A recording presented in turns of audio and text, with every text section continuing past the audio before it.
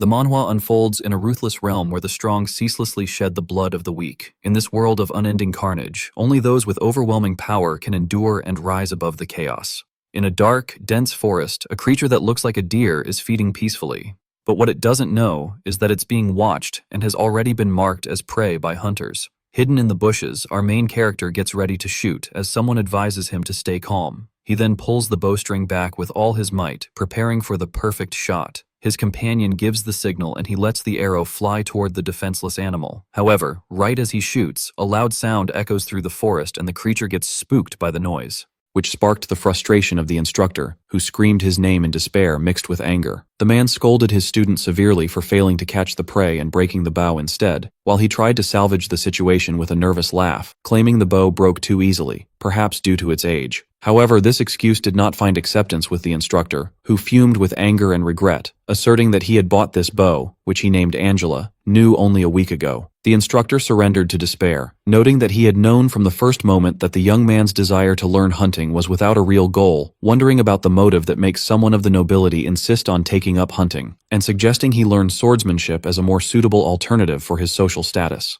Johann replied realistically that skill in swordsmanship does not yield money until its wielder is hired, then suddenly cut his speech short to suggest moving to another location in search of money, which he sees as the only means of survival in this world he described as corrupt. The truth is that this young man is Johann Eitz, originally named Kim Johann, and he reincarnated in this world after his death in a sudden accident. Despite being a noble, his situation was thorny. He sits at the bottom of his family's hierarchy, with no hope of inheriting a name or wealth. Rather, his utmost ambition is to survive without being stripped of his clothes and expelled during his siblings' struggles for power. But the bigger problem was lurking for them at that moment, as his companion stopped him suddenly with features clad in anxiety, pointing in panic to a pack of wild wolves devouring corpses in the darkness. Suddenly, Johann shoots an arrow at the wolves, but the problem is that the arrow didn't hit any of them, but rather made those wolves notice their location. In a scene reflecting the cruelty of reality, he realized that this world he reincarnated into is characterized by the realism of the Middle Ages,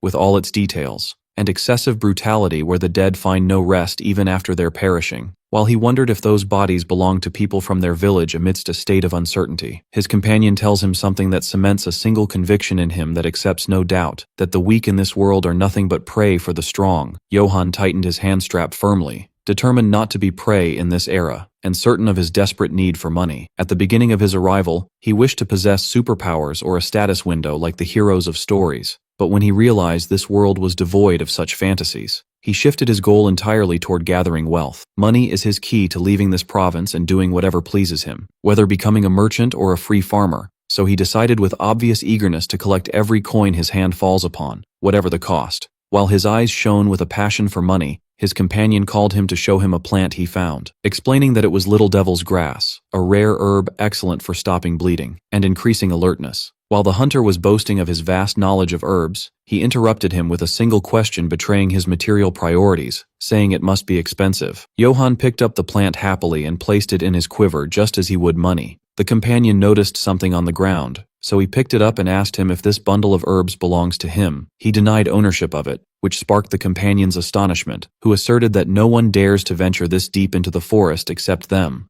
Concluding in shock that someone else was here, their confusion was cut short by a terrifying scream piercing the silence of the forest, freezing the companion in place from the severity of the shock. The two rushed toward the source of the sound to find a horrifying scene, where a child was screaming for help while clinging to a tree branch, surrounded by a pack of starving wolves from every side. The terrified girl's screams rose, asking for rescue from this deadly predicament. The companion Joseph recognized the girl, explaining that she was Dale, daughter of Robert, and wondered in amazement why a child was in this dangerous place. Faced with the large number of wolves, terror took hold of him, so he suggested to his master that they retreat immediately and call for support due to their inability to face this number on their own. But Johann did not listen to the warning and dashed quickly toward the danger, which shocked his companion. Joseph tried to stop him, warning that these were not ordinary wolves but man-eating monsters, but he reassured him and ordered him to save Dale while he took charge of distracting the pack. The companion was stunned by this behavior, unable to believe that a noble would sacrifice himself as bait to save a girl from the common people, but the truth was quite different,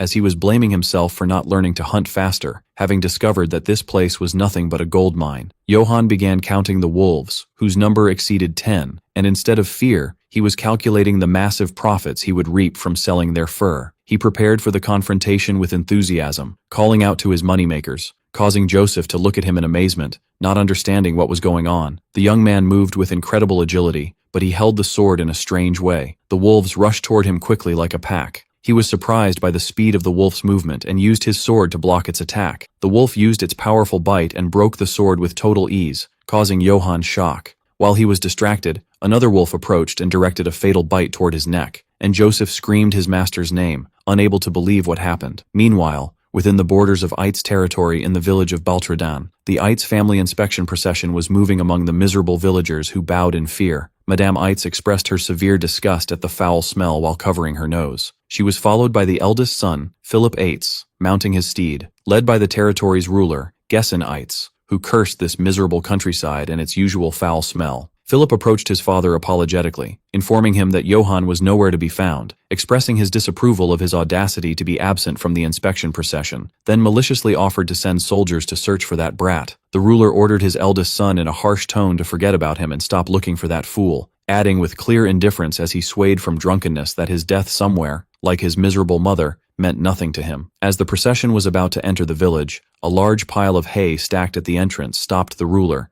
so he asked with disapproval about the reason for its existence. The villagers rushed to apologize and explain that they placed the hay to cover the traces of Johann's training, which looked ugly to the sight, provoking the mockery of the ruler who scoffed at the idea of a pathetic insect like him training. But that mockery vanished suddenly and was replaced by shock that tied the ruler's tongue when he saw behind the hay pile a deep indentation in the trees resulting from crushing punches, making him wonder in amazement at what he was seeing. Meanwhile, inside the forest, the scene returns to Johann, where he managed to block the wolf's bite with his hand before it hit his neck, and the wolf was surprised that it could not penetrate his skin, just as he managed to break its sword. He realized that fighting with a sword did not suit his style, so he threw his weapon and knocked one of the wolves aside. Deciding to fight in his own way and facing the wolf pack, which he named Moneymakers, with his bare fists, Johann fully believed in the principle of survival of the fittest, and that money was his only way to avoid being prey. To acquire this money, he needed one thing: overwhelming power, enabling him to surpass human limits.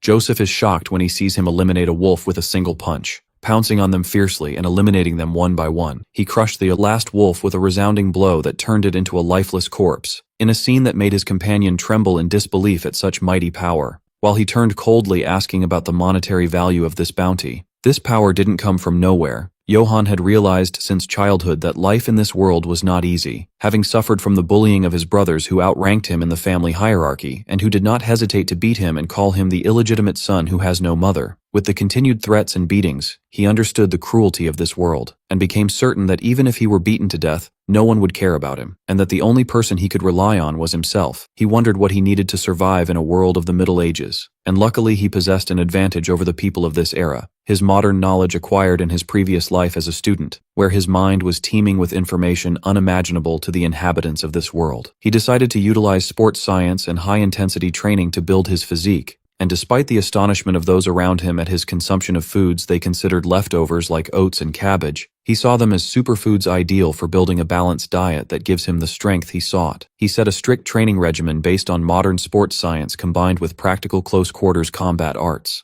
and thus the results of his continuous training accumulated. After several years of persisting with the same training regimen, his body showed overwhelming power that increased with every training session, as he began to feel refreshed and energetic instead of exhaustion. Over time, the question remained hanging whether this power was a divine blessing or just a new test. Returning to the battlefield, Johann stood wiping his sweat, saying these were the last of the wolves. Meanwhile, the companion Joseph checked on the child Dale and confirmed her safety, so she threw herself crying into his lap calling for Uncle Joseph. The companion scolded his master severely, describing him as reckless for not realizing the danger of what he had done. But he soon expressed his deep emotion at a noble standing before a wild beast without hesitation to save a common girl, offering his deep thanks on behalf of the villagers. While Joseph was speaking seriously, Johann was in his own world calculating his profits, wondering which wolves would sell for the highest price, causing his companion to ask him in amazement what he was saying, to which he replied briefly that it was nothing. He turned to Dale and asked about her condition, and she confirmed gratefully that she was fine thanks to him. Suddenly, the girl shuddered in terror, as a terrifying red aura appeared behind them, accompanied by immense pressure, causing everyone to turn toward the source. A giant wolf appeared with glowing red eyes and a huge body, striking panic into Joseph's heart, who screamed that it was a real monster requiring an entire army to face, demanding they flee immediately. But Johann realized then that this world contained real monsters and was not just a world of the Middle Ages, so he smiled confidently and asked the beast if he was the pack leader. Then he apologized sarcastically for killing the monster's followers, noting that wolf fur sells for a high price. He felt the monster viewed him as prey as it growled, preparing to pounce. The monster pounced fiercely towards him, but this changed nothing in the equation for him, as he avoided the monster's bite skillfully, asserting that whatever it was, its skin would sell for a much higher price than the rest. He directed a powerful blow toward the monster's eye, causing it to stagger slightly from the force of the blow, but it steadied itself quickly and looked at him angrily. However, Johann shouted in anger because he scratched the skin by mistake, which meant a decrease in its price on the market. The monster growled in pain and humiliation, then let out a powerful howl. The young man used his hands to plug his ears. Suddenly, he felt a strange sensation sweep over him and his features changed, as a vision of a violent clash of swords amidst burning flames flashed before him. And when someone's head is cut off in the dream, he wakes up suddenly, screaming in shock. He sat on the ground panting heavily, filled with confusion and astonishment at what had just happened, wondering about the fate of that terrifying monster. Realizing moments after looking around that the monster had disappeared completely from the place, he checked on his companion and the child, finding them in a deep sleep, and breathed a sigh of relief that everyone was safe. He carried his companion and the child on his back, deciding to return quickly before more monsters appeared, admitting to himself that he was completely ignorant of the nature of what happened. As he left the place, he couldn't hide his regret looking at the wolf corpses he left behind, wishing he could take those precious furs with him. But he surrendered to reality, realizing his helplessness in this situation, telling himself he must borrow a cart next time. Upon approaching the village, he noticed the lights were still on, wondering if the villagers were still out searching for the missing child. Here his imagination began to work, thinking that although he saved the child without prior planning, this might be an opportunity to earn extra points with his father, imagining a dreamy scenario where his father expresses admiration for his defeat of the wolf pack and appoints him as his successor. But he quickly mocked himself, banishing that impossible idea, settling for the hope of being appointed to the guard at least, which would ensure he wouldn't worry about food in the future. His train of thought was interrupted suddenly by the bright light of a torch and the sound of suspicious movement, finding himself shocked in front of a group of armed knights, led by Philip, who screamed at him in overwhelming anger, calling him by his full name, and condemning his disappearance and audacity to be absent on the important inspection day. The news fell on him like a thunderbolt, as he suddenly remembered that today was the inspection date, realizing he was in a real predicament, especially when his father described him as an insolent child. He put the companion down and knelt on his knees, stammering while speaking to his father, trying to justify his absence by saying he had unavoidable circumstances. But the father cut him off sharply, ordering him to silence, and raised his massive axe, threatening to smash his insolent head for daring to ignore him. In those moments, Johann was cursing his luck internally, upset at having to hear these insulting words after miraculously escaping death, regretting the loss of the wolf furs, and describing his difficult life. But amidst this despair, an idea flashed in his mind, and he decided he could turn this disaster into an opportunity to his advantage. He decided to resort to absolute flattery, screaming to his father that he didn't miss the inspection on purpose, but was late because he was busy saving people in the forest. Meanwhile, one of the men in the procession recognized his daughter Dale lying on the ground, so he screamed her name, praising God for her safety after a long search, and embraced her with tears streaming from his eyes, expressing his overwhelming happiness at her survival. He seized the opportunity immediately, pointing skillfully to the scene and addressing everyone in a loud voice, explaining that Dale was trapped by a pack of man-eating wolves in the forest, and that he fought to save the child and managed to defeat the wolves. Murmurs of amazement rose among the villagers, while he completed his dramatic speech asserting that although he was unable to attend the inspection, he believes he has done his duty as a son of a noble knight family. He bowed with deep respect, asking his father for forgiveness this time only, promising him to continue doing his utmost to ensure the safety of the territory, then added in a faint voice and a greedy tone, wishing his father would grant him the position of guard captain as well, which provoked the ire of Philip, who muttered angrily. Johann congratulated himself internally on this perfect public relations display, assuring himself that if he were the interviewer, he would hire himself immediately. The father exploded in laughter, asking if this really happened. "Oh dear future guard captain." But he soon turned serious and suspicious, asking about the location of the corpses of those alleged wolves, asserting he didn't expect him to believe without proof. Johann panicked internally, screaming in defense of his honesty, asserting he even faced the great black wolf, but his father interrupted him with a resounding scream filled with anger, ordering him to complete silence. The father flew into a rage, accusing his son of lying, threatening to tear his mouth if he didn't shut up. But Johann didn't back down. Rather, he challenged his father coldly, asking him if he wanted a duel, showing his full readiness to prove his skills. Despite his hatred for his father, he was hesitant to fight him, but the situation left him no choice but confrontation. The father accepted the challenge with a fierce smile, announcing his desire to see the extent of his son's true skill. The father ordered his son to raise his sword, asserting the duel would be with weapons only, which provoked his anger, cursing his father in secret, recalling that no one had taught him how to use a weapon at all. When the order rang out to draw the sword, he was confused looking at his broken sword, realizing the unequal odds. His father cursed him, despising him, and ordered the eldest son to lend his sword to his brother, so Philip agreed nervously. While handing over the sword, Philip whispered to him, advising him to ask for forgiveness now before it was too late as the only way for survival. But he rejected the advice thinking he hadn't erred, asserting that a real man doesn't run away. He asked his brother to step aside and grabbed the sword, hoping to learn something from this duel. The father scoffed, considering this better, while Johann told himself that showing his skills was the only way to wrest his father's acknowledgement of him, and resolved to prove his worth. Suddenly the father felt something strange, as a savage red aura appeared before him surrounding his son. The father pounced quickly with immense force attacking, but Johann's sword was broken easily from the force of the collision, and he received the sword fragments with great difficulty, causing him to bleed and suffer, while his father was unharmed due to wearing armor. The father continued his attack, calling his son a parasite, screaming angrily how he dared to insult him. The villagers realized with horror that the lord was completely serious in his fight, and intended to kill his son truly. During his attack, the father revealed the reason for not teaching the sword to Johann, reasoning that he would remain a useless piece of trash either way, confirming with violent blows that he would never surpass him no matter how he tried.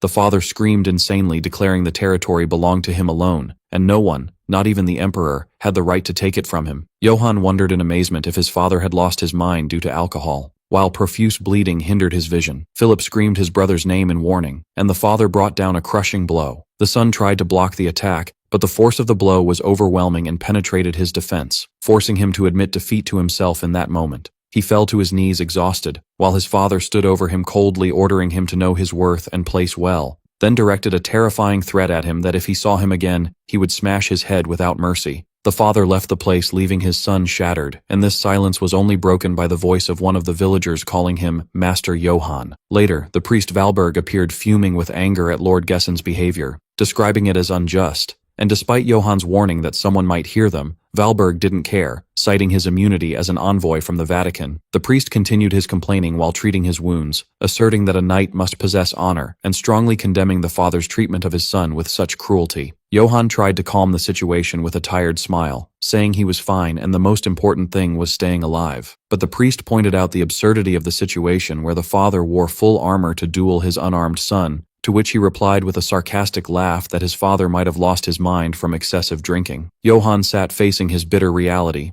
realizing his total helplessness for not having learned sword arts before. The priest tried to console him, explaining that the loss was logical given the Lord's combat experience and the family techniques he inherited. To illustrate the difference in power, the priest mentioned that Sir Brits in the neighboring fiefdom managed to kill 300 infantry soldiers alone, which struck the young man with amazement at the power of knights. He realized then the importance of combat techniques, admitting he became arrogant after defeating the wolf and thought he could defeat his drunk father. Suddenly, the priest asked seriously if he had truly seen a black wolf in the forest. Johann confirmed it, noting that Joseph and Dale had seen it too. Surprised by the priest's reaction, panic appeared on the priest's face as he muttered religious prayers, increasing his confusion. The priest opened an old book to explain that black wolves have been considered taboo since ancient times, where priests call them the harbinger of death. The priest explained that according to stories dating back centuries, the appearance of black wolves brings death and blood. Although Johann claimed not to believe in superstitions, he wondered if the wolf was an omen for his duel with his father, which the priest agreed was a probability. But the priest quickly changed his tone to reassure him, asserting with a smile that those were just old stories with no need to worry. He added that the Lord might help him because he is a kind person who prefers others over himself, which the young man denied in secret, admitting his only motive was money. Meanwhile, near Eit's territory, specifically in the Brits barony, a horrific massacre was taking place where cries for help and pleading rose. The attackers showed no mercy to anyone. Bodies and blood were scattered everywhere, and desolate silence prevailed over the victims' bodies. The attackers wondered sarcastically why the victims tried to flee even though their fate was death anyway. The attackers commented coldly on the cruelty of the scene, where everyone in the fiefdom was killed and bodies burned to obliterate traces. But they didn't care, considering they were just doing their job, to get gold, while flames devoured the fiefdom's buildings behind them. Finally, one mercenary stepped forward to inform his leader Sir Karamov that they finished cleaning, presenting him with the Brits family seal ring as proof of the family's extermination. Karamov grabbed the Brits family seal ring in his hand and crushed it with force, expressing his severe disappointment because Baron Brits only withstood 2 attacks from him, despite the high expectations he built on rumors claiming he killed 300 soldiers alone, describing him as not even deserving to be a doll for amusement. Karamov boasted of his identity as a sword of the Holy Empire, an envoy of the Emperor, and collector of seals, issuing a decree to punish all corrupt nobles according to the Emperor's will. Karamov promised his soldiers and the Emperor's followers gold and infinite honor, ordering them to set out to kill, steal, and burn everything without mercy, clearly defining their next destination towards Ait's territory. Meanwhile, Johann was dreaming of a scene where 2 knights were fighting each other, and one of them in the dream was parrying the other's attacks with total ease. Then the knight with golden armor responds with an attack cutting off the other knight's head. Then he sees in his dream the knight's severed head, and realizes in silent shock that the head he sees is his own head. Johann woke up in his room terrified and sweating, wondering if what he saw was just a dream. The same nightmare had been haunting him for days since seeing the Black Wolf. He remembered the priest's talk explaining that the Black Wolf has been known since ancient times as a bad omen, where priests consider its very existence a bad sign bringing blood and death. He placed his hand on his face, anxiously recalling the priest's description of the wolf as the mark of death. He tried to banish these thoughts with a nervous laugh, convincing himself they were just superstitions and myths as the priest said, assuring himself he did nothing bad to the wolf. But he froze suddenly when he remembered throwing a very large rock at it. He decided to shake these obsessions from his head and go training instead of useless thinking. While Johann was punching a tree trunk in the forest at sunset, a familiar voice interrupted, calling him useless child. His 2 brothers, 2nd and 3rd in rank, appeared mocking him, reminding him of their father's warning not to draw attention if he wanted to stay alive. They continued mocking his audacity to act tough despite being beaten previously, describing him as a dog that barks but doesn't bite, belittling his training of chopping wood. The brothers mocked the idea that a lowlife like him had real power, considering breaking firewood just a cheap trick. When they remembered what he said about joining the guard, they burst out laughing, asserting their father would never appoint trash like him. While he was directing a light punch at the tree, one of them continued threatening that their father would use him only to smash his skull and feed him to pigs. But suddenly, sounds of violent crashing rang out and splinters flew as his punch caused massive destruction to the tree trunk, which struck the brothers with shock and terror, causing their eyes to bulge from their sockets. He turned to them with a terrifying smile and veins popping on his muscular body, asking them to come closer and repeat what they just said. The brothers retreated in extreme fear and fled, screaming they would tell their father everything. He looked after them in despair, describing them as pathetic fools for living without the slightest thought or worry about how to secure their future and livelihood. He made up his mind, deciding to ignore others and return to focusing on his training only. But he suddenly heard another person's voice acknowledging that what his brother said was the exact truth. His brother Philip appeared, confirming clearly that their father intended to appoint him to no position, something Johann expected beforehand, considering not killing him was the most he could hope for. When Philip asked him about his disappointment, he replied realistically that he would find another way to earn a living. Philip surprised him by saying the father actually fears him, explaining that his great strength represents a threat to him. The father wants obedient children, while he insists on living according to his own principles, making the father believe his son will wrest sovereignty from him one day by force as he did with their grandfather, which Johann considered mere nonsense. Philip ordered a servant to bring something, revealing a simple coat and a long sword of unknown origin, in addition to a spare breastplate, indicating he knew his brother's old desire to possess this equipment. Philip confirmed he differs from his father and is not a fool to discard a competent person, making a promise that he would appoint him guard captain once he inherits the rule. Philip advised his brother to continue training and not cause trouble until then, so he replied, grumbling that he is never the one starting trouble. Philip left the place, raising his finger in a sign that he objects to his words, leaving Johann alone contemplating the armor, realizing with shock it was the same armor he saw in his nightmares. He wondered in terror if wearing it would lead him to the same death he saw in the dream, but he felt a strange intuition that he was capable of overcoming this fate despite lacking evidence, and decided he would need this equipment to win whatever the price. The scene shifted to the tavern, where some were denying Johann's story, but one insisted on its validity, claiming epically that he killed 50 wolves and left the spoils out of pride, fighting only to save Dale. Everyone agreed on his nobility, comparing him to his father Gessen, whom they described as a drunken pig, and even wished he had cut off his father's head in that duel. Robert's voice interrupted, offering to buy drinks for everyone, and when a masked person asked him for the reason, he justified it as a celebration of Johann saving his daughter. One of the sitters was surprised and asked the stranger about his identity, since he was a new face in the region, to which the stranger replied with a scary, sarcastic laugh, commenting on their audacity to insult their ruler openly in front of a stranger. The stranger sat in the tavern, wondering in amazement at the audacity of the young man and the villagers who show no fear. The stranger turned with a sly smile toward one of the men, expressing his keen interest in the story he just told, and asked him enthusiastically to tell him more about Johann Eitz, which raised the man's suspicion and fear. Meanwhile, Johann walked alone at night, humming happily, dreaming of his bright future as guard captain once his brother Philip took power. He felt his golden path had finally begun, and started reconsidering his evaluation of his brother, considering him someone reliable. Suddenly he spotted someone lying on the ground, thought he was drunk, and decided out of his responsibility as future guard captain not to ignore him. He approached the man with a friendly smile, warning him against sleeping in the open for fear of the cold, and offered help to take him home, but the man didn't answer. Suddenly he noticed something cold shining, placed against his neck, and suddenly a sense of danger overtook him, and he wondered in shock what was happening. In a fleeting moment the man attacked with a dagger, but Johann couldn't see the attack, wondering in panic about the attacker's identity and if he was a hitman sent by his father. He ruled out the idea that his father was behind the attack because he would come to kill him himself, then wondered in terror if his stepmother was the culprit, also ruling out his brother's involvement. He realized he couldn't guess who sent him, so he screamed, asking the attacker what he wanted. He thought it was about money, so he offered the attacker everything he owned in exchange for his release, even though he didn't own a single penny in reality. The attacker replied coldly that he had enough money, increasing his confusion and terror regarding the real motive. The attacker stopped suddenly, addressing him by his full name and declaring he would ask him a question. The attacker threatened to slaughter him immediately if he didn't like the answer. Johann stood stunned by the strangeness of the situation, wondering to himself about the madness of this person threatening his life then asking a question.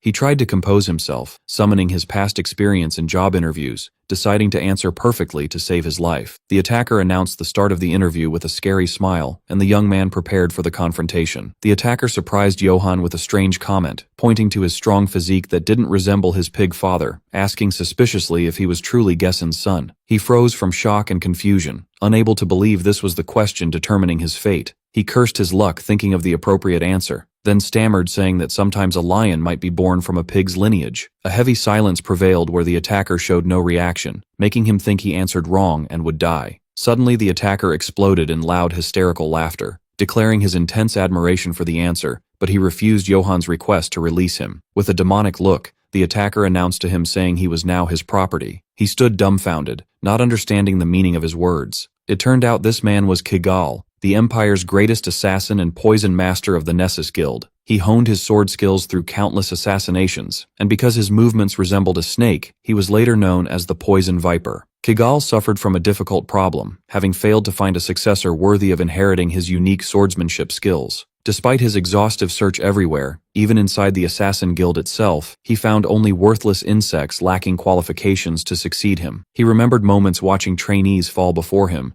where few showed potential, but they strongly refused to learn assassin skills, preferring honorable death over staining their reputation. Kigal had killed more than 30 heirs of noble knight families who chose death in the name of honor, rather than accepting his training. Due to his running out of patience and feeling time was tight in his search for a successor, he decided to visit the Empire's witch, asking for help. The witch welcomed the Poison Viper, who grants peaceful death to all, and revealed to him that the student he seeks resides in Eitz Castle, a small forgotten rural fiefdom, and is one of the sons of its drunken, lecherous ruler. Kigal mocked the prophecy, describing Eitz Castle as a dirty, backward place, underestimating the idea of his successor being there, noting that 1 gold coin is enough to buy half that land. But the witch laughed confidently and offered him his money back if her prophecy lied. Despite his doubt and worry about the witch stealing the coin, he decided to believe her as a last resort. Kigal wanted to believe the witch because he wasted long years searching and had no time left. However, when he stepped on Eitz fiefdom land, doubt possessed him strongly again, wondering if the person worthy of succeeding him truly existed in this miserable place, and decided within himself to kill the boy immediately if he didn't like him.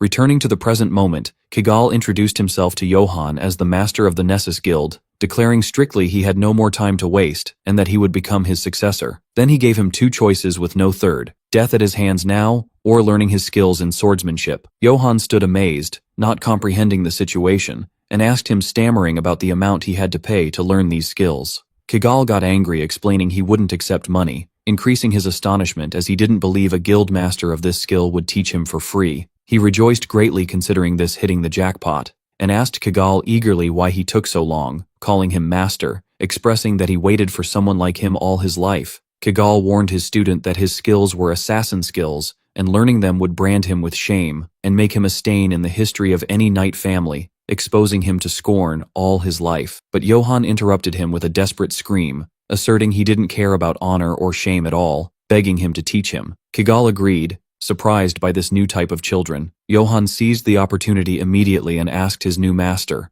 if he would give him an allowance, reminding him of his wealth and his desperate need for money at such an age. Kigal looked at him in amazement, realizing this boy was something else entirely. At Eit's castle, Lord Gessen announced the end of inspection and his intention to go out for a while, bidding farewell to his wife. The eldest son and his stepmother confirmed they would take care of the castle in his absence, but once he left, they exchanged meaningful glances. The wife muttered with malice that the castle would be hers no matter how Philip resisted, while he scoffed in secret, assuring her the next ruler would be none other than Philip VIII. The lord screamed angrily at his eldest son and wife, expressing he was fed up with their constant bickering all day, giving them permission to do whatever they pleased, then set out. Philip asked his father how to act regarding Johann, who hadn't returned yet, but the father screamed loudly, calling his son by his name, scaring him. The father replied with indifference and cruelty, considering the death of that weakling meant nothing to him, ordering them not to waste his time talking about him. Philip apologized to his father, claiming he understood, but once the father left, his features changed completely, and he began wondering with worry and confusion about his brother's whereabouts and what he was doing now. In the forest near the castle, Kigal decided to test Johann's skills. The young man asked to borrow a sword, explaining shyly that he breaks swords a lot, so the master agreed. Kigal was surprised by his talk about breaking swords, describing him as a reckless child he didn't like anything about. When Johann took a fighting stance, Kigal wondered if this boy was really a son of a knight family, deciding to kill him immediately due to his strange stance. The student asked if he was obligated to use sword skills or could fight freely, so Kigal permitted him to fight as he pleased.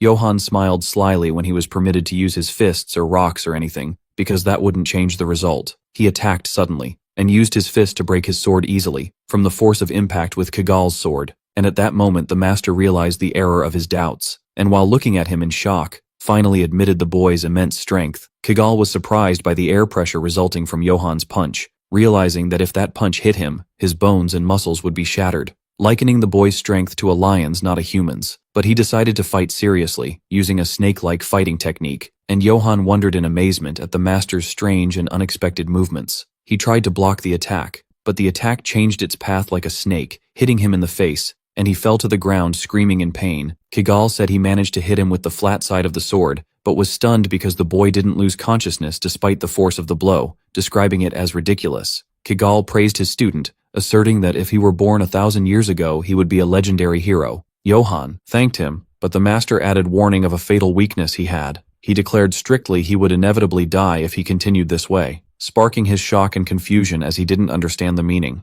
Kigal warned his student strictly that his inability to control his excessive strength would be the direct cause of his demise, but he denounced this talk, rejecting the idea of being stupid enough to cause his own death, disbelieving this possibility. The master asked him to attack again if he was confident, then offered him a tempting deal to give him gold if he could break the master's sword instead of his own. Upon hearing the word gold, Johann's features changed completely and his eyes shone with greed. His hesitation turned into unparalleled enthusiasm, and he promised his master to fulfill the condition immediately. He dashed at tremendous speed toward the master to attack, and the sound of strong sword clash rang in the place, but the result was disappointing, as his sword shattered again and its fragments flew into his face, making him scream in pain. He remembered bitterly that this situation matched exactly what happened to him during his father's duel. Kigal explained to his student that the problem wasn't the sword, but his uncontrolled strength, emphasizing the necessity of learning to control it or else death would be his fate. Kigal threw a piece of the broken sword blade at him, explaining that breaking things is easy for swordmasters, but the difficulty lies in control. Johann finally understood he needed to learn to curb his strength to avoid death and to achieve his dream of becoming 8's guard captain. The master told him that if he learned to curb his strength, he could do amazing things.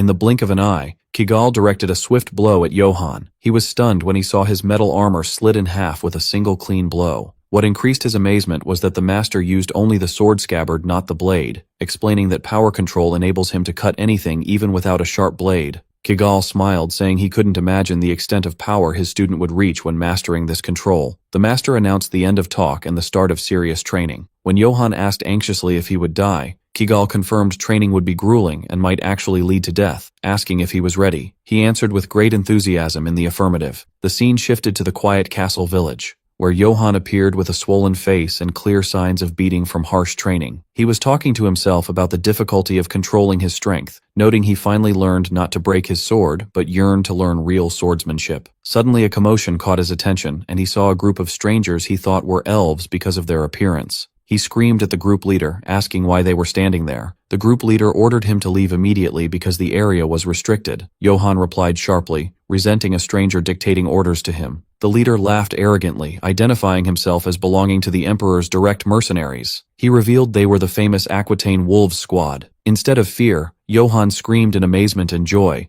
asking about mercenary salaries because he wanted a job like them. One guard asked sarcastically if he really wanted to become a mercenary like them, explaining mockingly that what they earn in one mission compares not to a guard captain's salary. He revealed they get 2 gold coins per mission, which struck him with extreme amazement. The guard warned Johann that his strong physique made him a bigger target, emphasizing that skill is most important in their work, which he agreed with. While he was drowning in his dreams, thinking of changing his career path to get gold he hadn't seen in his life, he wondered seriously if working as a mercenary was better than the guard captain position. Meanwhile, Karamov and his group arrived inside the castle. But suddenly something strange happened. Johann's hand moved involuntarily, attempting to draw his sword, causing him extreme shock and confusion. The fairy accompanying Karamov noticed his movement, screaming angrily, considering his behavior the height of insolence, threatening to cut off his head immediately for daring to try drawing his sword in her master's face. Karamov intervened to calm the fairy, Jin, and asked him calmly about his identity. Johann stammered, sweating, identifying himself as a member of the Eitz family. Then, Karamov revealed his identity as an Imperial Guard Knight. Johann was surprised again when he found his hand on his sword hilt unconsciously. A terrifying feeling overtook him he hadn't experienced before, even when facing the Black Wolf or his father. He described this feeling as the killing intent emanating from Karamov being suffocating, like prey standing helpless before an invincible predator. He ordered him to move aside because he was blocking the way. He felt his heart beating wildly from fear and tension. One soldier mocked his obvious fear, and another soldier described him as a coward. Then he warned him in a sarcastic tone to be careful next time, doubting there would be a next time for him. Jin asked her master if it was right to leave him alive, but Karamov replied he didn't want to cause a scene on such a good day. He entered the castle and muttered something mysterious, that their time to move hadn't started yet. Johann wondered in confusion why an Imperial Knight was in such a remote place.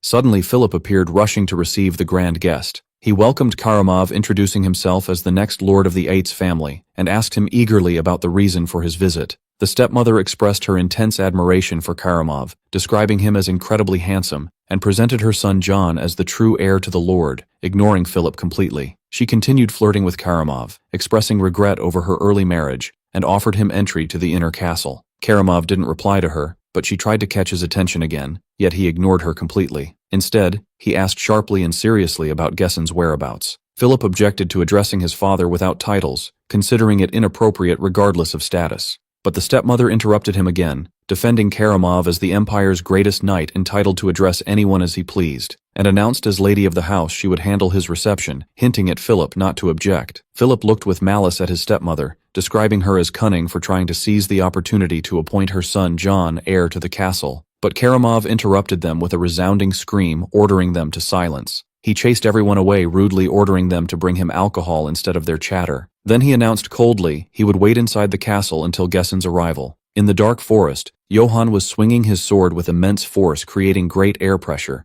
and during fighting he remembered the dangerous aura he felt when he met Karamov. Kigal watched him silently for a moment, before screaming at him, suddenly calling him a fool for lack of focus, throwing daggers at him. He blocked the daggers with great difficulty while groaning, having suffered a slight cut on his neck and appearing extremely tense. Kigal scolded his student, saying if the dagger was poisoned he would be dead, asking the reason for his distraction. Johann admitted something worried him about the knights claiming to be the Emperor's personal guard. He saw it illogical for them to close gates and control entry and exit in Eitz fiefdom this way. Kigal replied coldly, asking what he could do about it, whether it was suspicious or not. Kigal explained that Karamov is the Emperor's direct knight, the strongest warrior on the continent, and his armor itself is legendary. Johann asked curiously if Karamov was stronger than his master. Kigal admitted seriously that if forced to face him, he would turn his back and flee without hesitation. Kigal hit his student on the head to silence him, asserting fight results are unknown until fought. Then he scolded him harshly, describing him as a half-smart child worrying about others while unable to even control his own strength or know basic swordsmanship. Johann regained focus and held the sword seriously, announcing readiness to try. The master sighed and signaled him to attack. Johann dashed, attacking powerfully, and the master's voice rang out asking him to repeat.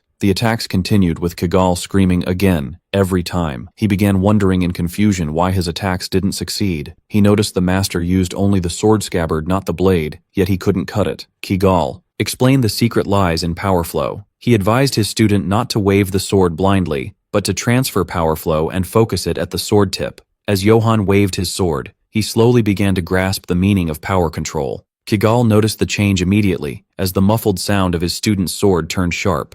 Johann executed a powerful blow different from previous ones. At that moment, he was certain if he combined everything he learned with the right amount of power, he would succeed. Kigal suddenly felt intense fear, describing the situation as dangerous. In a fleeting moment, he found his sword cut without realizing what happened. Johann stood amazed, staring at his master's cut sword in disbelief, then screamed with overwhelming joy, declaring his success in the task and full grasp of the required feeling, considering it very easy. But Kigal downplayed this achievement, considering it just a lucky strike. Johann was surprised by his master's reaction, and when he called him, he replied affirmatively with innocence. Kigal announced quite seriously he wouldn't go easy this time, challenging him to attack again. Johann bared his fangs and showed a terrifying snake-like attack, striking terror into the master. He managed to knock Kigal to the ground. He kept jumping for joy because he succeeded in his attack again. Kigal wondering in confusion what this boy was, having taught him only power control, yet he managed to use the secret sword technique Snake Tongue quite freely. The master was stunned by his student's ability to grasp a technique he saw in a quick glimpse at their first meeting, and even more so, executing it with skill surpassing the master himself. The old assassin's experience told its owner a terrifying truth, that unless a miracle happened, Johann had already become an opponent he couldn't defeat. Kigal muttered in amazement, describing him as a ridiculous child, while he jumped for joy having learned the technique and secured his meal ticket. Suddenly, Kigal announced his teaching was over and he would leave at sunrise. Johann was surprised and asked disapprovingly, noting he only learned sword basics, but the master assured him he already possessed everything he needed. Kigal admitted grudgingly he had become stronger than him in less than a week. Kigal expressed satisfaction as long as his sword skills wouldn't perish and would continue through him, advising him to live his life as he pleased. Then he praised him, saying he worked hard throughout training. Johann thanked him sincerely, asking if his departure was due to being an assassin. Kigal denied that, explaining it was his nature not to stay long in one place. Johann seized the opportunity to ask his master about ominous signs and the black wolf. He told him about his dream seeing his head cut off after seeing the wolf, and how he thought Kigal was the bad omen when attempting to kill him first. Kigal replied if he actually killed him, he would be the omen, explaining bad luck doesn't come in a fixed specific form. Before leaving, Kigal offered final advice to his student. He advised finding a weapon suiting his immense power first, noting his need for Dano steel at least to withstand his strength, sparking his question about this steel. Kigal explained Dano steel is magic-infused metal found only as legendary relics. He added its crafting method is lost and can only be extracted from ancient ruins, making weapons made from it extremely rare with only a few existing worldwide. Johann scoffed at the idea of being unable to afford a Dano steel weapon even if saving all his life, resenting his master recommending a weapon unpurchasable by money anyway. But Kigal explained sharply, he didn't mean buying the weapon, but finding a weapon suiting his current situation. He doubted his master's intentions, accusing him of hiding his true motives, being an assassin, provoking Kigal's anger, who scolded him for linking everything to his profession. Then he pointed to the unusual weapon color for Danos steel. Kigal warned his student, strictly saying, if he saw someone wearing Danos armor, even from a distance, just to flee, without looking back. He added another vital tip, if you don't know your limits, you won't live long, which he promised to keep in mind. After Kigal finished his advice, Johann asked him if he would leave now. The master asked him to carve his next words into his bones. He advised not fighting opponents he couldn't defeat, and fleeing if the situation was dangerous. But if forced to fight, he must use any necessary means and kill without hesitation. Kigal assured him if he followed this rule, he likely wouldn't die. He looked at him seriously and asked him not to die. Johann remembered his master's words after leaving, to flee if the situation was dangerous, and kill if he couldn't avoid fighting and always try to survive. He promised him to remember those words. At Ate's castle, Madame Ates asked Karamov if the alcohol suited his taste.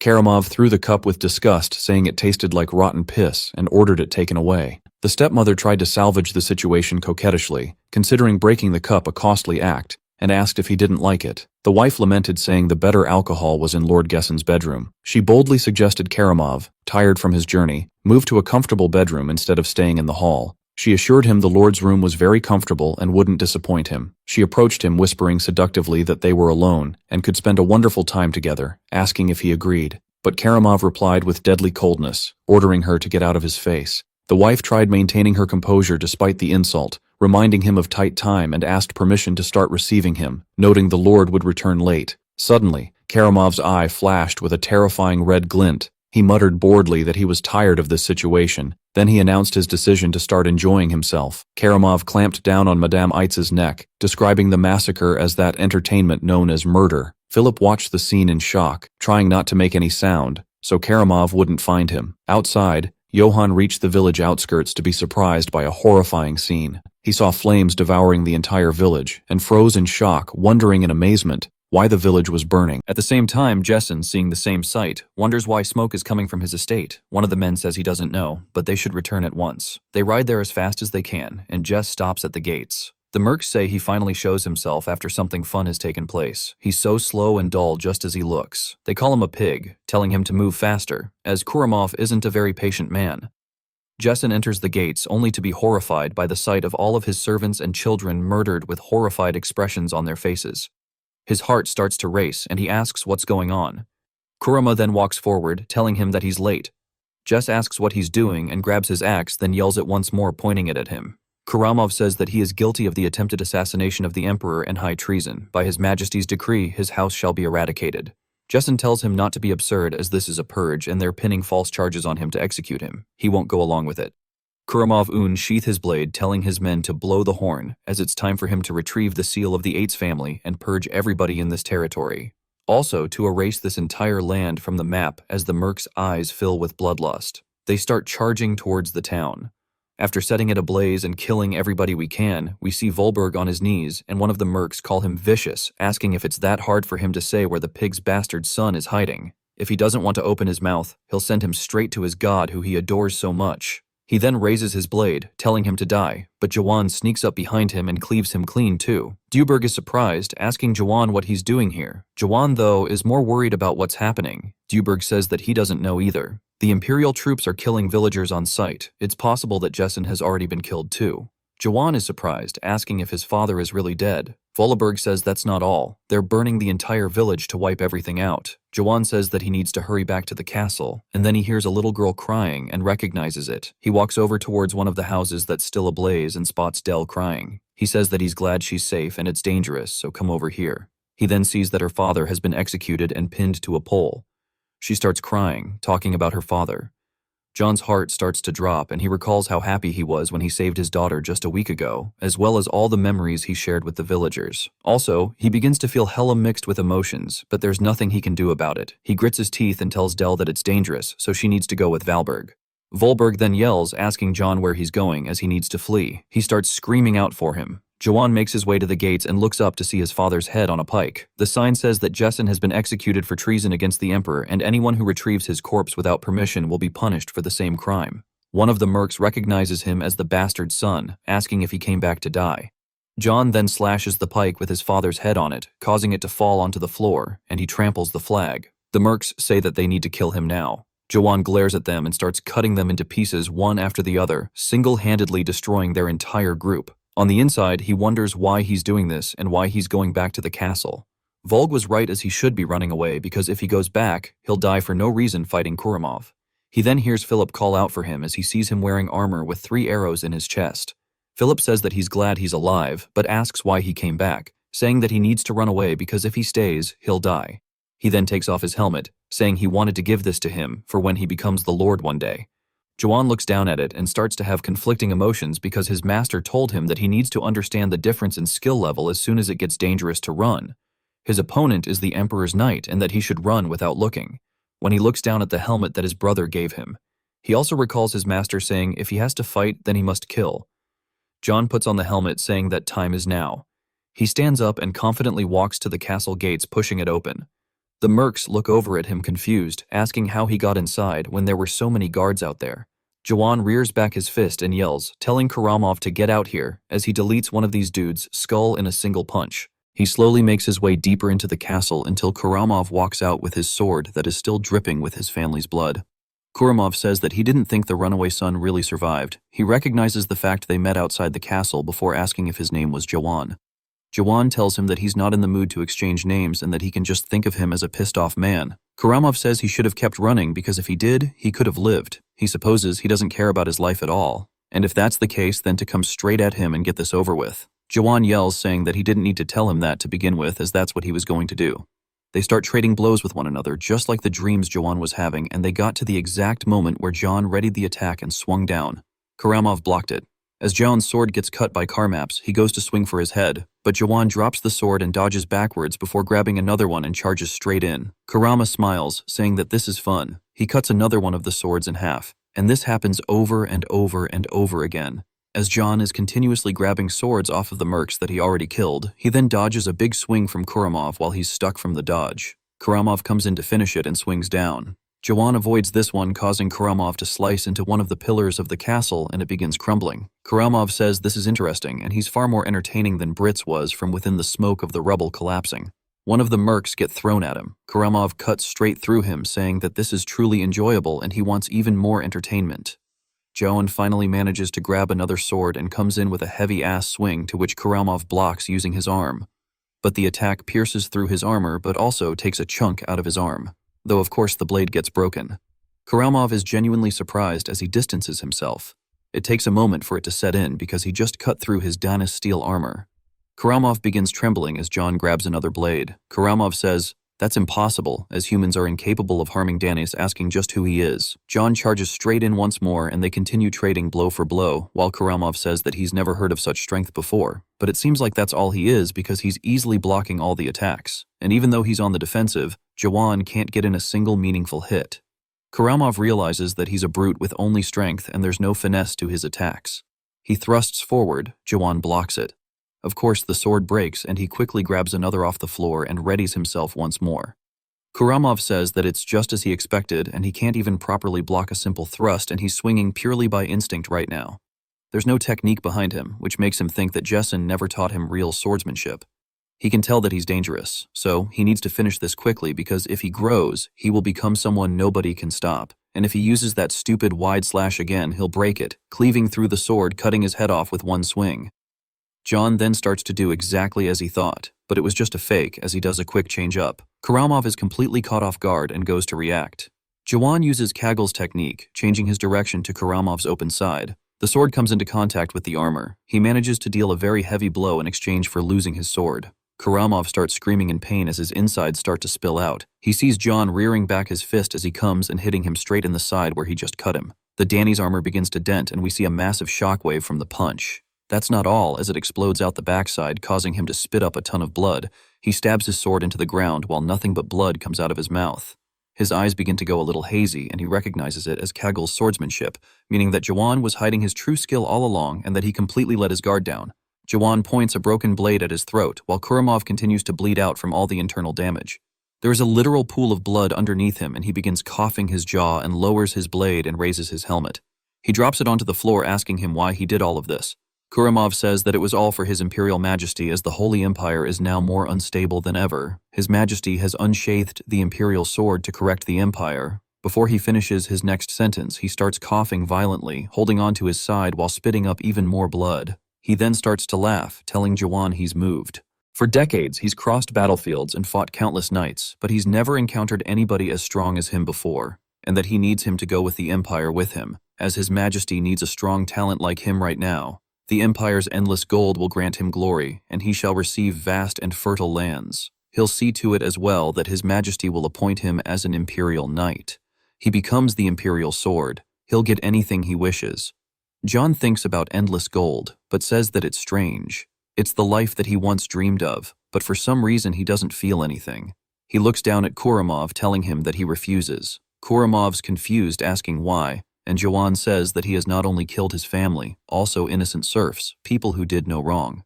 Kuramov surprised, asking if he's really declining his offer over mere serfs. He grits his teeth out of frustration, asking why their deaths even matter, then says that it must be because his mother was a low-born serf. That insect blood has tainted him, and he needs to understand that the world's law is that the strong drink the blood of the weak. Jawan grits his teeth and apologizes to Kegel, saying that he can't control his strength anymore. He swings, hitting Kuramov in the face, sending him flying backwards. He doesn't stop there as he comes in with blow after blow. He asks why he thinks that these were worthless lives and if the Emperor means that much. Why they think they're that great to begin with, to the point that they get to judge who deserves to live and who doesn't. The Danis armor begins to start warping on his skull. As blood fills Karamov's eyes, the last sight he sees is none other than Jawan, each blow getting heavier and heavier as he is turning him into a meat crayon. Eventually, he's just twitching on the floor and Jawan stands up with his fist covered in blood. Karamov, though somehow still alive, begins coughing and Jawan starts to walk away. Karamov calls him a fool, saying that he should have taken his offer because now it's too late. The one who broke the Emperor's sword will only know suffering from this point on. John looks down at him as his hand goes limp. As those were his final words, John says, "This world accepts death." So naturally, all he ever thought about was to make money and survive. But they slaughtered everybody in his territory, including his family, and then tried to erase it. So even if the whole world becomes his enemy, he only did what had to be done, and he'll never regret his choices. Regardless of what anyone says, this is how he plans to live. Hopefully, he grabs his sword. In the middle of the night, a stone gate slowly creaks open, revealing a castle courtyard. A guard then approaches a wooden door to check on what's happening inside. When he opens the door, he sees Jane and her elven soldier standing there, and she begins to speak with a furious look on her face. Jane asks if what the soldier said is true. The elf, all beaten up, says yes and begs her to believe him.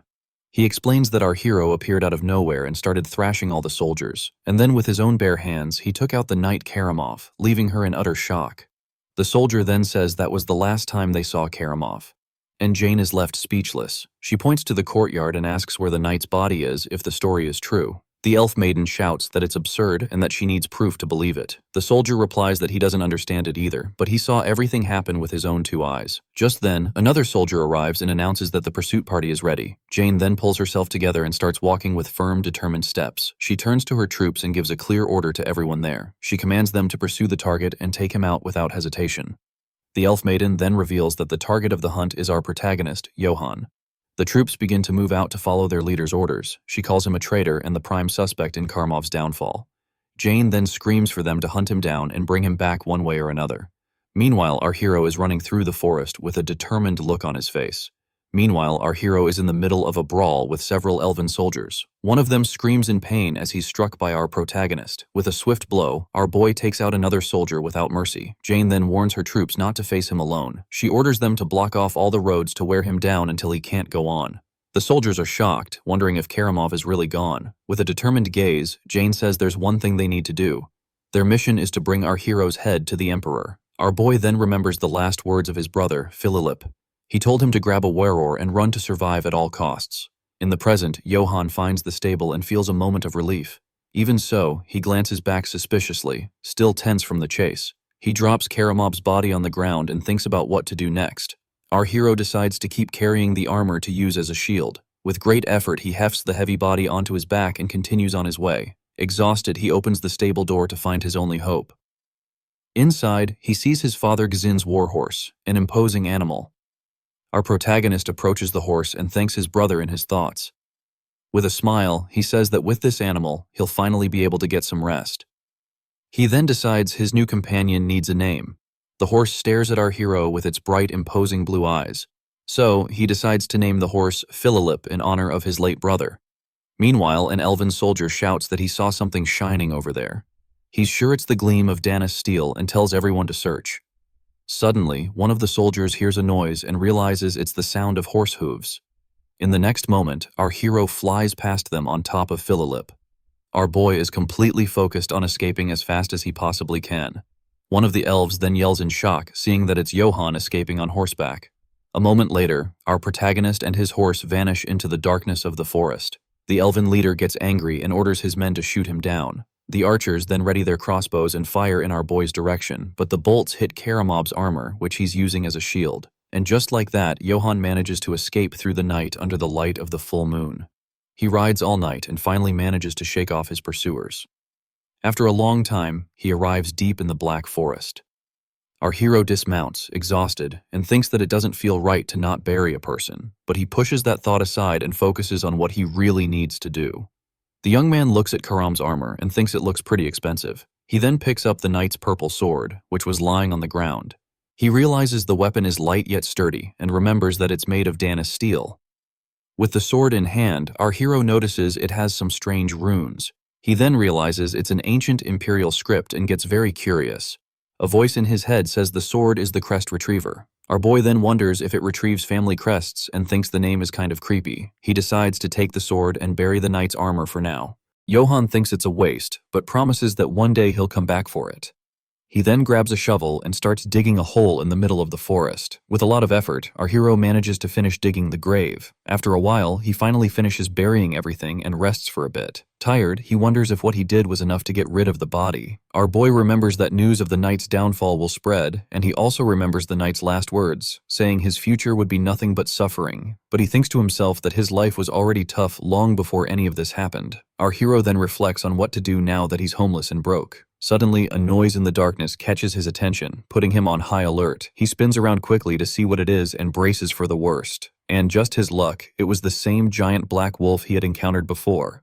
Our protagonist is annoyed because the creature showed up right when he was completely exhausted. He knows he doesn't stand a chance of beating the monster in his current state, so his only option is to try to get to his horse and get out of there. Suddenly, one of the elven soldiers shouts excitedly that he's found our hero's horse. They capture the animal and the leader says that Johann must be nearby. Our protagonist recognizes the wolves of Akiton and is shocked.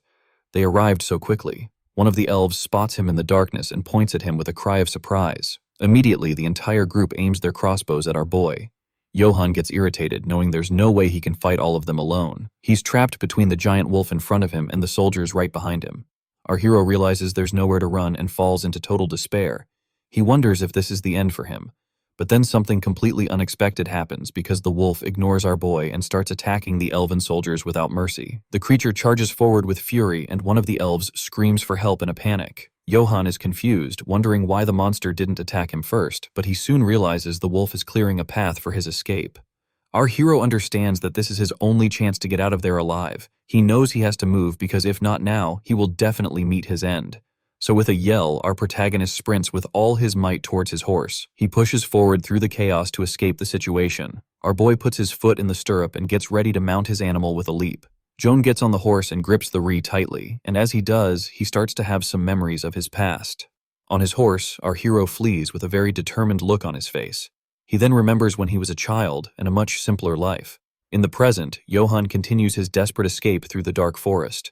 Various memories of his training and battles flash through his mind. He also recalls all the destruction he witnessed in his village. And with that, our boy leaves his burning home behind forever. Nearby, an elven soldier falls lifeless after the fight with the wolf. The giant creature then watches our protagonists escape from a distance. And after helping him, the wolf vanishes into the dark of the night. Its red eyes seem to give our hero one last warning. Further ahead, Joan comes across a checkpoint set up by the elven soldiers. He realizes all the exits are blocked and that he's cornered.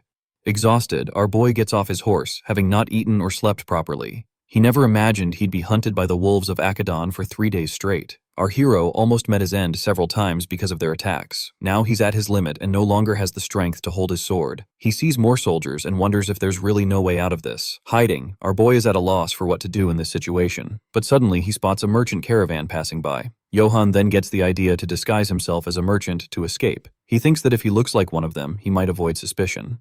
We're introduced to Eldons of the Katana Trading Company. One of the guards who has an eye patch calls out to Master Eldons. The guard says it's a knight in heavy armor. A mercenary named Kay tells them to prepare for battle, but another one named Gaz doesn't understand all the fuss. Garan then tells him to take a better look at the situation. On top of that, he's wearing a plate helm and red gauntlets. Kay then tells the kid to look at the sword at his hip. He points to the purple hilt and reveals that it's a Dana's steel sword. Even so, Gas thinks that fighting him won't accomplish anything. Kay gets annoyed and tells someone to get the idiot out of his way. Another mercenary pulls him by the ear and tells him to shut his mouth. The leader, Eldens, then gives an order for Garan and Kay to get ready. With a serious look, he tells them to attack on his signal. The two mercenaries then reply that they got the message. Eldens then approaches our hero with his men. Kay advises them to knock him off his horse first. When the fight starts, Eldens arrives and introduces himself as the leader of the trading company. Our protagonist is surprised to see a cat-like beastman. Eldens sees his men tense and ready to fight our hero. With cold sweat dripping down, he gets really nervous about the situation. Johan thinks they're suspicious and that he needs to get them to lower their guard. He then introduces himself and says he was attacked by bandits on the road. Our boy asks the leader to tell his men not to attack him. Eldens starts to laugh and says that as a merchant he has to be prepared. Johan then accepts the apology and gets ready to make a proposal. He asks if he can join their group since bandits took all his money. In exchange for food and shelter, our hero will protect their caravan. Eldens thinks for a moment, and since our boy seems strong, he accepts the deal. The leader says they're heading to Marseille and that it's going to be a long trip. Our protagonist thanks him for the help, but wonders where that place is. Eldens informs his men that Johan will be joining them for the time being, but with a serious look, he orders them to eliminate him if anything happens. The mercenaries agree to the order, though somewhat reluctantly. Our hero feels relieved and thinks that now all he needs to do is get past the checkpoint, and so the caravan continues its journey with our boy alongside them. Nearby, an elven soldier notices that something is coming their way. They are the wolves of Akitan, and they order the caravan to stop for an inspection. Johan then thinks that it's finally time, and he just needs to get through quietly. Eldens then introduces himself to the elf and says he's from the Gatana Trading Company. The soldier is shocked because the Marseille company is so powerful that not even the emperor can mess with them. The guard changes his tone and says they're hunting a traitor and need their help. Hearing this, our hero realizes the checkpoint was set up just to catch him. One of the elves points at our boy and orders him to take off his helmet to show his face. Johan gets really nervous, but makes up a story about having a skin condition to avoid being discovered. The soldiers make fun of him and tell him to hurry up and take off the helmet so they can see his messed up face. With a suspicious look, the leader asks if our protagonist is hiding something. Our hero then realizes there's no way out and he'll have to fight his way through. But suddenly the leader Eldens yells, telling everyone to stop this nonsense. He asks if the guard is doubting his company, and the elf tries to explain himself. The beastman gets angry and threatens to file a complaint directly with their commander. Furthermore, he says he'll make the complaint in person at the Marseille branch. The guard gets scared and tells his men to let the caravan pass without any more trouble. The other soldiers are annoyed, but clear the way for the group to continue their journey. The elf says our boy got lucky, and he breathes a sigh of relief for having escaped that one. And so the caravan continues its journey, and Johan thinks he's finally made it out. He looks back and sees the guards watching his departure from a distance. The elven soldiers stand there watching the caravan disappear down the road. Later that night, the group makes camp and Eldens organizes the night watch shifts. At the camp, Eldens is reviewing some papers before turning in. He then calls Joan over and tells him to go to sleep since he has no obligations there. Our protagonist is grateful for the kindness as he's exhausted after everything. He then grabs his sleeping bag to finally pass out after days without rest. Our boy tosses and turns, and one of the mercenaries notices that he's finally managed to fall asleep. He then sleeps soundly by the campfire, regaining his strength. Meanwhile, hidden in the darkness, someone is watching the camp from afar. The mysterious man has a sinister smile on his face and seems to have a plan in mind. He then tells his men to get ready for what's coming. A moment later, he reveals the plan is to surround the camp and attack all at once. Meanwhile, Johan dreams of his past life as a soldier in the army. He remembers a training exercise where he used a defensive tactic against a larger enemy. Because of this, he became an example to the other soldiers for his intelligence. He was then rewarded with a 5-day leave and accommodation for his achievement. Our boy salutes and shouts with pride to his commander. He gets excited thinking the military life suits him since he studied tactics before. But he soon remembers the downsides like the old-fashioned culture and the exhausting shifts. On top of that, the biggest problem of all was the salary, which was a total joke.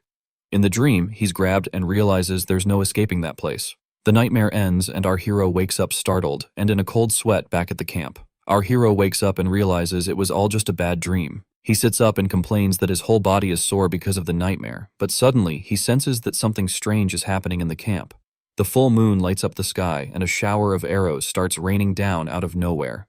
Confused, our boy looks up and sees the projectiles coming right at him. With a quick move, he reaches out his hand to catch one of the arrows in midair. His eyes widen as he realizes the danger just in the nick of time. He narrowly manages to catch the arrow just before it hits him right in the face. He then realizes it's an attack and that the soldiers have finally found him. Annoyed, our hero gets up and decides he needs to alert the mercenaries. With all his might, he screams, warning that enemies are attacking the camp. The shout wakes everyone up, putting Eldons and the other mercenaries on high alert. The story then flashes back to 5 minutes before the attack alarm sounded. The mercenary Gaz is complaining to Kay about them having to do all the heavy lifting. Khan gets annoyed with the complaint and tells the kid to shut his mouth right now. Gaz is confused and doesn't understand why his companion is telling him off. Kay then explains that you can't trust a guy you barely know with guard duty. On top of that, he warns that acting without thinking won't get you very far in this line of work. The mercenary then asks why the young man decided to join their group. Gaz gets mad and says if he'd known the group was so cowardly, he never would have joined. Ken gets angry and asks if the kid ate something bad because it sounds like he's looking to meet his end. The mercenary then gets ready to teach the boy a lesson for his insolence. But suddenly, our hero's shout echoes through the camp, putting both of them on alert. Immediately after, a shower of arrows starts to fall and they dive to the ground. Ken acts fast and shields Gaz from the attack so he doesn't get hit. After the first wave, he notices the arrow shower has stopped for a moment. He then tells the kid to go provide support for the rest of the group in the battle, but Gaz panics and takes off running, screaming in fear and abandoning his post. Kay is furious at his cowardice and Gorn approaches to see if he's okay. The young man warns him that it's an enemy attack and that arrows came out of nowhere. Kay then asks where the coward is, but is more concerned about the leader's safety. Gan says that Eldons is hiding under the carriage and tells him to get ready. That moment, our hero appears and starts giving orders to the mercenaries. He tells them to form a defensive circle around the carriage to protect themselves. Our protagonist explains that they need to fight together since they don't know where the attack is coming from, but Kay glares at him and asks if he's their boss to be giving orders like that. The mercenary then says they handle their own business and tells Johan to fend for himself. Our boy is shocked by the guy's stubbornness in the middle of an attack. Even so, Gorn orders his men to grab their shields and prepare for a fight. Johan insists and asks for a shield since he's fought in similar situations before, but Eldon shouts that he's not getting anything and tells our hero to handle himself in the fight. Our boy is pretty upset, realizing that no one here trusts him to fight. Suddenly, his expression changes as he senses a new threat approaching in the darkness. A moment later, a horde of bandits with some really ugly faces charges the camp. Johan then realizes they aren't the wolves of Akitan and wonders if they're just bandits. The criminals keep charging at the group without a second thought. Khan then shouts and orders all his men to attack with full force. Our hero is shocked, wondering who's going to protect the carriage if everyone leaves. The fight breaks out and one of the mercenaries curses the bandits for attacking at night. The bandit leader yells to press forward since they have the advantage in numbers. Garan then screams for his men not to fall back or else they'll meet their end, but one of the bandits grabs him by the face and tells him to shut up with a powerful blow. Seeing this, Kay screams out in desperation, calling the name of Captain Goran, who's in danger. The bandit then raises his sword to deliver the final blow to the mercenary on the ground. Seeing this, our hero rushes to save him with his purple sword in hand. With a swift movement, he unleashes a slash of purple energy toward the enemy. The bandit is confused, not understanding what that light coming at him is. The attack then hits him dead on, cutting him in half with no chance to defend. Goran is in shock as he watches the scene, getting covered in the enemy's red liquid. Our protagonist then stands with his swords in hand. Realizing the power of his attack, our boy's sword glows with red runes, leaving the bandits in shock. The bandit leader then notices that the rune on the sword is absorbing the red liquid. He yells that it's a demonic sword, not understanding how a merchant's guard has something like that. Johan then takes advantage of their fear and shouts that he is a noble of the Yeast's family. Hearing this, Kay is shocked and confused by our hero's revelation. Goran is also surprised and wonders if he was a noble this whole time. In his thoughts, he wonders if changing the names to Yeasts will cause any problems. The bandits panic, knowing that messing with a noble will end very badly for them. With his sword glowing, he asks again if they will surrender or not. He then asks if they are going to surrender right now or if they'd rather meet their end by his sword. The bandits are terrified and he tells them to think carefully about their decision. Their leader starts to sweat, not knowing what to do in this situation. One by one, the bandits start dropping their swords on the ground. Soon, a pile of weapons forms on the campground. With their hands up, they surrender to our protagonist. Our hero then holds his sword and prepares to give his next command. He calls Garan and asks the mercenary to tie up all the prisoners. He warns that if anyone resists, the mercenary can finish them off. With the situation resolved, he asks Eldons what they should do now. Garan is worried about the noble and wonders if he'll be offended for being treated poorly, but Eldon says he'll smooth things over since they accepted him into the caravan willingly. He then approaches our boy and thanks him for his hard work that night. The Beastman then offers a reward, thinking that if he'd known, he would have given him a shield. Our hero says he doesn't need it, and that he's just happy everyone is safe. Eldons is surprised because our boy doesn't even want a reward for helping out. The two then stand there for a moment under the starlight. Our boy then asks if next time he could borrow a shield. Eldons agrees immediately and promises he'll lend him a shield without fail. Our hero says he wants to interrogate the prisoners, and the leader lets him go now that his status has been revealed. He says he'll speak more casually. He then kicks one of the prisoners and tells the guy to get a move on. The bandit groans in pain from the kick he just took from our boy. Our hero then asks who they are and why they attacked the caravan. The bandit reveals that they are soldiers from the exterminated Brits family. He explains that months ago the family was betrayed and everyone was taken out. That the bandit then reveals that the attackers were the feared wolves of Akitan. They resisted, but when the noble executive arrived, they were defeated. Garan is surprised by the name Noble Executive and thinks he's heard it before, and he reveals that his name is Karamov, the emperor's own hunting dog. The bandit kneels and begs for forgiveness, as he didn't know the caravan belonged to a noble. He says the army hunted them down and that even the northerners turned their backs on them. So he says that stealing isn't justified, but they needed to survive somehow. Our hero then asks if there was any other reason they attacked the group. The bandit replies no, and that they only wanted the Merchant Guild's charter. Hearing this, Eldons becomes furious and yells that the charter is a matter of trust. He says they cause so much trouble, and Johann tells the leader to take it easy. Our hero then remembers Karamov saying the same thing about betraying the emperor with a serious look. He grits his teeth and finally understands what's happening. He realizes the emperor just needed an excuse to get rid of the nobles. He then remembers the knight and curses him for falling for the emperor's talk. Our boy realizes that in the end they are just victims of power just like him. Even so, he knows they are bandits and deciding their fate won't be easy. Kay then asks what to do with them and offers to get more information out of them, but our hero says that's not necessary as they've already told them everything they needed to. Suddenly, Jazz grabs his mace and decides to put an end to one of the prisoners. But before he can land the blow, Kay stops him with his own weapon. The mercenary defends the bandit and shows he's not going to let the kid continue. Gas is shocked and asks why he's stopping him from getting his revenge. Kay then says they don't have the right to punish them because they surrendered to the noble. Gaz looks embarrassed and agrees with Kay that he was in the wrong. Meanwhile, the bandits kneel and beg the knight to spare their lives. They cry and tremble with fear, knowing that their end is very near. Kay then turns to Johann and offers to finish them all off right there. With his hand on his sword, he waits for our hero's order to start the job. But to everyone's surprise, our boy tells them to ante and release the prisoners. The bandits are shocked and start crying with relief at his decision. Gas is outraged and asks why our protagonist is letting them live. Our hero ignores the young man and turns to the bandits with a message. He says he understands their situation, but being a bandit is never the solution. He then reveals that he also learned a trade to be able to survive. Eldons is shocked to hear a noble say he needed to learn a job. Goran also comments that he's only here for the good pay he gets. Our boy then says he will spare their lives on one condition. The bandits bow in gratitude and promise they will never forget his kindness. The group then prepares to leave, and our hero doesn't want any more trouble. But from a distance, the silhouette of a wolf watches everything from the top of a hill. The mysterious creature seems to be following the caravan steps. It's the same giant wolf with red eyes that our boy has met before. Before heading to Marcel, the group decides to stop in a village called Lutzbach. In the village of Lutzbach, the chief is informed that Eldons of the Gatana Company has arrived. The village leader then goes to meet the beastman to welcome him. Eldons greets him with an enthusiastic hug and says it's been months since they've seen each other. The chief hugs him back and asks if anything happened on the way there. The beastman explains that they ran into bandits and that things are looking bad with the emperor. The chief scolds him, warning that someone might hear him speaking ill of his majesty. Even so, Eldon says they managed to deliver everything thanks to a noble who helped them. The chief is surprised, but says that another noble also showed up there a few weeks ago. He says the guy was a fake noble and that he kicked him out of the village.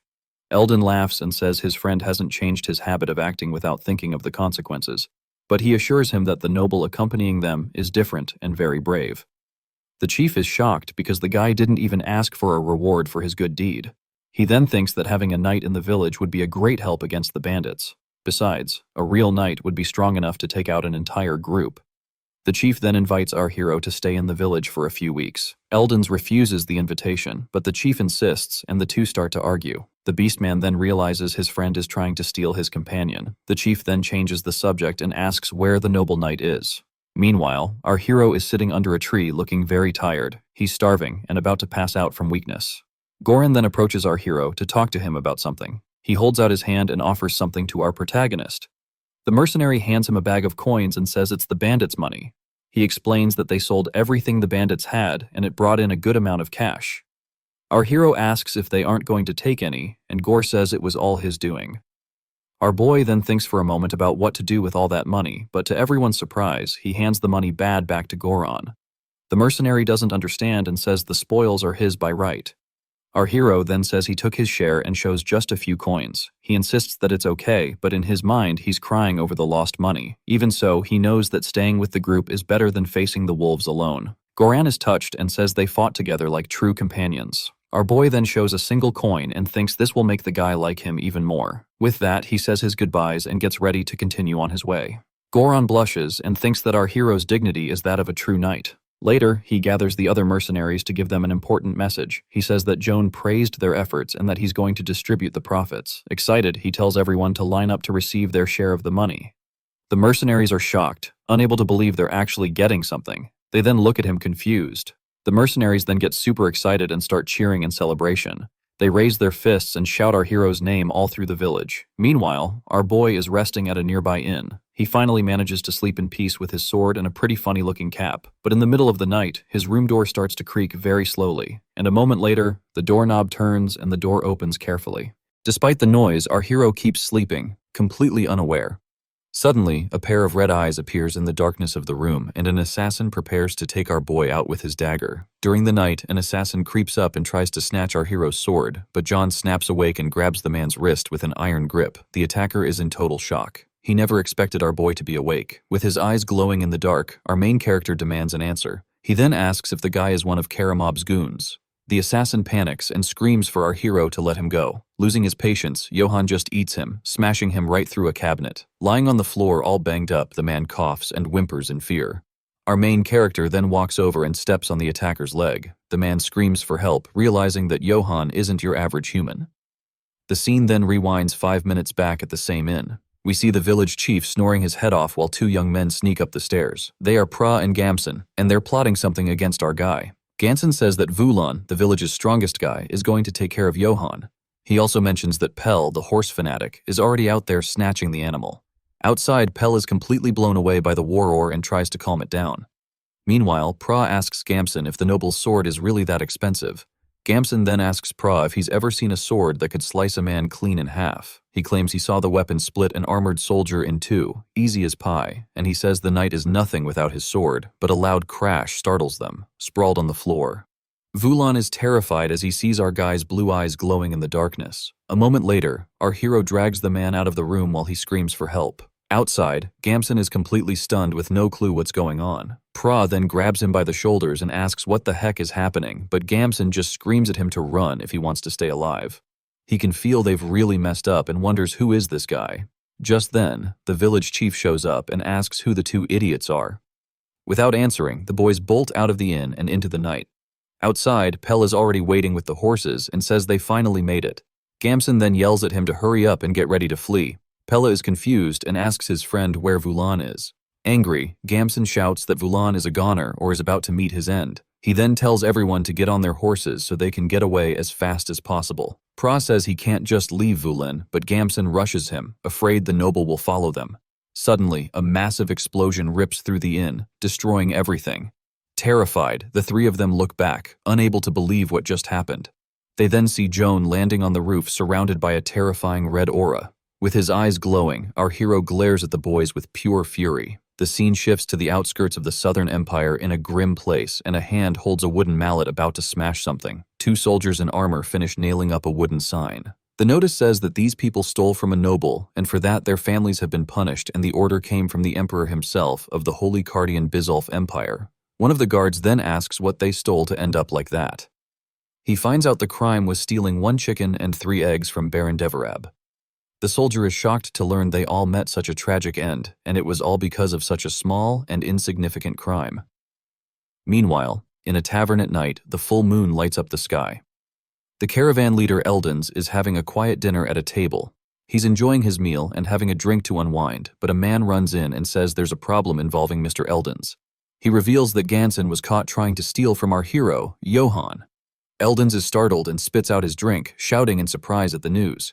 He gets annoyed, thinking he wanted to convince Johann to travel with them to Marcel. The Beastman then takes a deep breath and tries to calm down to think of a solution. He orders them to capture Ganson and for the rest of the group to pretend they know nothing. The messenger is impressed with his leader calmness in a moment of crisis. Inwardly, Eldens is panicking but tries to keep his composure. He thinks he needs to find a way to handle the noble just in case. And so, the caravan leader sits there alone, thinking about what to do next.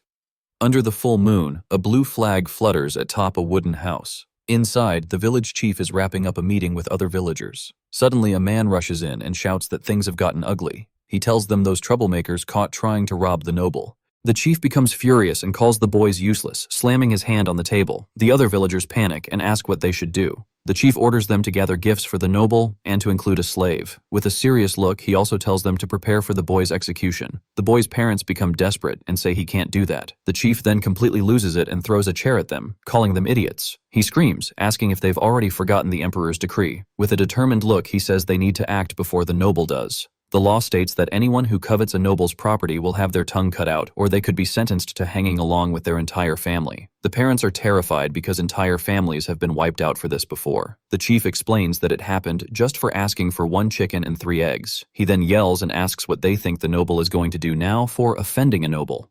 He will surely want to punish everyone. One of the men suggests asking for help from Count Jaren, the owner of this territory. But the chief just laughs and says nobles only care about their little games of honor. The village chief then slams his fist on the table and screams for the villagers to wake up. With tears in her eyes, one of the boys' mothers cries in silence.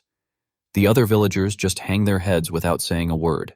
The chief then asks if they think he feels good about doing this. He says it's for the good of the village and asks them to accept his decision. That night, the villagers gather around a large tree. The 3 young men are kneeling and tied up, crying in fear. Our hero watches everything with a serious expression, his hands bandaged. He thinks to himself that the situation has blown up way more than he expected. He thought they were assassins, but they're just kids who wanted his expensive sword. Because of this, he decides he's going to keep the weapon hidden from now on. Our guy then decides he'll scare them a little, and then let them go, sitting there with his sword. He looks exhausted from all the chaos. The village chief approaches with a nervous smile and asks if he's okay. With a sour look on his face, our main character yells that he is now okay. He then asks if this is how they welcome guests in this village. The chief immediately throws himself on the ground and apologizes desperately. He says it's all his fault for not being able to control the idiots. Our hero then says the scare was enough and tells everyone to leave. And finally, he raises a simple sword as if to teach them a lesson. With wide eyes, our hero watches the scene in disbelief. The chief then yells that he will cleanse the noble's honor with his own hands. Our guy thinks that this lunatic is just making the whole situation worse, but the chief insists that whoever tarnished the noble's honor deserves to meet their end. With a cry of rage, the chief brings the dagger down with all his might. The boy's mother screams in despair, covering her face with her hands. However, the dagger is stopped by something and digs into the ground with a heavy impact. With a furious look, our guy asks if the chief didn't hear him. It turns out our hero grabbed the chief's hand and stopped the blow. The village chief is terrified by our main character's reaction. The other villagers are also startled by the noble's actions. The crowd of villagers watches the scene in silence under the moonlight. Our guy then stands up and yells, asking if everyone there has gone crazy. He says if they want them to pay for their crimes, they should pay with money. Everyone falls silent, not understanding our hero's proposal. In his thoughts, he wonders if his love for cash was a bit too obvious. He then calls to cover it up and says he'll repeat himself. With a serious look, he asks how honor can be more valuable than life. Finally, he throws the dagger to the ground and tells them to release the boys. The chief then falls to his knees, crying and thanking him for his honorable decision. Kneeling, the villagers thank Johann for his kindness and promise to never forget. Soon after, the parents run to hug their children, crying with relief and joy. The chief also cries emotionally and apologizes in his thoughts to Eldens for ever doubting him. Meanwhile, Ganson apologizes to Johann for falling for some idiot scheme. An old man then scolds the youths, telling them they got lucky with our hero. Just then, the mercenary K approaches Gamson, who tells him to unti him already. The boy then complains that he never should have joined this unlucky bunch. Annoyed by his audacity, K grabs Ganson's head with great force. With a cold stare, he tells the boy to relax because it'll be easier this way. Gamson is terrified and stammers, asking what he's talking about, but in the blink of an eye, a red liquid flies everywhere. Our main character then turns around to see what happened behind him. With a serious face, he observes the scene, his blue eyes shining in the night. However, our guy is confused and doesn't quite get what just went down. Suddenly, Gamson's life is brutally taken by the mercenary K in front of everyone. His eyes widen in despair in his final moment of life, and then the young man falls lifelessly to the ground in a terrible scene. K holds his bloody dagger after doing the dirty work. Our hero is in shock and yells, asking what the hell he's doing, with a serious look case as he acted according to the imperial decree. He claims to have executed the one who coveted a noble's wealth. Furious, our guy shouts that he had made it very clear he didn't want any trouble. Gaz and Eldons are frightened by our main character's furious reaction. But K turns to Johan and says that even mercenaries have honor and rules. He explains that Gamson's actions tarnish the honor of the entire group. Calmly, the mercenary then begins to clean his battle sword. Our hero watches it all, still very serious about what just happened. K then offers his sword and says Joan can punish him if he thinks he was wrong. Our guy is surprised and starts to break out in a cold sweat at the mercenary's attitude. He realizes K is putting his own life on the line to defend his honor. With a trembling hand, our main character reaches for the sword K is offering. Eldons and Gaz watch the tense scene, not knowing what will happen, but our hero pushes the blade aside, refusing to take it, and finally he apologizes, saying he didn't consider K's position. Gaz and the leader Eldons shout in shock at our hero's action. K's jaw drops too because a noble would never apologize. Our guy then tells him to put the dagger away, and the mercenary awkwardly obeys. With the situation resolved, Johan thanks everyone there for their understanding. Later, Gaz chews K out for being so reckless with the noble. Meanwhile, Eldons looks at our hero with a sparkle in his eyes. The Beastman then realizes that this noble is completely different from the others. He thinks that Johan is brave and just, but without the arrogance of nobles. Because of this, Eldons decides he must make him an ally at all costs, and so the caravan continues its journey as the sun sets on the horizon. Our hero then takes out a pocket watch he received as a gift. He complains that he took the item because it looked expensive, but then discovered it's broken. With a sideways glance, he seems a little regretful of his choice, and to make matters worse, he realizes he's now got another mouth to feed. As they arrive at a wooden gate, someone shouts our hero's name. The village chief then approaches with gifts as a token of gratitude. Our guy then picks up the watch and wonders how it ended up there. The chief then offers a slave, saying he knows the region well. Our main character is shocked as he's never seen someone in such bad shape. And finally, he accepts the gift and tells them to give the boy a bath and some food. With the new boy in the group, our hero feels that having a slave is weird. Meanwhile, at the camp, the mercenaries thank Johan for the food. Our guy is sitting by the fire when the young man calls him master. With a smile, the boy thanks Johan and brings him a meal. But our hero tells him not to call him master and just use his name.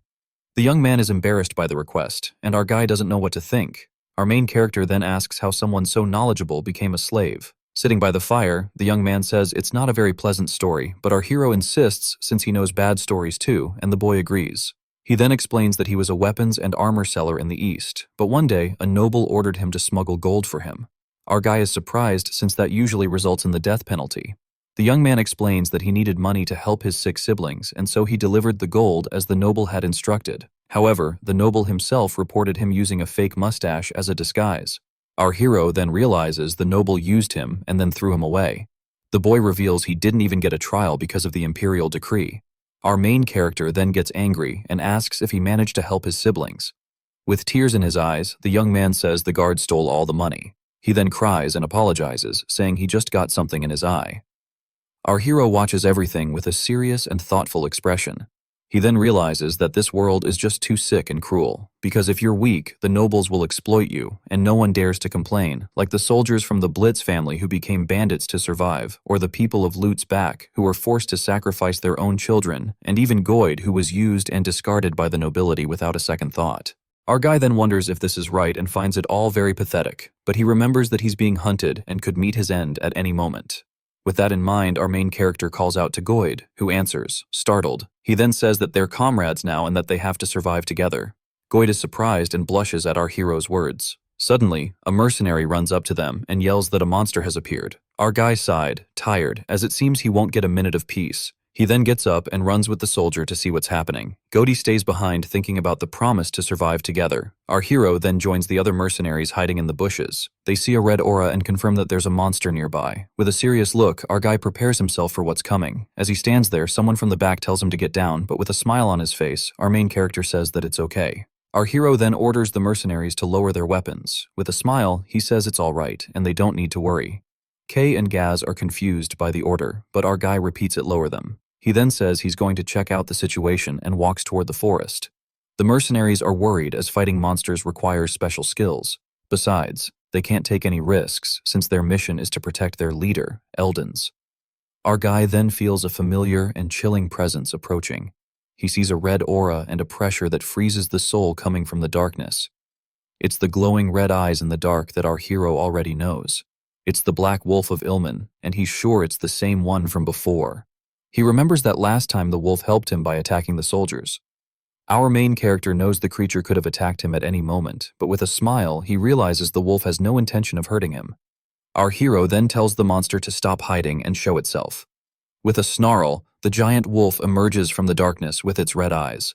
Our guy then thanks it for saving his life last time.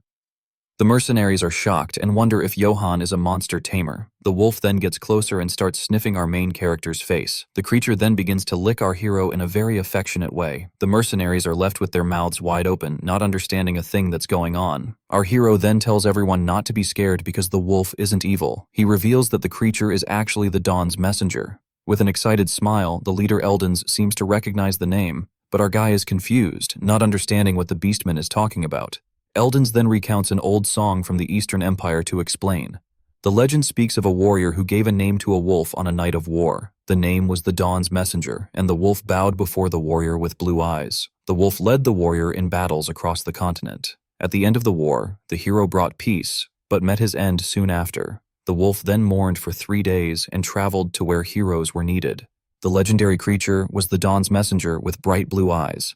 Our guy then asks if the legend is correct because the wolf was known by another name. Eldens explains that the legend got twisted when it reached the Southern Empire, but the original story says the wolf punishes evil and submits to a hero. The Beastman claims that this is written in the ancient texts of the Empire. Our hero is then surprised to learn that the wolf is a legendary creature. With an excited smile, Eldens asks for permission to pet the wolf, but the creature snarls and shows its teeth, scaring the caravan leader. The Beastman then gets scared and says it's probably better not to touch the animal. And finally, he realizes the wolf is only gentle with our main character, Johann. Eldens then remembers an important part of the Eastern folklore. The legend says that if you name a divine beast, it becomes your familiar. He then wonders if our hero is actually a legendary hero. The leader asks if Johann has given the wolf a name yet, and he says, not yet. Excited, Eldens suggests that he give the creature a name right then and there. Our guy is surprised because something incredible could happen if the legend is real. He then thinks of a name for the wolf and suggests calling it Keta, but our hero remembers the last time he saw Karamov and gets an idea with a determined look. He points at the wolf and names it Karamov. Eldens is shocked and yells, asking the reason for that strange name. Suddenly, a red aura surrounds the wolf, its eyes glowing. Our guy is startled by the creature's reaction to receiving its name. A blue light then appears and envelops the wolf in a powerful transformation. A beam of light descends from the heavens and strikes the creature dead on. Our hero and Eldens watch the scene, amazed by what's happening. Blue smoke fills the area, shrouding them both in darkness. Our main character is then blown away by the wolf's transformation. The creature is now the Dawn's messenger, Karam, with a blue aura. Its paws now glow with the new energy coursing through its body. And finally, it bows before our hero as his new familiar. Our hero then approaches the wolf to pet it calmly. With a smile, he says he's counting on his new friend, Karamov. He then tells Eldens that all of this is incredible, and the Beastman agrees. Suddenly, the caravan leader throws himself to the ground and begins to bow. He says it's the first time he's ever seen a myth become reality before his very eyes. The Beastman claims he has respected our guy from the moment they met, and for being chosen by the divine beast, he calls him the hero of hard times. Our main character is embarrassed by all the unexpected flattery. Gaz and the other mercenaries are also shocked by the revelation. Goid is also surprised to learn that his new master is a hero. Everyone then bows before our hero and his legendary wolf, but our guy apologizes and tells Eldens he's no hero. He explains he's just a wanderer from a small family trying to survive. Furthermore, he reveals that he's on the run for having finished off the real Kamov. Eldens is speechless, but our hero says he didn't want to disappoint him, with a determined look. The leader then makes a request to repay his kindness. He asks for permission to introduce Johann to the Marcel Merchants Guild. Our guy then asks what Marcel is, as he's never heard of the place. Eldens explains it's a free trade city and one of the few places the emperor doesn't rule. Our hero then accepts the offer, and the leader thanks him deeply moved with a smile on his face. Our hero thinks about the opportunity in Marcel. As Eldon sings the legend, our guy gets a little worried. He thinks about this title, Caro of Hard Times, and reflects on it, but he knows he's just a wanderer trying to protect his own life. Because of this, he remembers the knight's warning about his future of pain. Even so, he clenches his fist, because his life has never been easy, because this time, by his own will, he will move forward step by step. And with this newfound determination, they set off for the city of Marcel. After arriving in a new land, Johann was visibly astonished and exclaimed in disbelief, wondering whether this place was truly Marcel. Goiden was no less delighted, remarking with genuine emotion that he had never imagined he would be able to come there again. As Johann looked around at the surrounding scenery, he silently thought that since he was already in the city of merchants, he should do some shopping first. At that moment, Karamov happily barked a few times in a playful manner. Johann, seemingly intrigued, called out to it curiously and asked what it was doing. A nearby shop owner also bent down cheerfully, stroking Karamov's head while laughing and commenting that it was extremely cute, even offering it something to try. Seeing this, Johann paused for a moment and reminded himself inwardly that, in other people's eyes, Karamov was merely a cute puppy, for now, at least. The scene then shifted to the previous day, one day before entering Marcel. Johann gazed at Karamov with a contemplative expression. After a short while, he lifted his head and called Karamov's name. Sitting down, he gestured with both hands as he gently explained that perhaps things would be fine if Karamov were a tiny puppy, but if a monster like it entered the city, it would surely cause panic. Therefore, he asked whether Karamov could wait outside the city. Understanding his words, Karamov responded with a low growl before suddenly releasing a surge of power that enveloped its body. To Johann's astonishment, Karamov's form began to change. Moments later, it had completely transformed into an adorable little puppy. Karamov then looked up at Johann as if expecting praise and barked triumphantly. Witnessing this sight, Johann could not hide his confusion and exclaimed in shock, questioning whether Karamov had actually shrunk and wondering if this was one of the holy beast's abilities. Goiden, unable to restrain himself, rushed over and hugged Karamov tightly, marveling at how unbelievably cute it was. Johann, now free of his worries, let out a relieved sigh and remarked that at that size, there should not be any problems after all. Meanwhile, Goiden continued playing affectionately with Karamov. Returning to the present, the surrounding townspeople gathered around Johann, expressing their amazement at how adorable and unique the puppy looked, even speculating whether it was an imported pet. Goiden awkwardly smiled while holding Karamov and apologized, explaining that it was a bit ill-mannered. The shop owner casually replied that it was perfectly fine.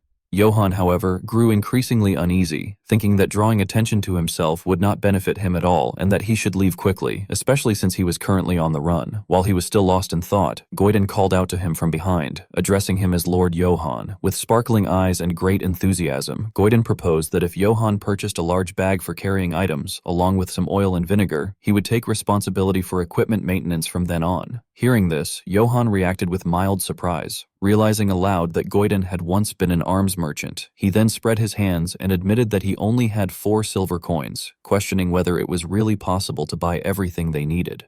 Goiden froze for a brief moment but quickly accepted the coins, confidently taking on the responsibility and telling Johann to leave it to him. With shining eyes, he firmly stated that he could handle everything using just 1 silver coin. Johann immediately laughed and told him not to push himself too hard, inwardly mocking the idea of accomplishing anything with a single silver coin. However, events unfolded far differently than Johann had expected. 50 minutes later, a fully packed backpack was thrown onto the ground. Goiden cheerfully wiped the sweat from his forehead and said with relief that it should be enough. Johann, standing nearby, was left utterly stunned, unable to believe that Goiden had truly managed everything with just 1 silver coin. Johann recalled the sequence of events that had just occurred. First, he had purchased his tactical bag along with a large supply backpack for Goiden, making item storage much more convenient. Everything had gone smoothly. As for the completely smashed helmet, Goiden had used his incredible gift of persuasion to sell it at a very high price and even received a mace for free. As a result, Johann no longer needed to rely on the seal retriever unless absolutely necessary. On top of that, after buying vinegar and oil for equipment maintenance, along with all the other supplies, they had even received copper coins as change. Johann began calculating everything in his mind and found it strangely unbelievable. Their original balance had been 4 silver coins. Their expenditure amounted to 1 silver coin, while their revenue totaled 9 silver coins. Their current balance now stood at 12 silver coins and 10 copper coins. Their money had actually increased. Resting his chin on his hand, Johann pondered deeply. If even a broken helmet could sell for that much, he wondered how valuable Karamov's gear, which he himself had chewed up, might be. Suddenly, a confident smile spread across Johann's face as he decided that if he ever had to go back, he should dig it up and sell it as well. Johann turned to Goiden and remarked that he looked as though he was enjoying himself doing what he knew best, wondering whether his past as a merchant was the reason everything suited him so well. Goiden, feeling genuinely happy, closed his backpack and admitted that he had missed this life deeply. Facing Johann's confusion, Goiden explained without hesitation that becoming a slave who could die at any moment had forced him to live every single day in despair and fear. Johann listened with great emotion as Goiden continued, saying that after meeting Johann, whom he now addressed as Lord Johann, he was no longer a slave, and that it felt as though he had returned to his life as a merchant. With eyes full of hope, Goiden sincerely expressed his gratitude, declaring that even if he had never been a slave, he would still have chosen to follow Johann. Johann smiled gently and replied that he was happy to hear such words and that he would be relying on Goiden from now on. Hearing this, Goiden became extremely excited and loudly affirmed his loyalty. Johann, equally satisfied, suggested that they should enjoy Marcel together. The two of them soon sank into shared joy, and Goiden eagerly agreed. Thus, Johann, who had suffered for quite some time, finally experienced incomparable happiness upon arriving in the great commercial city of Marcel. The tavern was bustling with activity and filled with beautiful maids. Johann sat in a corner, gnawing on a rib, and silently evaluated the situation with tears of joy threatening to fall. He reflected that the jerky he had eaten while wandering tasted like leather boots, whereas the meat in Marcel was tender and melted in the mouth. Remembering his past hardships, he recalled how, during his travels, he had been unable to wash and had nearly gone insane from constant itching. His face brightened with happiness as he realized that in Marcel, he could take a warm bath whenever he wanted. He continued comparing the past and present, recalling that while wandering he had no proper place to sleep, and whenever he lay down, damp and cold stones had pressed painfully against his body. Now, lying joyfully on a warm mattress under soft blankets, he noted that in Marcel, he could sleep in a warm and fluffy bed. Johann firmly concluded that life in Marcel was the best, deciding then and there that he would settle down and live in the city.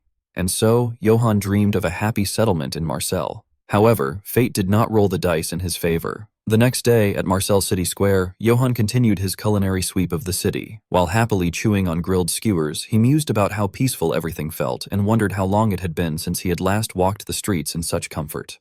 Suddenly, he heard a nearby citizen let out a heavy sigh, expressing that the situation was bad.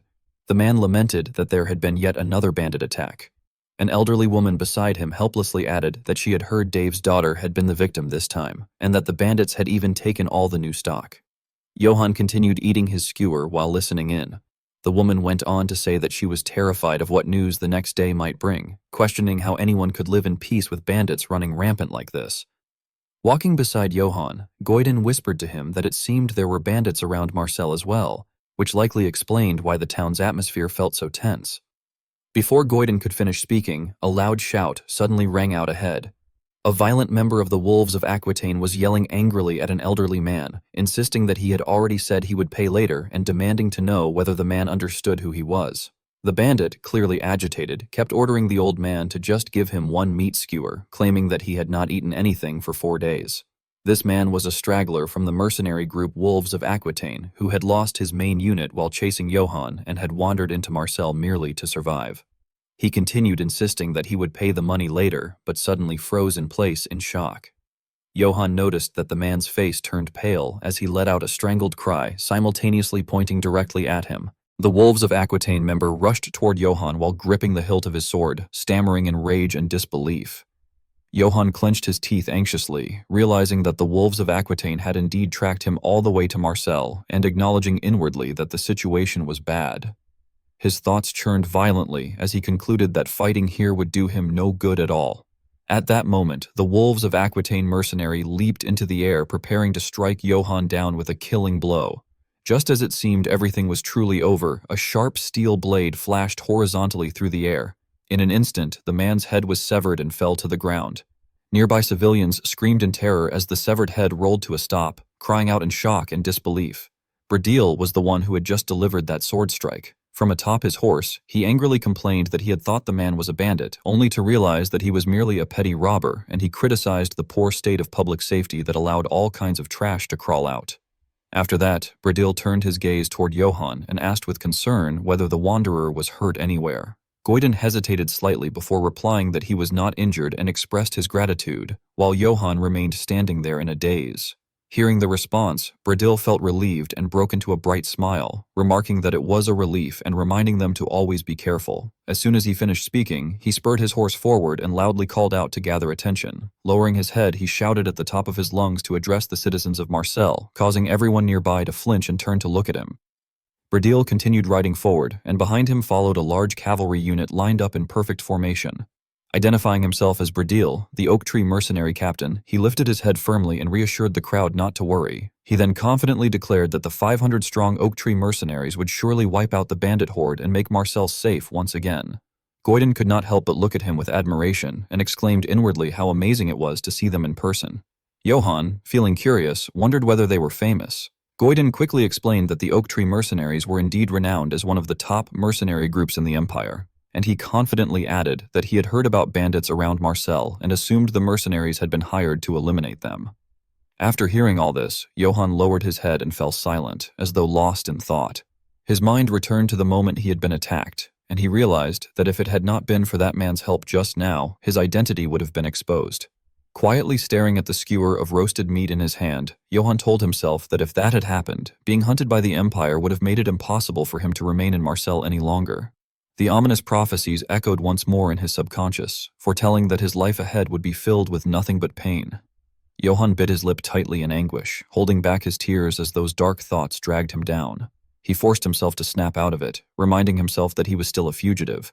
With a heavy heart, he reasoned that the only way for him to survive was to build a good relationship with the Gitana Guild, since not even the Emperor could easily touch the guild. He recalled the moment Eldens had bowed his head before him and silently reflected that, fortunately, Eldens had looked upon him favorably, giving him a chance to interact with the Marseille Guild. Despite this, Johann's face remained dark with worry as he questioned what would happen if his identity were revealed before that. His thoughts spiraled endlessly as he concluded that even if they knew he was being chased by the Empire, they would absolutely not step forward to protect him.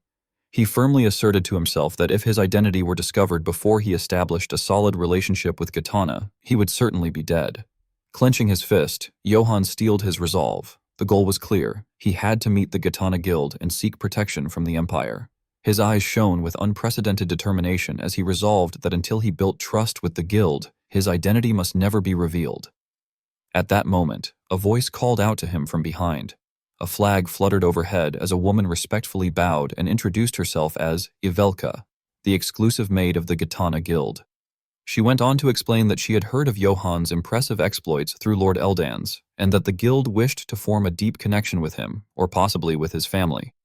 Lifting her head with a warm smile, she politely invited him to accompany her to the Gitana Guild. After receiving Ivelka's proposal, Johann agreed to move to the Gitana Merchant Group's Marseille branch. Goiden, despite carrying numerous items on his back, kindly sat down and called out to Karamov, telling it to give him its paw. Karamov happily gnawed on his finger while growling playfully, prompting Goiden to laugh and protest for it to stop biting him. The scene then shifted to the interior of a dimly lit room, where Johann sat tensely on a sofa, waiting. Pressing his lips together, he anxiously thought to himself that he had finally made it to the merchant group, a place that represented his best chance to turn things around, and he sincerely hoped that everything would go according to plan. While Johann was still lost in thought, someone approached from behind and addressed him, stating that he must be Sir Johann, and mentioning that they had heard quite a lot about him from Sir Eldens.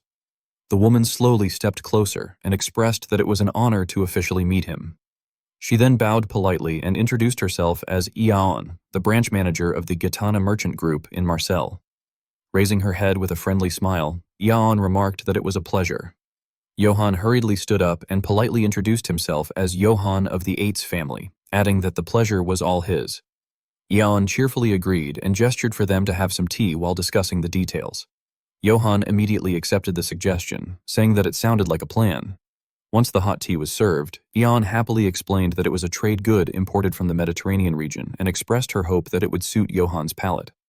Holding the cup, Johann felt puzzled and wondered inwardly why it was clearly coffee, yet he maintained proper etiquette and thanked her, saying he would enjoy it.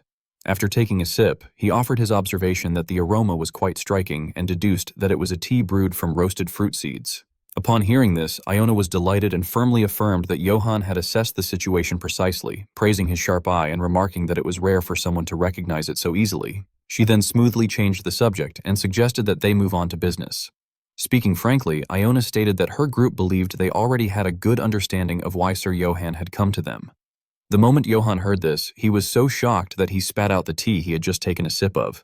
He froze, inwardly panicking as he wondered whether they had already discovered that he was being pursued by the Emperor. Across from him, Iona continued to explain that the true reason for his visit was something else entirely. Frowning with visible intensity, she declared that Johann must surely harbor a grand ambition deep in his heart. This conclusion was completely unexpected for Johann. He straightened up in confusion, utterly baffled. Meanwhile, Iona's calm voice continued, explaining that she had heard many stories from Sir Eldon's, stories of how Johann had protected the innocent and shown mercy even to enemies who had surrendered. With sincerity, she questioned why a man like him would come to Marcel, a place crawling with bandits, and expressed that she could see Johann's ambition to save Marcel with his own two hands. Feeling overwhelmed, Johann clutched his head helplessly, thinking to himself that he had no idea what she was talking about, but decided it would be best to play along for the moment. He then sighed and outwardly admitted that she had seen right through him.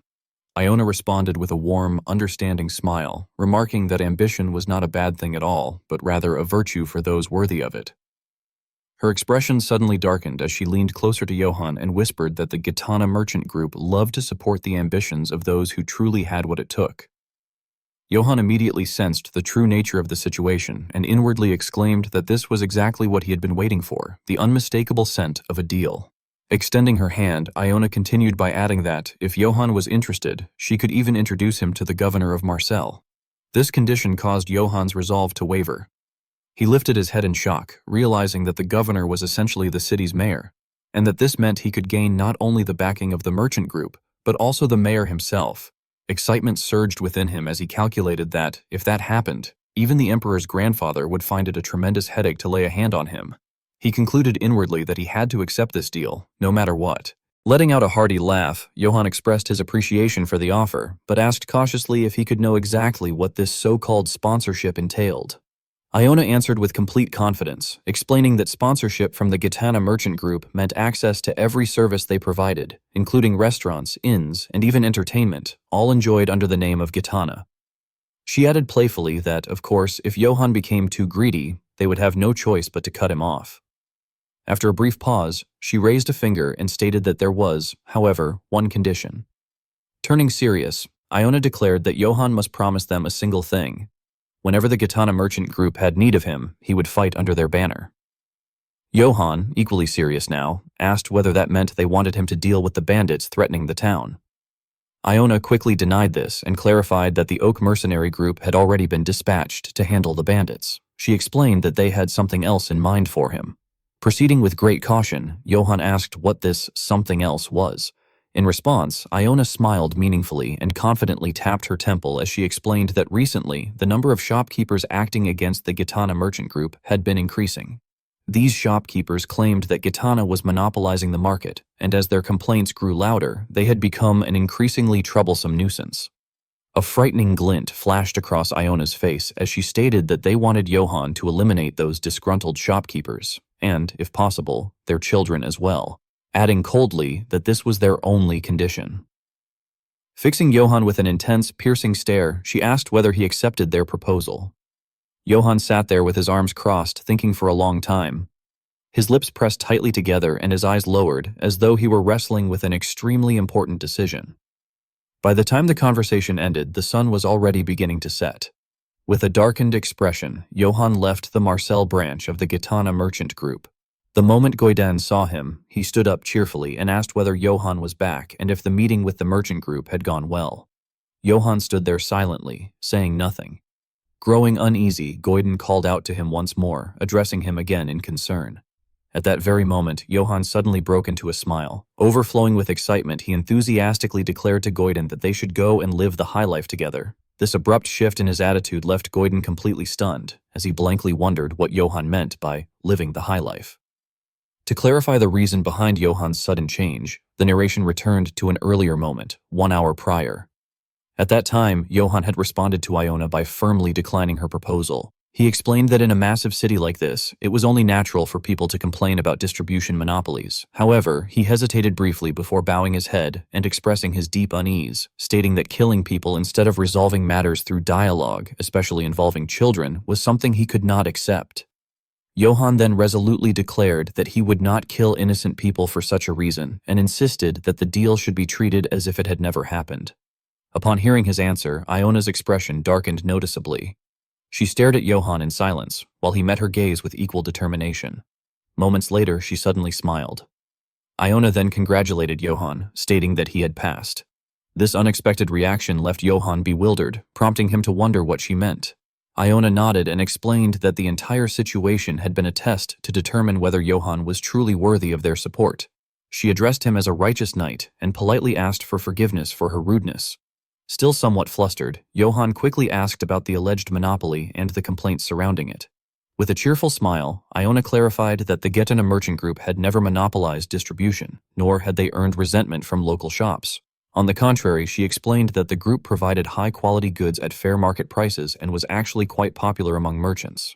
She added that Johann had no idea how many other groups were secretly skimming profits behind the scenes.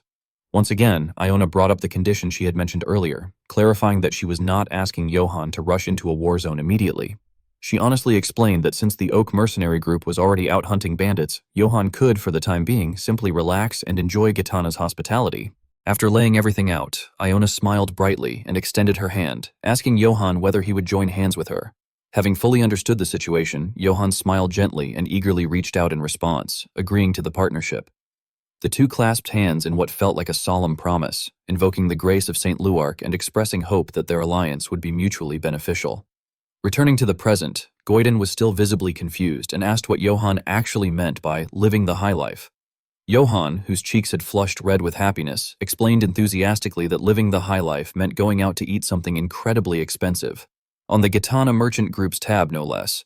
Hearing this, Goiden smiled brightly and asked if everything had gone well. Walking ahead with excitement, Johann replied that it had gone perfectly and proudly announced that he had finally secured sponsorship from the merchant group. Goiden became just as excited and congratulated him enthusiastically, to which Johann responded with sincere thanks. Johann then lifted his gaze toward the distance and reflected silently that being sponsored the moment he stepped into Marseille meant everything was falling perfectly into place. His hand clenched slightly as he thought about the troublesome bandits nearby, believing that once the Oak mercenaries wiped them out, the city would soon return to normal. Filled with anticipation for the future, Johann felt that the happy life he had long dreamed of was finally within reach, and that it was time to relax and enjoy himself to the fullest. Suddenly, as the two were moving along, a piercing scream rang out. Nearby, a massive fly hovered over the scene where an unconscious person lay on the ground with blood flowing from their eyes, nose, and mouth. Flies swarmed around the body, and terrified citizens gathered around the horrific sight. Upon witnessing the scene, Johann was deeply shaken. Staring blankly at the bodies piled together, he wondered in disbelief why there were corpses in a place like this. At that moment, someone called out to him. It was Goran, who approached and greeted him.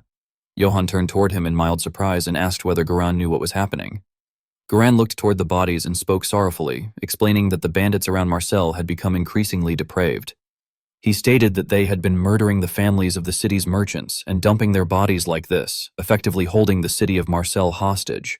On the other side, the corpses clearly showed signs of brutal torture, with fresh blood pooling beneath them. Another scream echoed through the crowd, startling Johann. The citizens began shouting in anger, expressing that the bandit situation had not been resolved at all and that the city of Marseille needed to be held responsible for what had happened. Another person voiced deep concern, saying that they had heard rumors claiming that the emperor himself was instigating the bandits, an idea they found utterly insane. One after another, people took turns shouting, insisting that there was no way the emperor would do such a thing unless he had completely lost his sanity. Someone snapped back, demanding that such words be watched, while others fiercely defended the emperor's dignity, arguing that His Majesty would never stoop to something so disgraceful. The situation quickly descended into utter chaos as heated arguments erupted everywhere. Some dismissed the emperor's authority outright, accusing him of clearly targeting Marseille, while others furiously condemned such statements as blasphemy and demanded silence. Certain voices even claimed that God would surely strike down an impious emperor, only to be shouted down by others who questioned whether a senile ruler could possibly maintain power and accused their opponents of daring to defy the Holy Empire itself. Standing amid the uproar, Johann bit his lip in irritation. He bitterly lamented to himself that the peaceful life he had finally found in Marseille was being completely ruined by these bandits. Grinding his teeth, he cursed inwardly, wondering what those mercenary bastards were even doing. Inside the Marseille branch of the Ghetana merchant group, urgent knocking echoed through the halls. Ivelka rushed inside to report, apologetically addressing Iona and stating that a serious problem had arisen. Iona, clutching her aching forehead, replied that if the issue concerned the bodies sent by the bandits, she was already aware of it, and she demanded to know what on earth the Oak mercenary group was doing. Ivelka hesitated before responding, clearly tense, and then revealed that all contact with the Oak mercenary group had been completely lost. This revelation stunned Iona, leaving her frozen as she questioned how such a thing could possibly happen. Ivelka quickly explained that the previous day, the body of a messenger had been discovered in the forest near Marseille, and that the condition of the corpse had been truly horrific. After hearing this, Iona lowered her head, her expression darkening as she fell into deep thought. Gritting her teeth, she told herself that the Oak mercenary group possessed military power comparable to a fortress, and that there was no way one of the Empire's top mercenary forces could be wiped out by mere bandits. Suddenly she leapt to her feet in anger, slammed the desk, and shouted Ivelka's name. Startled, Ivelka immediately responded in fear. Iona, visibly tense, ordered her to bring Master Swetelga, known as the Mage of the Yahello River, explaining that she needed to confirm through his prophecy whether the mercenary group had truly been annihilated. The scene shifted to the Yahello River, where clear blue water cascaded down from above. An elderly man extended his hand into the flowing water, sensing its chill as he murmured thoughtfully that he could see clearly now. He remarked that Ghetana was searching in the wrong direction, asserting that looking for the Oak mercenary group would not change anything. Upon seeing Johann's face reflected below, the old man suddenly laughed, stating that the man who had killed the Emperor's hound and fled was now attempting to hide within Marcel's wealth. His expression darkened as he firmly declared that things would not proceed according to Johann's plans. Back at the Ghetana Trading Company's Marseille branch, the atmosphere was heavy and oppressive. The door creaked open as Lord Swetelga entered, clearing his throat. His sudden appearance caused Ivelka to blurt out in surprise before she hurriedly welcomed him, expressing her gratitude for answering Ghetana's request. Lord Swetelga, however, cast her a dark glance and questioned how she could claim to be thankful after sending someone who drove the carriage like a madman, remarking that he had nearly broken his back. Terrified, Ivelka immediately apologized profusely.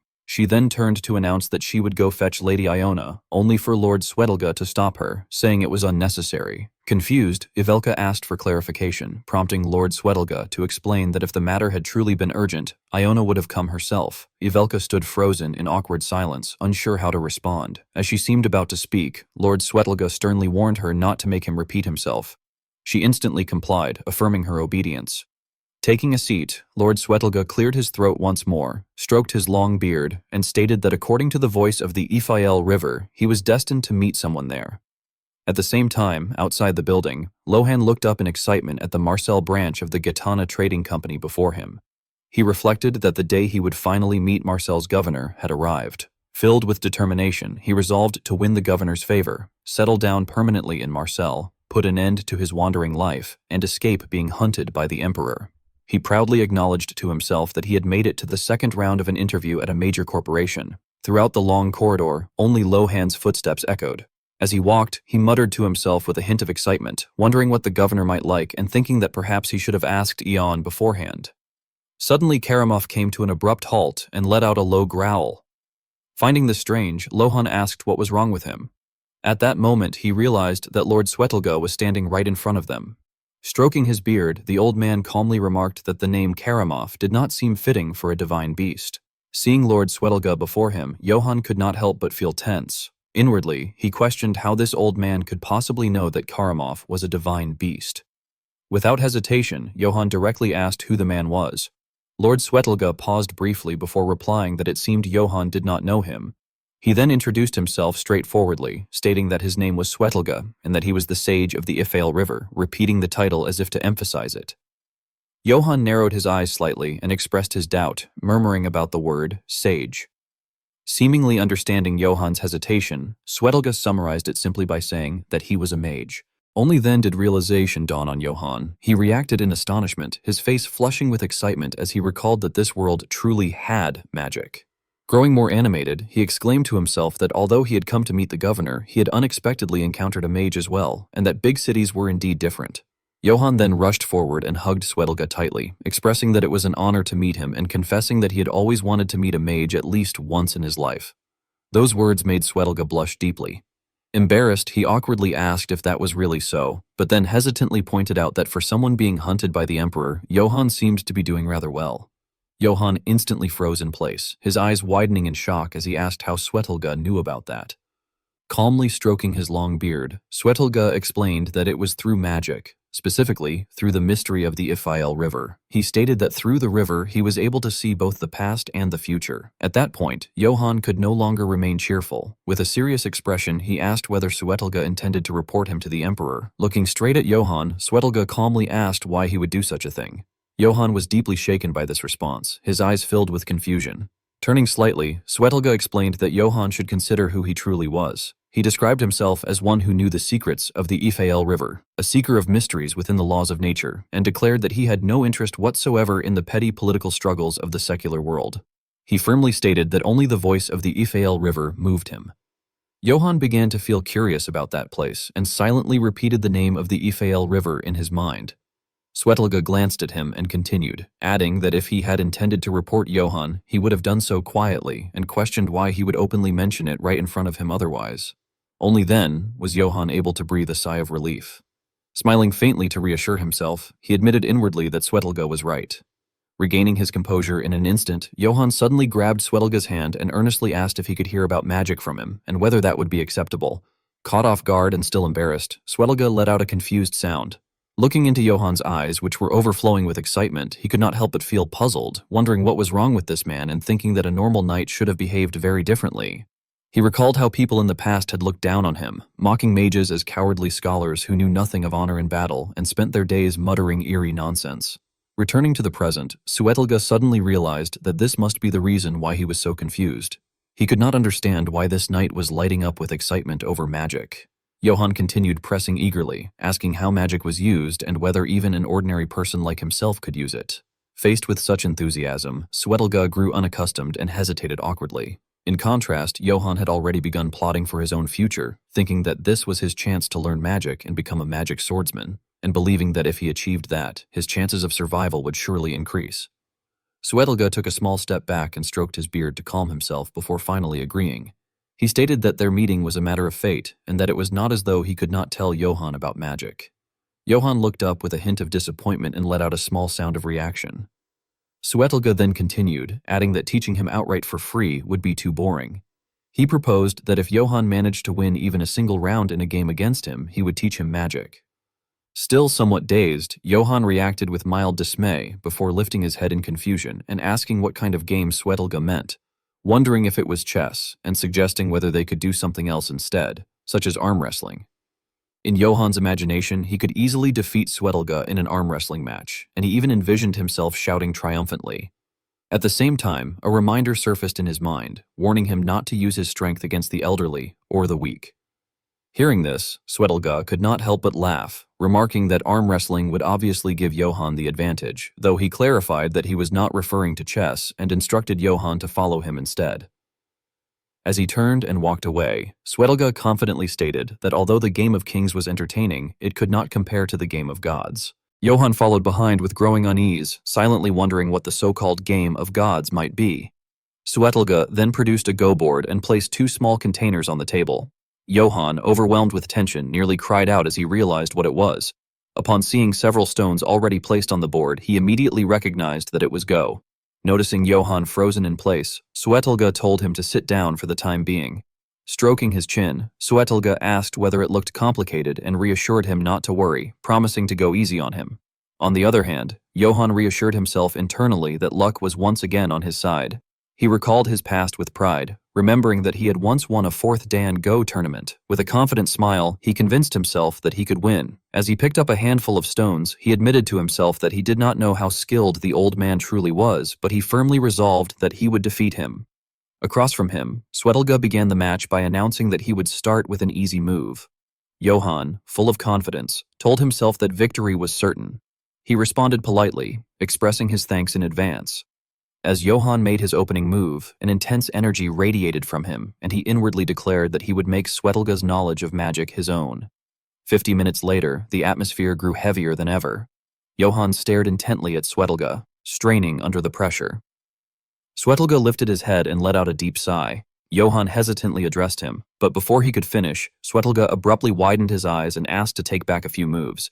Johann flatly refused, pointing out that Swetelga had already taken back moves 5 times.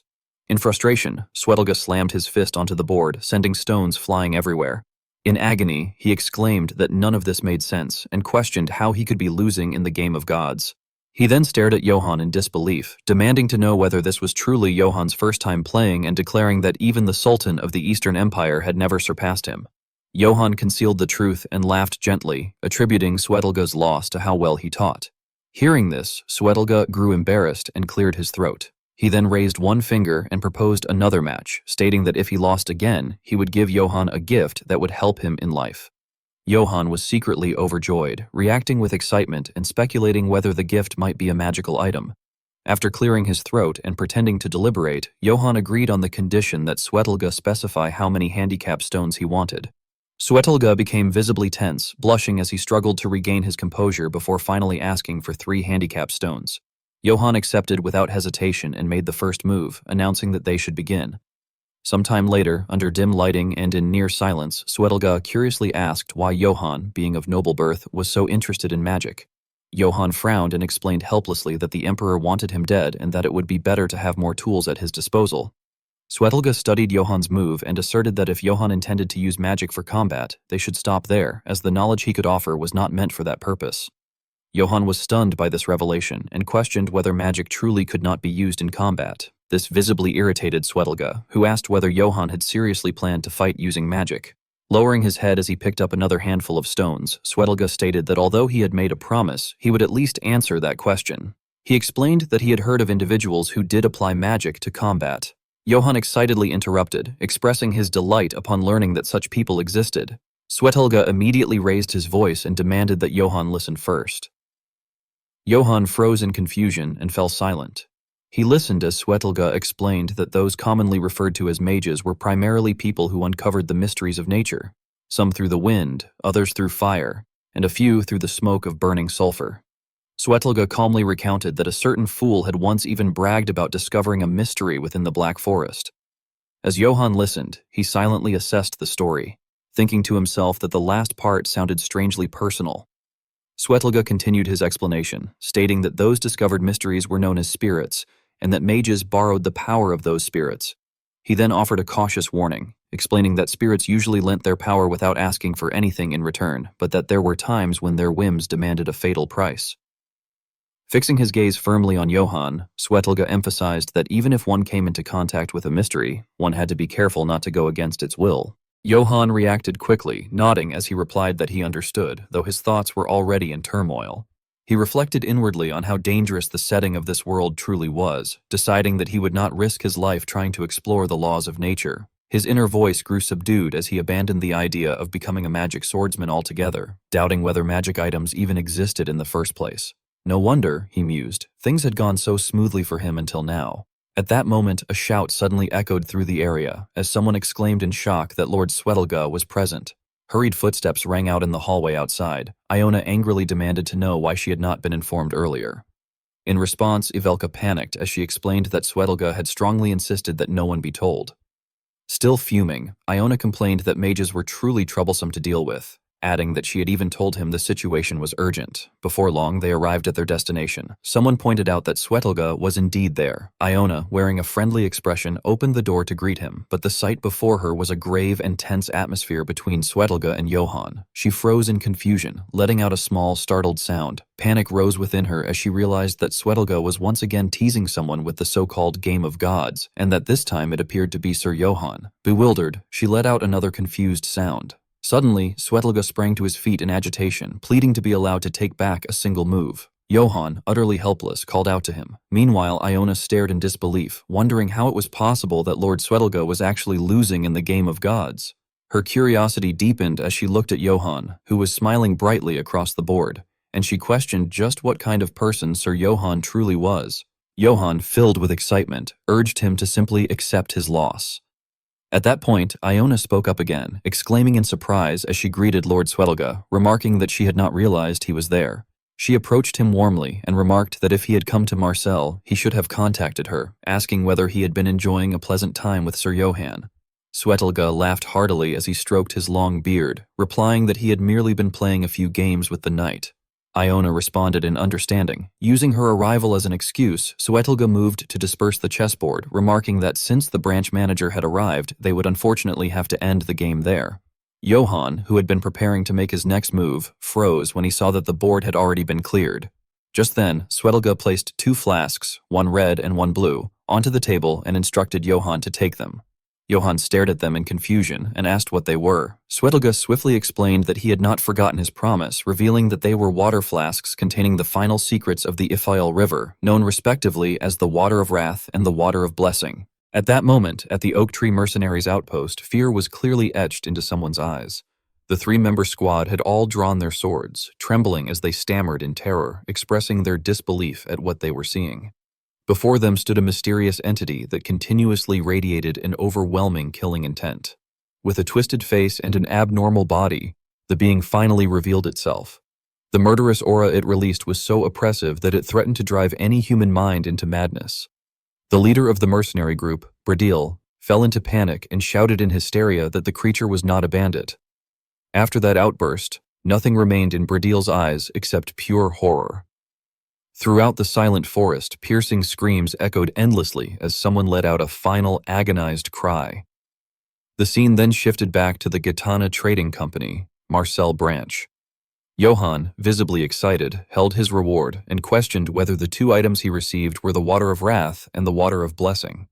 Lord Swetelga calmly explained that since ancient times the Yahello River had concealed a long-guarded secret, the mystery of life and death, and that he himself had devoted his entire life to uncovering it, only for the river to never reveal its answer to him. He emphasized that everything had changed only after Johann appeared. Lord Swetelga then went on to thoroughly explain the effects of the 2 flasks, stating that as long as one's head was not completely severed, the red flask could heal any injury without issue, no matter how severe. As for the green flask, he explained that it was capable of melting a person with just a single drop. Johann reacted with uncontrollable excitement, marveling that he had never imagined receiving magical items like these. He expressed his gratitude repeatedly, remarking in awe that magic items truly did exist, and added that these potions had finally put his mind at ease. Immediately afterward, Lord Swetelga turned to Ian and asked whether the branch manager had summoned him because of the prophecy. Ian politely confirmed that this was correct and reported that bandits had appeared around Marcel, causing numerous civilian casualties. She quickly added that the trading company had dispatched the Oak Tree Mercenaries to handle the situation, but they had been unable to make contact with them for several days. Hesitating, she began to speculate whether the mercenaries might have failed, but before she could finish her sentence, Lord Swetelga decisively concluded that they had already failed 3 days ago. Shock completely overtook Ian's expression. With a grave demeanor, Lord Swetelga began recounting the prophecy, stating that the voice of the Yahello River had spoken of a vision. Southeast of Marcel, the will of the oak tree would be trampled by a rock of steel, their fate cut down behind a veil, and the flames that would engulf the city would go unchecked. He concluded that this was what the voice of the Yahello River had foretold and that the oak tree mercenaries had most likely been wiped out. Filled with fear, Ian remarked that it was hard to believe the oak tree mercenaries could lose to mere bandits and insisted that the situation called for a city council meeting. She urged Johann that it was time to act under the banner of the council. Johann accepted her proposal with a serious expression, stating that he understood. At that moment, in a meeting room that had already been fully prepared, a group of people entered with visible enthusiasm. One of them wore a sly smile, his mustache lifting along with the corners of his mouth in a cunning grin. Leading 2 other nobles, he loudly announced that it seemed he had arrived late. This man was Baron Ambec Vivant Auvergne. Taking his seat at the head of the table, he declared that it was time to begin the council for Marcel and the Emperor. His mustache curved sharply, twitching slightly as he spoke. Watching this, Johann felt irritated and thought to himself that the ridiculous mustache was unbearable, noting internally that there truly were many strange individuals in the medieval era. Shortly after, another person spoke up in a refined manner, formally greeting all the members of the city council. The man introduced himself with polished courtesy, stating that, as most of those present already knew, he was Vlaco, the city's governor. Hearing that name, Johan's thoughts instantly lit up with meaning as he realized that this was none other than Marcel's governor, Vlaco Traniani Vlaco. Johan immediately concluded that if he ever wanted to settle down in a city beyond even the emperor's reach, he would have to get on Vlaco's good side at all costs. He resolved to make a strong impression no matter what, noting inwardly that even the man's name alone sounded imposing. Seated at the head of the table, Vlaco formally began the council meeting, remarking that since all the influential families of Marcel had gathered that day, he wished to express his gratitude for their willingness to attend despite their busy schedules. Maintaining his warm demeanor, he added that before proceeding any further, he would like to introduce a noble to everyone present. As a result, Johan found himself enduring countless scrutinizing gazes while he was being introduced. Vlaco explained that Johan was a member of House Yates and was currently sponsored by the Gitana Trading Company. With visible enthusiasm, Vlaco addressed him by name. Johan could only force a stiff smile and respond by expressing his pleasure at meeting everyone, while assuring them that he would do his utmost. Out of courtesy to Vlaco, the remaining 6 attendees offered polite, perfunctory applause. Though deeply uncomfortable, Johan remained seated and did his best to keep his composure. Suddenly, the Baron put on a fake smile and impatiently raised a pointed question, asking the governor whether it was true that the mercenary group hired by the trading company had failed to subjugate the bandits and demanding to know what had happened. Beneath his words lay a veiled criticism, as he insinuated that if Vlaco had requested assistance from the Holy Empire's emperor from the beginning, the matter would have been resolved without incident. At once, members of the anti-emperor faction loudly echoed this sentiment, insisting that the bandits had appeared because of the emperor in the first place. They argued that the emperor should take responsibility and reduce the taxes imposed on Marcel, loudly affirming one another's claims.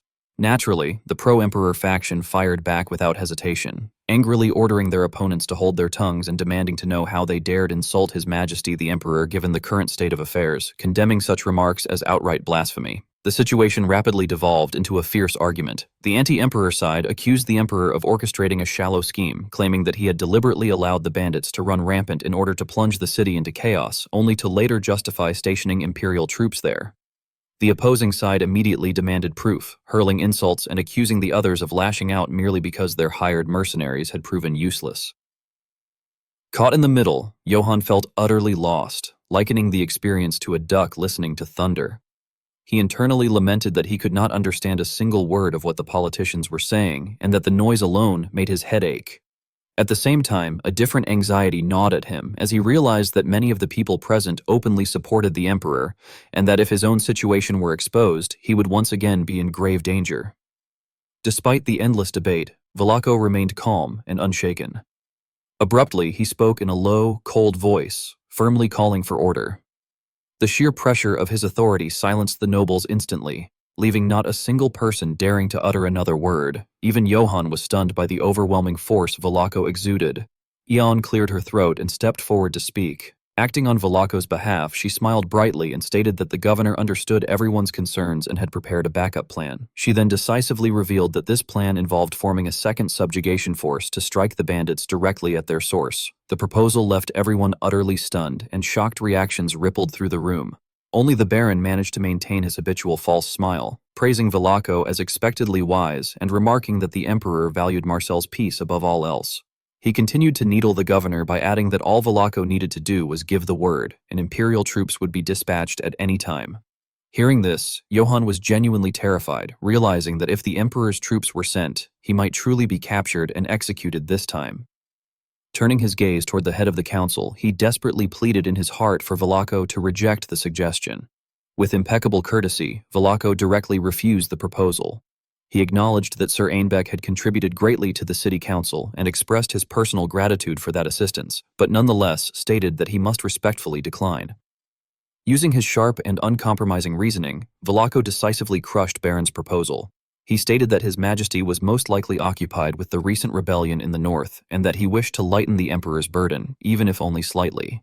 Smiling faintly, he turned his gaze toward Johan and firmly added that Marcel would organize a new mercenary force, one that would include Sir Johan as well. Left with no room to argue, Baron was forced to accept Vlaco's arrangement. After a brief pause, he remarked that if this was Vlaco's decision, then it could not be helped, and he expressed his hope that the Emperor would recognize Vlaco's loyalty as governor.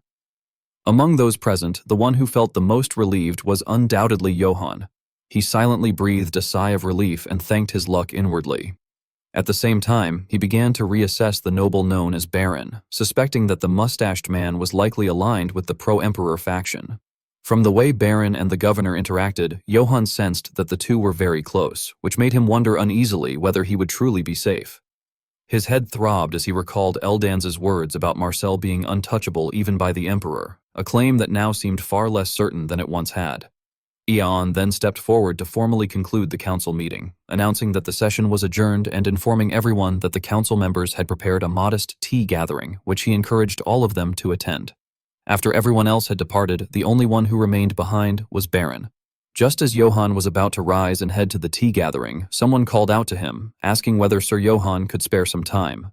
Faced with Vlaco's inscrutable smile, Johann hesitated briefly before nodding and agreeing. Inside his mind, Johann's thoughts raced. He suspected that if Vlaco truly supported the emperor, he should come up with an excuse and flee immediately. Trapped in this dilemma, Johann could only lament his terrible luck, fearing that he might soon be forced to wander once more. Vlaco walked ahead, warmly guiding the way and suggesting that they go to his office. Johann quickly followed behind, responding obediently. Watching the two figures leave, Baron merely hardened his expression, narrowing his eyes as he silently observed them. Once they arrived at the office, Vlaco politely invited Johann to take a seat. Johann thanked him courteously and complied. Vlaco then went straight to the point, asking which house Johann had said he belonged to. Though nervous, Johann steadied himself and replied that he was Johann Yates of House Yates, then waited tensely for Vlaco's response.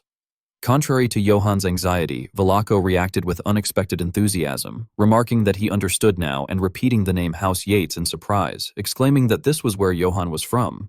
Johann froze, confused by the reaction.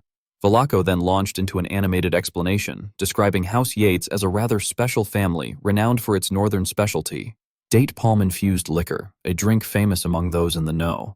Even Johann was stunned by this information, inwardly wondering whether Vlaco truly knew his family, and questioning in disbelief whether it was actually a real noble house at all, given that he himself had only changed a single letter when inventing the name. At that, Vlaco produced a precious bottle, remarking that the timing was perfect and that he happened to have liquor from House Yates on hand, specifically their signature date palm-infused liquor. He reached for 2 prepared glasses, poured the drink, and handed one to Johann with a smile, commenting that Johann must miss his homeland. Accepting the glass awkwardly, Johann thanked him hesitantly. He then drank the liquor in one go and exaggerated his reaction, praising how strongly it brought back memories.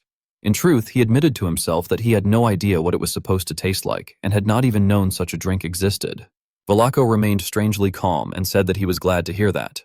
Lowering his voice, he casually asked whether House Yates had been doing well. He then expressed deep sympathy, mentioning that he had heard the Emperor's cold blade had swept through the north and that it was truly a tragedy. Johann involuntarily recalled the sea of flames that had once consumed his own home. Vlaco continued, noting regretfully that many houses had been purged and that rumors claimed the survivors had scattered across the land, surviving through banditry. He then revealed a piece of sensitive information, stating that among the purged houses, there was one individual who was said to be wanted on charges of treason. Vlaco's eyes sharpened as he added that the house in question was reportedly called House Yates. Johann could only feign ignorance upon hearing this, claiming that he had no idea and that this was the first time he had ever heard that name. Even so, Vlaco's gaze remained fixed firmly on him. Suddenly, Vlaco laughed, easing the tension, and remarked that it seemed he had gone too far with his small talk, offering his apologies. Seeing the atmosphere relax, Johann followed along, brushing it off and insisting that it was nothing and that Vlaco need not worry. Holding the bottle in his hand, Vlaco then continued meaningfully, saying that something had just come to mind and asking whether Johann knew a certain fact. He proceeded to expose Johann's deception directly, revealing that what Johann had just drunk was not House Yates's date palm-infused liquor at all, but merely cheap whiskey distilled in a nearby region. Only then did Johann realize that Vlaco had seen through him from the very beginning. Vlaco's demeanor changed completely. His voice turned cold as he discarded all pretense and suggested that they put an end to the pointless wordplay, finally addressing him directly as Johann Yates. Vlaco's words made Johann freeze on the spot. Vlaco turned his back on him and firmly declared that he would not hand Johann over to the Emperor. However, almost immediately after that, he cast a sidelong glance at Johann, hesitating for a brief moment as a dangerous expression surfaced, suggesting that perhaps he might do so after all. Cold sweat poured down Johann's forehead like a stream. Frowning anxiously, Johann asked what Velako meant by that. Velako shot him a sharp glare and asserted that all of his decisions were made solely for Marcel's benefit. His eyes flashed with a cold light as he emphasized that no one could say for certain whether this city needed the pro-emperor faction or the anti-emperor faction, and that he intended to use the balance between the two to protect the city. Those words left Johann utterly stunned. Suddenly, Velako burst into laughter again, returning to his approachable demeanor as he stated that the most urgent task at hand was dealing with the bandit gang, instructing Johann to wipe them out, earn merit, and prove that the city needed him. Once more, Velako pushed the atmosphere into tension, warning that if Johann failed, he would be sent straight into the Emperor's grasp. After leaving the conversation, Johann felt as though he might collapse. He slid down against the wall and lamented that he had finally reached Marcel and believed he was about to live an easy life, only to realize that it was merely another shackle around his neck. He worried that now Velako knew who he really was and wondered whether he should simply run away. His face darkened as he recalled everything he had endured. In the end, Johann raised his fist fiercely and declared to himself that nothing in this world was free, that merely having a roof over his head was already a luxury, and that if that was how things were, he would earn Velako's favor and settle down there. Standing beside him, Goiden, who had overheard everything, clenched his fists and encouraged him by urgently calling out that the subjugation force had arrived. Johann turned his gaze toward where Goiden was pointing and wondered aloud whether those were the men Velako had gathered for him. Before him stood the Marcel 2nd Bandit Subjugation Force. Goiden was able to name them with ease, pointing out the Red Iron Mercenaries, the Saint Iena Monastery, and even the Saint Galanto Monastery. He exclaimed in amazement that he could not believe such big names were gathered in one place. Curious, Johann asked whether they were famous. Goiden explained that they were well known in the area, noting that the Saint Galanto Monastery was a male-centered order of holy knights renowned for its alchemy. He continued by describing the Saint Iena Monastery as a female-centered order of holy knights said to be powerful enough to hunt trolls. As for the final group, he explained that the Red Iron Mercenaries were mostly deployed in siege battles, that as dwarves they valued honor and loyalty, and that at the same time they were said to be open-minded. Soon after, another group of knights arrived, and Goiden immediately pointed them out, saying that Count Bartok's knights had arrived as well, describing them as elves from Orangs famed for their bravery and skills. Hearing this, Johann bluntly remarked that elves were usually extremely rude. Goiden sneezed awkwardly and apologized, to which Johann gently told him not to worry about it. Inside, Johann began to calculate his next steps, deciding that he should take a good look at the people he would be fighting alongside. Beneath the banner that had been raised high, Kumal, the captain of the Red Iron Mercenaries, called out excitedly to Lady Eon. Eon bowed politely in response, thanking Captain Kumal for answering their call and introducing the knight from the trading company who would be fighting with them. Standing beside her, Johann spoke up and said that he would be in their care. Upon hearing this, Kumal warmly extended his hand and invited Johann to speak comfortably, addressing him directly as Sir Johann. Johann unexpectedly refused, explaining with an apologetic tone that he could not speak casually to the captain of the force and asking whether Kumal did not need to uphold his pride in front of his men. Kumal, clearly pleased, winked and gave a thumbs up in praise, remarking that Johann was very thoughtful and adding that even if Johann spoke casually, no one would ever doubt his authority. Johann smiled back and replied that in that case, he would accept the offer, cheerfully expressing his thanks. After some brief chatter, Kumal turned and asked how the Holy Knights would be moving. A young woman spoke up to explain that they would be moving together with Captain Kumal's men. The man beside her smiled in agreement and stated that they would do the same. Those two were none other than Valian, the vanguard commander of Saint Iena Monastery, and Agante, the vanguard commander of Saint Galanto Monastery.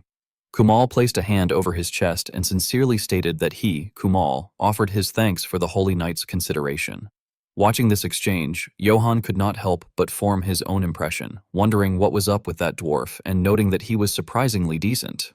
He admitted that he did not really understand why the subjugation captain needed to seek consent over command authority, but he found it likable that Kumal seemed reasonable. At that moment, a voice rang out from the side, demanding to know why the branch manager had gathered so many troops. A horse approached as well, revealing the speaker to be Gustav, a knight of Bartok. With an irritated sigh, Gustav mockingly declared that his group alone would be more than sufficient. Upon hearing this, knights of Bartok, Laurent, and Leon, standing behind him, immediately voiced their agreement, stating that Count Bartok must have had a reason for sending them. Gustav then cast an evaluating glance toward Johann, uttering a brief sound of interest before calling out to him and asking whether he was the knight fighting under the trading company's banner. Johann calmly met his gaze and confirmed that he was Johann of House Yates. Hearing the name, Gustav pursed his lips as if thinking, remarking that he had never heard of such a house. He then bluntly pointed at Johann and sneered that they could not be bothered to pay attention to some lowly house like his, warning that if Johann got in their way on the battlefield, they would show no mercy. Johann's expression darkened at those words, and he coldly replied that he would remember that. Immediately afterward, Gustav turned and shouted that the shitty dwarf captain should know that they would not be taking any orders from him. Kamal responded with an awkward smile, repeatedly acknowledging the outburst, as Gustav went on to issue another command, declaring that they should not come looking for them during the battle. Still fuming, Gustav shifted his anger toward Eon, ordering the branch manager to prepare a grand send-off feast in his name. Eon humbly accepted and assured him that it would be prepared right away. Fired up, Gustav rallied his troops and loudly ordered them to move out. As Johann watched their retreating figures, he narrowed his eyes in irritation and inwardly cursed, realizing that this must have been why Kamal had asked about command authority, because of people like them. He reflected that the old dwarf captain clearly had it rough. Still, Johann reassured himself that with their current lineup, they should be able to wipe the bandits out, even if those elf bastards were unbearably obnoxious, concluding that the battle might actually go well. Suddenly, from the distance, Ivelka came running over in a panic, calling out to the branch manager. Eon smiled and asked what was wrong. Ivelka approached and whispered something into her ear, after which Eon turned to Johann and hesitantly informed him that someone wished to see him that evening. Johann, surprised, pointed to himself and asked if it was him, wondering aloud whether it was Velako again. Eon awkwardly scratched her neck, glanced away, and hesitated, starting to reply but trailing off. Time passed, and night fell on the open field near the Marcel rally point, the evening before the second bandit subjugation force was set to depart. Sitting around a crackling campfire, the soldiers continued to cheer loudly, telling one another not to worry about tomorrow and to eat and drink as much as they could. They shouted that anyone who could not fight the next day because of a hangover had never been fit to be a soldier in the first place. Surrounded by women, Gustav lifted his head and drained his mug of beer, proclaiming that refusing alcohol, meat, and women was an elf's disgrace. Raising his mug high, he stirred the atmosphere of the feast, toasting to the scheduled death of their enemies. He boasted that there was no way they would rely on fickle magic and declared that their swords and courage would tear their enemies apart. Lord Swetelga covered his ears in irritation, his face turning pale as he muttered to himself that knights were truly obnoxious. In stark contrast to the noisy chaos outside, Johann walked pensively through a deserted corridor, reflecting that within the etiquette of this world's nobility, refusing a drink could sometimes be interpreted as an insult since it implied a lack of trust toward the other party. At that moment, Lord Suetelga was already extremely uncomfortable, his complexion drained of color as he was pressed in by the surrounding crowd.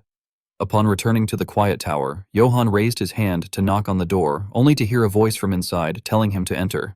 He gently pushed the door open and took a seat. With lingering suspicion, he asked who it was that had requested to see him.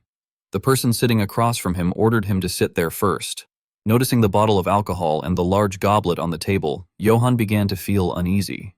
He wondered inwardly whether it was alcohol again, questioned if the nobles of this world truly drank every single day, and even marveled at how their livers managed to survive. Remembering Velako only made his head throb, though he consoled himself by thinking that at least this was not the cheap whiskey Velako used to test him, adding that merely recalling yesterday already gave him a headache.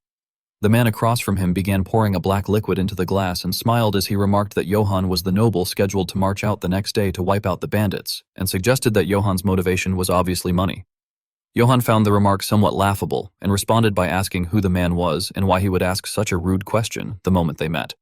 In response, the man removed his hat, revealing his face as he laughed and introduced himself as Baron Einbeck, a loyal subject of the Emperor of the Holy Empire. Johann's gaze immediately hardened. Baron Einbeck extended a hand and stated that Johann might not know this, but Marcel claimed neutrality while, in practice, behaving like an anti-emperor faction. Stroking his mustache, he asked whether Johann understood why he had sought him out at this time. Johann bluntly answered that he did not, leaving Baron Einbeck momentarily stunned and at a loss for words. Johann then sighed and apologized, explaining that he was not good with complicated matters.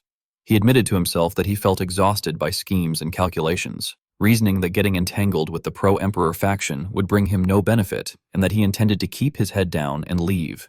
Baron Einbeck raised his glass and laughed, saying that he had expected exactly that response. He urged Johann to listen carefully, declaring that he, Baron Einbeck, would impart a life lesson. He explained that merchants usually required two things, which he identified as profit and strength. As he poured more of the dark liquid into Johann's glass, he asserted that if the Gitana Trading Company was backing Johann, then Johann must be their strength, someone who knew how to fight. Remaining cautious, Johann asked why Baron Einbeck thought so. Suddenly growing serious, Baron Einbeck questioned whether Johann truly was Johann of House Yates, stating that he had investigated him but could not find any record of such a house. Hearing this, Johann froze inwardly, realizing with unease that this man too had noticed the discrepancy. Baron Einbeck drained his glass and muttered that although House Yates, which sounded eerily similar, did exist, it had been wiped out for treason against His Majesty, its lord, its serfs, every last one of them. These words caused Johann to recall the image of his father's severed head.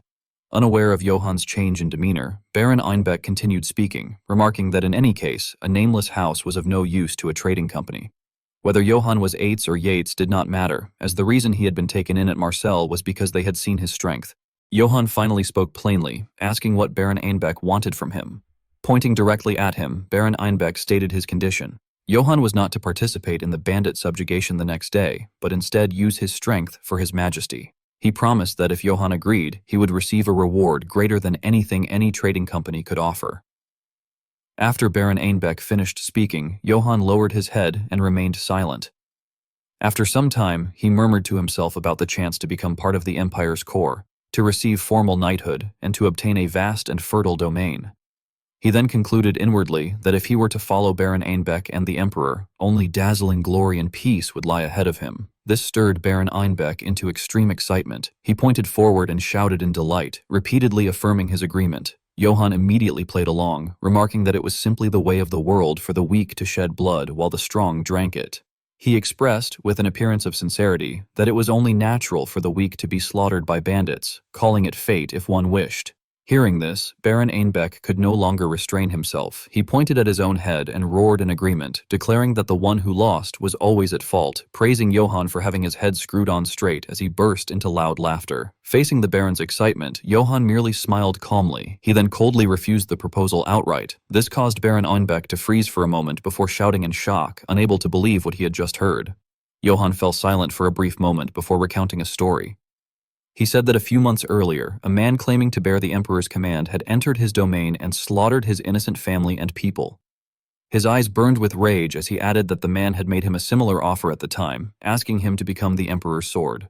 Johann then stated firmly that he had, of course, refused that offer as well. However, he added that there was one major difference this time, and asked whether Baron Einbeck knew what it was. Johann's tone alone was enough to instill fear in the Baron, causing his entire body to tremble uncontrollably. Immediately afterward, Johann confirmed in a bloodless voice that the man had died by his hand. Baron Einbeck's eyes widened beyond control as he muttered in disbelief.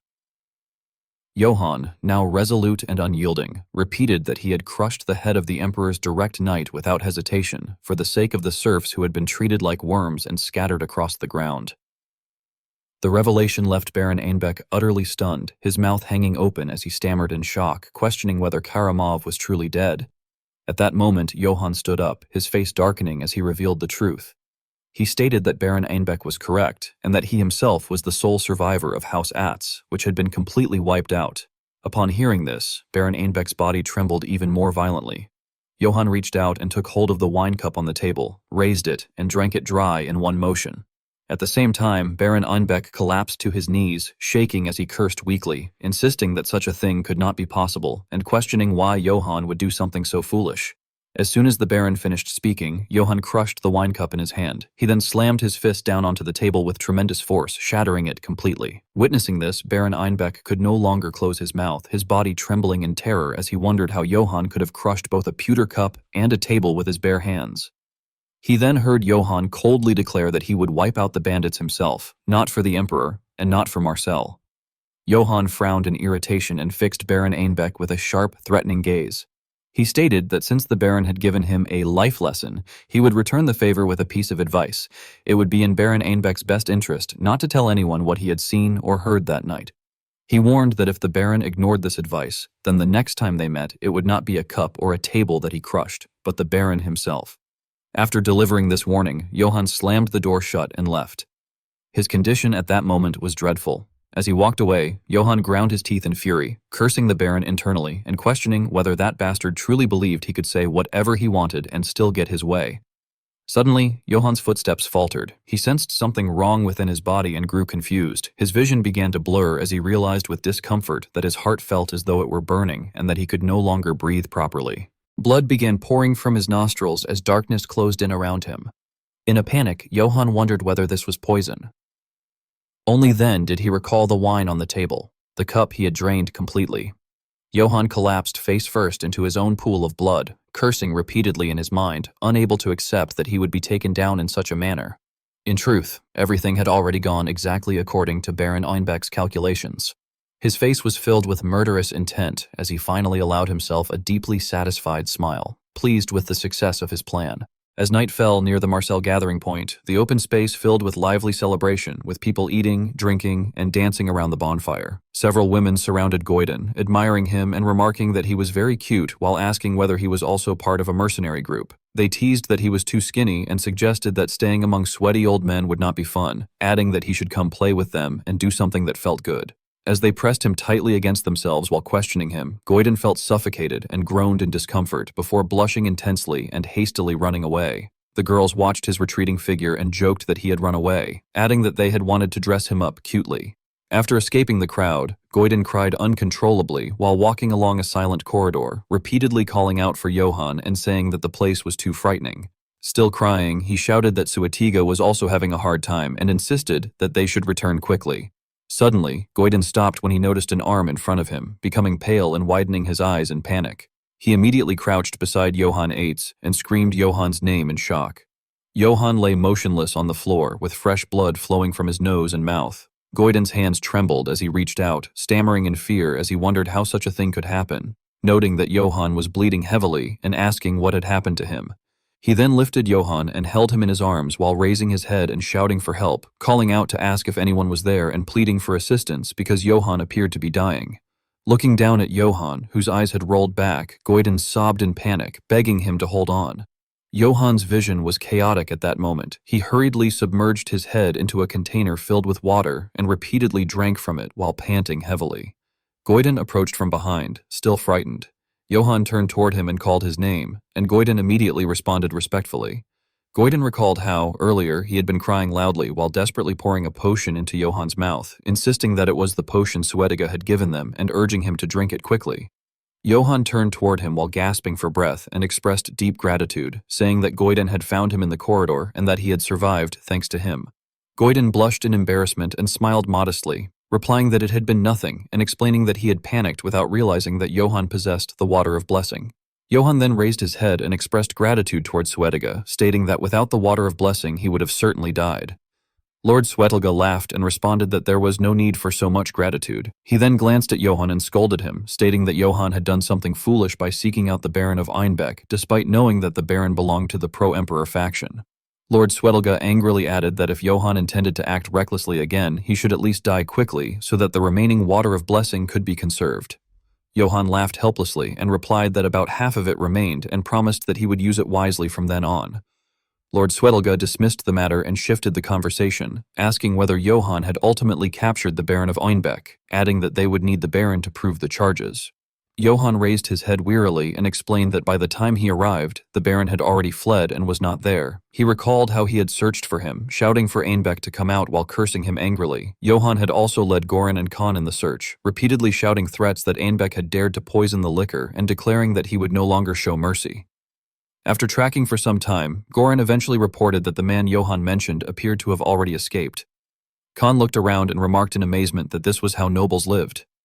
At that moment, Johann suddenly stopped when he noticed something on the ground. He realized that he had stepped on a letter. Johann picked it up and smiled with great satisfaction, stating that he had found something even more important. His eyes shone with determination as he declared that the documents left behind during the Baron's escape contained everything related to the entire incident. Seeing this, Lord Suetiga showed some interest as he stroked his beard and asked what was inside it and whether it was like the rumors, questioning if it contained proof that the Emperor had hired the bandits. Johann Eitz lowered his head with a frown and replied that it did not, adding that something far more serious was written there. Meanwhile, outside, night had already fallen, and Einbeck Vivant Auvergne was fleeing on his horse, trying to escape the castle as quickly as possible. He smiled in satisfaction as he thought that Johann Eitz was probably dead by now. Feeling pleased with this, he kept urging his horse forward, thinking that everything was proceeding exactly as the emperor had intended. After a while, at a tent encampment, a guard respectfully shouted for the way to be opened, announcing that Sir Ainbeck had arrived. The soldiers hurriedly bowed and welcomed Sir Ainbeck. He responded with a light wave of his hand, acknowledging them briefly. Ainbeck Vivant Auvergne then strode confidently into the crowd, and the soldiers lined up neatly before him. Looking around, he tensely proclaimed that they were not bandits but mercenaries of the strongest empire, bound by the gold of the Holy Empire, and declared them to be the strongest mercenaries and warriors. Upon hearing this, the people below him all wore sinister smiles. After pausing for a moment, Einbeck continued by declaring that they swore loyalty to the great emperor of the Holy Empire and that dazzling glory would follow them. He then shouted with wide eyes and an open mouth that for a long time he had undermined Marcel from within, claiming that their plans and strategies were in the palm of his hand and that they had fallen into chaos and would die without even knowing who their enemy was. His face twisted into a grotesque expression as the crowd under his command erupted into cheers. Einbeck thoroughly enjoyed the atmosphere and proudly raised his head. After some time, he continued by announcing that His Majesty had personally sent an imperial court mage. As soon as he said this, the crowd became agitated, wondering in shock if it could be Kegel of the Crimson Flames. At that moment, a woman stepped out from the shadows, her footsteps steady as she spoke in a mocking tone, saying that the idea of taking her for some ordinary mage was so absurd it made her want to laugh. Resembling a serpent with blazing red eyes and a long tongue, she calmly introduced herself as an imperial court mage favored by the emperor and stated that her name was Janina, identifying herself as imperial court mage Janina. The people below were extremely shocked and stammered in disbelief, questioning whether she was a snake beastman and admitting that they had never heard of a mage named Janina. Remaining completely composed, Janina pulled something from her chest and responded that of course they had not heard of her, explaining that she was not a mage who merely wielded trivial elements, but instead handled living weapons. One of the men below repeated her words in terror, asking what she meant by living weapons. Janina then opened a test tube, releasing a surge of gas, and ran her tongue around her lips as she affirmed that it was correct. Suddenly, a vast area began to tremble as a gigantic foot stomped onto the ground. The people present were left stunned with astonishment, and upon seeing the monster beside her, they panicked and cried out in horror, realizing that it was a troll. Witnessing their shock, Janina excitedly introduced the creature, stating that her adorable troll would stand shoulder to shoulder with them. Ainbeck Vivant Auvergne then suddenly rallied them by declaring that tomorrow would be the day they would crush Marcel's second subjugation force. Clenching his hand tightly, he raised his arm in excitement and proclaimed that they would offer Marcel up to the emperor. His voice soared with fiery determination. One of the low-ranking soldiers stepped forward and shouted for the Holy Empire to live forever, and the soldiers below followed in unison, chanting for the emperor and the Holy Empire to live forever. Returning inside the manor, Johann Eitz was now extremely troubled. He calmly called for Goiden, who responded in confusion. Johann Eitz picked up a letter and ordered him to deliver it to Vlaco Tranieni and not to tell anyone else about it, explaining that he believed it was something Vlaco absolutely had to verify. Goiden carefully received the letter and replied that he understood. Johann Eitz then turned and loudly called for Goran and Khan to come over for a moment. From behind, Lord Swetelga observed Johann's every action and wondered why Ephael River was trying to save that night and what he intended to accomplish through that night. On the day of departure in front of the Marcel Gate, Kumal stood with a serious expression, frowning as he looked upward while it was announced that the 2nd Marcel Bandit Subjugation Force was making final preparations to set out. The soldiers lined up neatly as one man stepped forward, bowed his head, and declared that their lord was blessed, describing him as the rock on which they stood and their fortress and stronghold. Following that introduction, Johann Eitz rode forward on horseback. Suddenly, someone called out to him as a man clenched his fist and encouraged him, wishing him good fortune. Johann then turned and carefully instructed Goiden to take good care of Swetelga for him. In response, Lord Swetelga stepped forward and reminded him that it was neither his first nor second time participating in a subjugation operation, and told him to worry about himself instead. Johann Eitz then turned his horse around and cheerfully waved as he said that he would be off, after which he proceeded toward the gathered crowd. Kumal quickly stepped forward to greet him, stating that he had arrived, Sir Johann, to which Johann confirmed that he was ready as well, before turning and gesturing toward his soldiers. Kumal then loudly called for all troops to advance, but before he could finish, a shout rang out from behind them, commanding the troops to advance. Gustav and his soldiers charged forward holding their swords while shouting as they rushed past the standing battalion, raising clouds of dust everywhere. Witnessing this, Johann Eitz helplessly thought that this was why Kumal had obtained consent for command authority. Kumal, seemingly unconcerned, turned and signaled again, ordering the command to be repeated. A horn sounded alongside the army's loud unified shout as all troops were ordered to advance. Meanwhile, at the castle, Villako Tranieni stood silently observing everything, while Iano watched him quietly from behind. After a moment, she stated that the subjugation force had finally departed and addressed him as the city magistrate, revealing that Villako Tranieni was in fact the Marcel city magistrate. Villako raised the letter in his hand and questioned whether the letter sent by Sir Johann had already been checked. Iano honestly reported that it had, explaining that it was found the previous day in Baron Einbeck's room. Upon hearing this, Villako sighed in frustration and muttered that of all times, it had to be the day before deployment and, of all places, in the Baron's room. As he stepped outside to breathe the fresh air, he remarked that he still could not believe the letter was genuine, especially if there was a web of grudges among the involved houses. Iano immediately voiced her opinion, stating that the crest on the letter was unmistakably that of House Einbeck. Villako responded that he understood and reflected that, based on the crest and the contents of the letter, it did appear as though Einbeck Vivant Auvergne was behind everything. Iano then reported that they had attempted to press Baron Einbeck, but he had already slipped out of the city, adding that at this point there was more than enough reason to suspect him. However, Villako opposed this conclusion, stating that he still could not trust that young knight and added that he was also concerned that her trading company was placing far too much faith in an unknown knight. Iano tried to explain that their trading company did not sponsor just anyone, and that they placed their trust only in those who were worthy. Villako Tranieni smiled gently and said that he understood, but reminded Iano to remember that if the knight's misguided actions shattered the balance within the city, the Katana Trading Company would not be able to avoid responsibility either. Hearing this made Iano increasingly flustered, and she pressed her lips together as dangerous thoughts began to flash through her mind, as she speculated that City Magistrate Villako might be from the pro-Emperor faction. She seemed to grow worried about something. At the same time, at the pro-Emperor faction camp, someone curiously asked Baron Einbeck whether it was true. Einbeck Vivant Auvergne confidently smiled, stroked his beard lightly, and firmly confirmed that it was, adding that he had just received word from a messenger. He excitedly explained that the second subjugation force had set out and that they would fall into their trap without fail, further claiming that Marcel was practically already in His Majesty's hands. The head of the pro-Emperor faction's special operations, Duke Unit Mayhem, laughed cheerfully and declared that all they had to do now was wait for news of victory. The Imperial Court Mage, Janina, who stood nearby, breathed excitedly and enthusiastically remarked that once they took over Marcel, the first thing he would do would be to patrol the brothels. Janina then mocked him by asking if that was all he could think about and called it disgusting.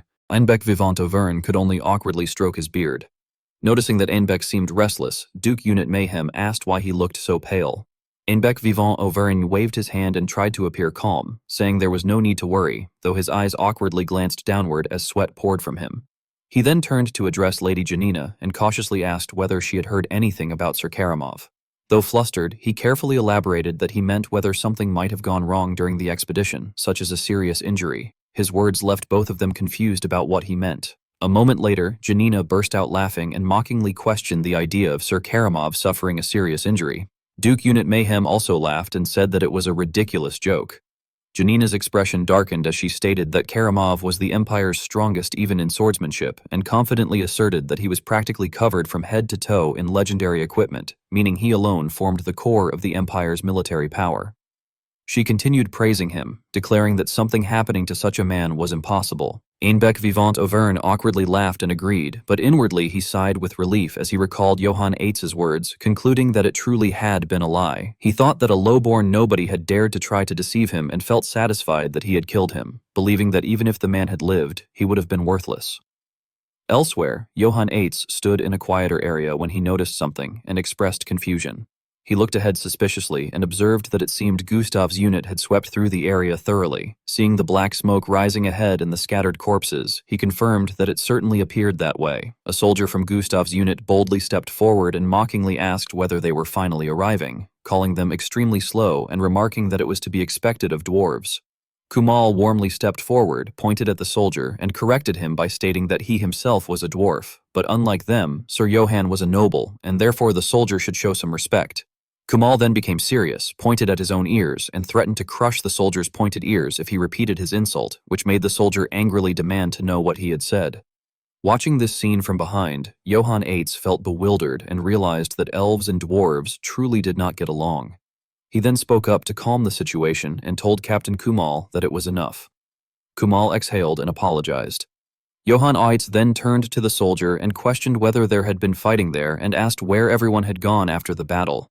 The soldier from Gustav's unit proudly pounded his chest and declared that the valiant Sir Gustav and the Elven Knights had completely wiped the place clean. He reported that they were now leading the main force in pursuit of the remaining bandits. Meanwhile, in the forest, Gustav led the knights and ordered them to chase the enemies, kill them all, and seize everything. One of his soldiers pointed forward and clarified that all loot and prisoners there belonged to Sir Gustav and the knights, adding that since the others had arrived late, they had no right to demand a share. Kumal scolded them with a gesture of 2 fingers, saying that they had already been paid plenty by the trading company and that the pointy ears could split the loot among themselves. Someone angrily asked whether he was seriously going to keep calling them pointy ears. Johann Eitz paid little attention to that and darkly stared into the distance, thinking that something was off. He felt extremely uneasy and reflected that the bandits had wiped out the Oak Tree mercenaries, a force of 500 men, yet this time they had lost far too one-sidedly, as if the elves had not taken a single casualty. His gaze darkened and his brows furrowed as he evaluated the dense forest to the right, thinking that it was perfect terrain for an ambush. He then turned and asked an elf whether they had searched the forest around the area. The elf responded in confusion by asking why and whether Johann was planning to hunt wild animals or something. Hearing that, Johann continued thinking and concluded that he had been right, that the enemy had retreated on purpose to lure them deeper in, and that it had to be a trap. While Johann was still calculating the situation, Kumal waved his hand and ordered the bugler that they would keep moving, adding that if those pointy-eared knights started nitpicking, they would never hear the end of it, and so they needed to hurry. Johann hurriedly tried to stop him, calling out to Captain Kumal and asking him to stop for a moment. Kumal, slightly confused, asked what was wrong. Johann, wearing a very serious expression, ordered him to get the unit into a defensive formation immediately and commanded all shooters to concentrate their fire into the forest. Kumal hesitated and replied uncertainly, addressing Johann and saying that attacking an empty forest was a bit questionable. Meanwhile, one of Gustav's soldiers mocked the suggestion with laughter.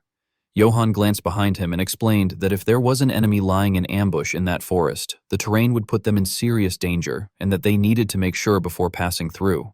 Kumal still did not want to follow the order and responded that even if Johann was correct, they could simply crush them since they were only bandits. Johann immediately denied that and reminded him that those enemies had annihilated even the famed Oak Tree mercenaries, emphasizing that they could not treat them like ordinary bandits. He then firmly ordered that before the main force advanced any deeper, they had to confirm the situation immediately. Gustav's soldier, not understanding, continued to laugh and mock the idea. Kumal, somewhat angered, glared at him and clicked his tongue before pointing toward the soldier and anxiously telling Johann that if they poured firepower into the forest and turned out to be wrong, the pointy ears would humiliate them and call them cowards who were afraid of a mere bandit gang, which would damage Johann's honor. Johann, however, showed no concern and tensely asserted that if he could trade his honor for their lives, he would throw it away as many times as necessary. Seeing that Johann remained resolute, the soldier continued laughing. Kumal, frowning tightly in frustration, eventually bowed his head and agreed to follow Johann's opinion. Johann nodded slightly in acknowledgement and inwardly felt relieved, thinking that he had managed to persuade them and reflecting that his suggestion had been ignored last time, but this time was different, concluding to himself that it truly was a class-based society. Kumal then put on his armor and helmet, raised his axe high, and loudly commanded all troops to enter defensive formation while ordering the shooters to prepare to fire. Soon after, a unit of dwarves carrying shields and weapons arrived and slammed their shields onto the ground, followed by archers raising their bows. Kumal shouted another command, instructing the shooters that the firing direction would be toward both flanks of the forested area. He then growled an order to take aim and fire. In an instant, a volley of arrows was released and shot straight toward the forest beside them.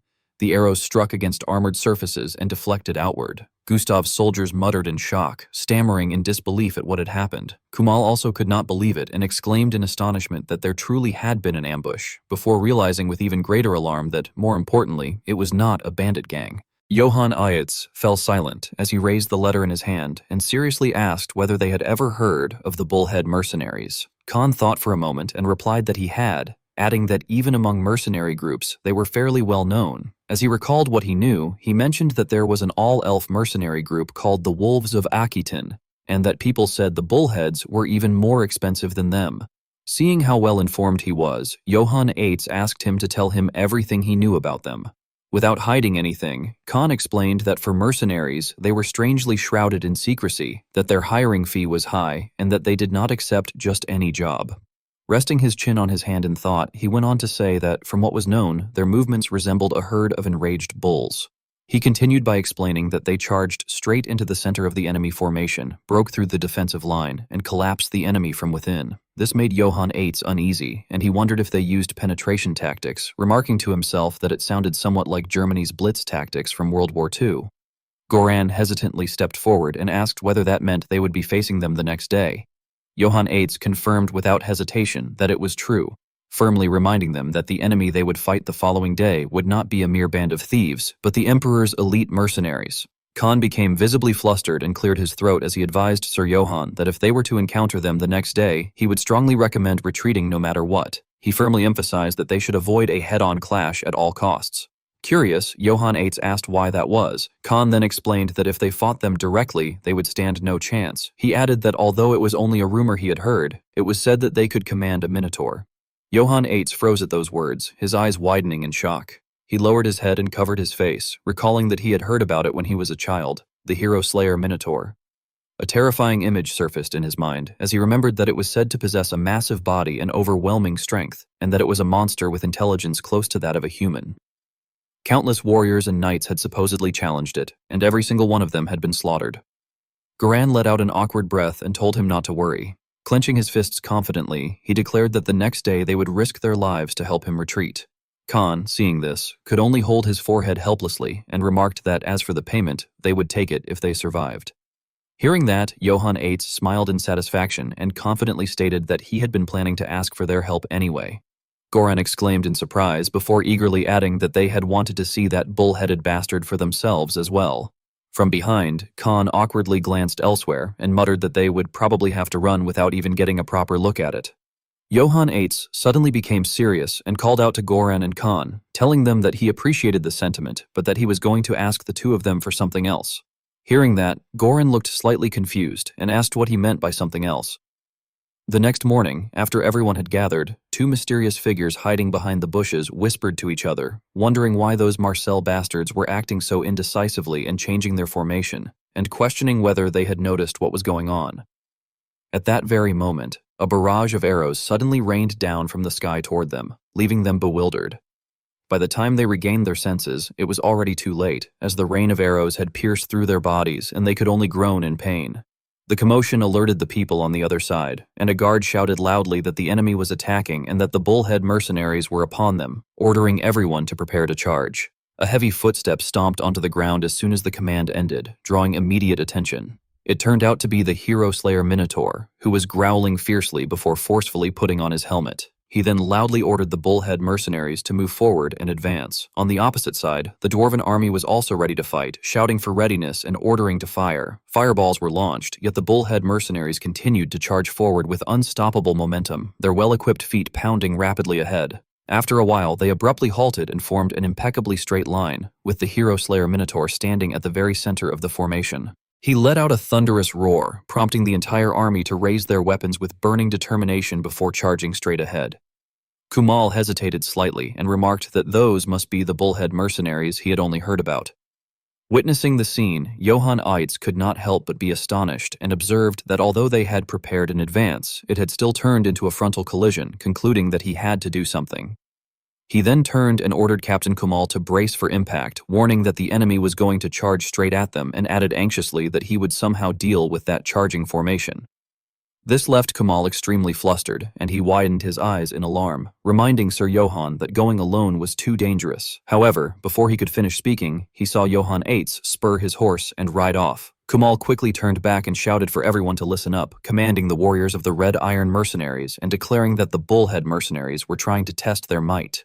He continued to announce the situation, asserting enthusiastically that they would soon learn just how useless their weapons and armor were. The bullhead mercenaries quickly noticed Johann Eitz approaching and shouted that cavalry was coming, that it looked like a knight, and mocked that one man thought he could take them on alone, saying he must have lost his mind. Without hesitation, their leader raised his weapon and yelled that if he was that desperate to die, they would grant his wish. However, with a single strike, Johann Eitz cut off the leader's head. His sudden appearance threw the entire bullhead mercenary army into chaos, as they shouted in shock and urged one another to stop that bastard.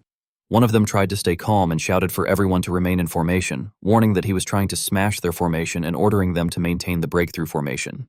Hearing this, Johann Eitz inwardly cursed, realizing in frustration that his opponent had understood what he was trying to do. On Kumal's side, he raised his weapon and swore by the sacred dwarf's beard, ordering his troops to focus on the front and prepare to break through. Seeing everything unfolding behind him, Johann Eitz grew anxious, realizing that the armies were colliding. Kumal sternly swung his axe forward and commanded his warriors to crack their enemies' skulls open. At the same time, the bullhead mercenaries attacked from the opposite side. Kumal leapt high into the air, flipped once, and announced that the formation had been pierced. The bullhead mercenaries, burning with fighting spirit, shouted that the enemy was pushing in and urged one another to die with honor. The clash of countless weapons rang out endlessly. One bullhead mercenary suddenly froze as Kumal charged forward excitedly with a loud battle cry. Because of his small stature, Kumal easily struck his opponent, spinning and delivering a deadly upward blow from below. A bullhead mercenary fell on the spot without even being able to resist, causing the others to stare in fear, frozen in place. Kumal continued attacking while rallying his warriors, igniting flames atop his axe and directing it straight ahead as he passionately urged them to wet their burning weapons with the blood of their enemies. Johann Eitz was deeply impressed by Kumal's display and remarked in amazement that it seemed they did not need to worry about that side. Then he fixed his confident gaze forward and concluded that what remained now was this head-on clash as he charged straight toward the hero slayer Minotaur, declaring that this direct confrontation was his opponent. Johann Eitz's horse kept charging straight ahead without slowing down. At the front of the formation, the hero slayer Minotaur, gripping his sword, shouted a warning that a night bastard was approaching. One of the bullhead mercenaries cried out in surprise, demanding to know who the hell it was and what kind of nobody would dare to provoke Numeros, the captain of the 100. A moment later, they recognized him as the knight who had previously attempted to break their formation from the flank. They mocked him, laughing that he was an idiot completely drenched in foolish hero fantasies. The man then turned back and requested permission from Lord Numeros, identifying himself as the squad leader of 10 and asking to face the knight personally. Lord Numeros ground his teeth in anger but ultimately granted him the chance. Overjoyed, the squad leader expressed his gratitude. Numeros, the captain of the 100 of the bullhead mercenaries, let out a heavy breath, releasing his imposing aura. With renewed confidence, the squad leader turned and announced to the rest that Lord Numeros had given permission, ordering them to tear that night bastard to pieces. However, the moment he finished speaking, a crushing blow descended from above and smashed straight down onto his head. Another man beside him was struck across the face by a sweeping blade, and yet another was pierced directly through the center of his forehead.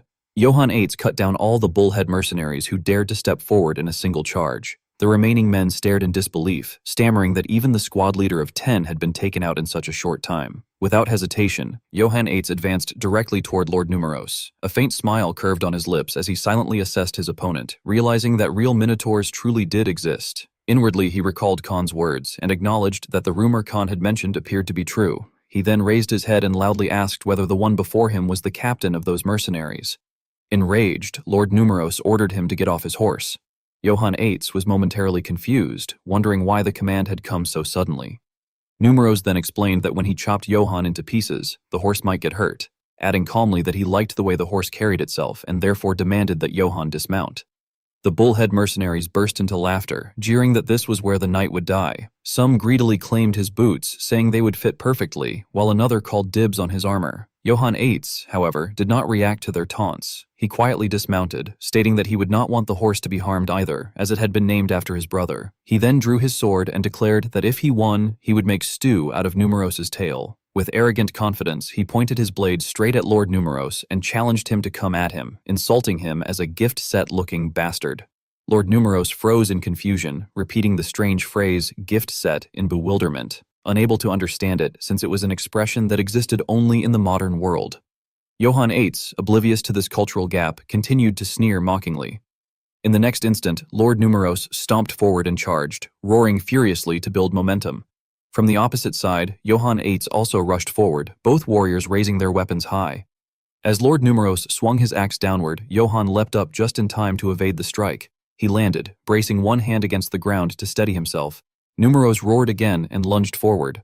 Once more, Johann sprang away from the spot that exploded under the force of the blow. He did not counterattack, choosing instead to dodge repeatedly, avoiding each devastating strike. As he pivoted, observing his opponent carefully, Johann cursed inwardly, thinking that the difference in reach between them was insane. Watching Numeros raise his massive axe again, he gradually felt unease creeping in. He realized that if that bastard's axe so much as grazed him, he would be cut in half. Stepping back, Johann 8 grew tense and began urgently searching for a strategy to overcome the overwhelming disparity. After a while, Johann 8 questioned himself in frustration, wondering whether he should have brought the crest recoverer after all. Seeing Johann charging straight toward him, Lord Numeros grew excited and shouted that Johann should stop merely dodging and fight back properly, adding that he would grant him a death befitting a knight. Suddenly, Johann dropped to his knees and slid forward between Lord Numeros's legs without being struck. He flipped himself upright and mockingly exclaimed that he had found an opening. The unexpected assault from behind startled Lord Numeros for a brief moment. Johann moved like a flicker of light and shadow, swinging his sword in retaliation.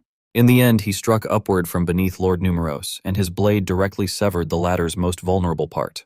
The entire Bullhead Mercenaries unit could only clutch their heads helplessly and cry out in anguish. A searing pain overwhelmed Lord Numeros, beads of sweat pouring down his face as he dropped the massive axe from his hand. He let out a strained groan of agony before collapsing to the ground, whimpering in pain. Johann seized the opportunity and rushed up from behind. Leaping high into the air, he brought his sword down with force, thinking to himself that it was time to end this, calling his opponent a bullhead.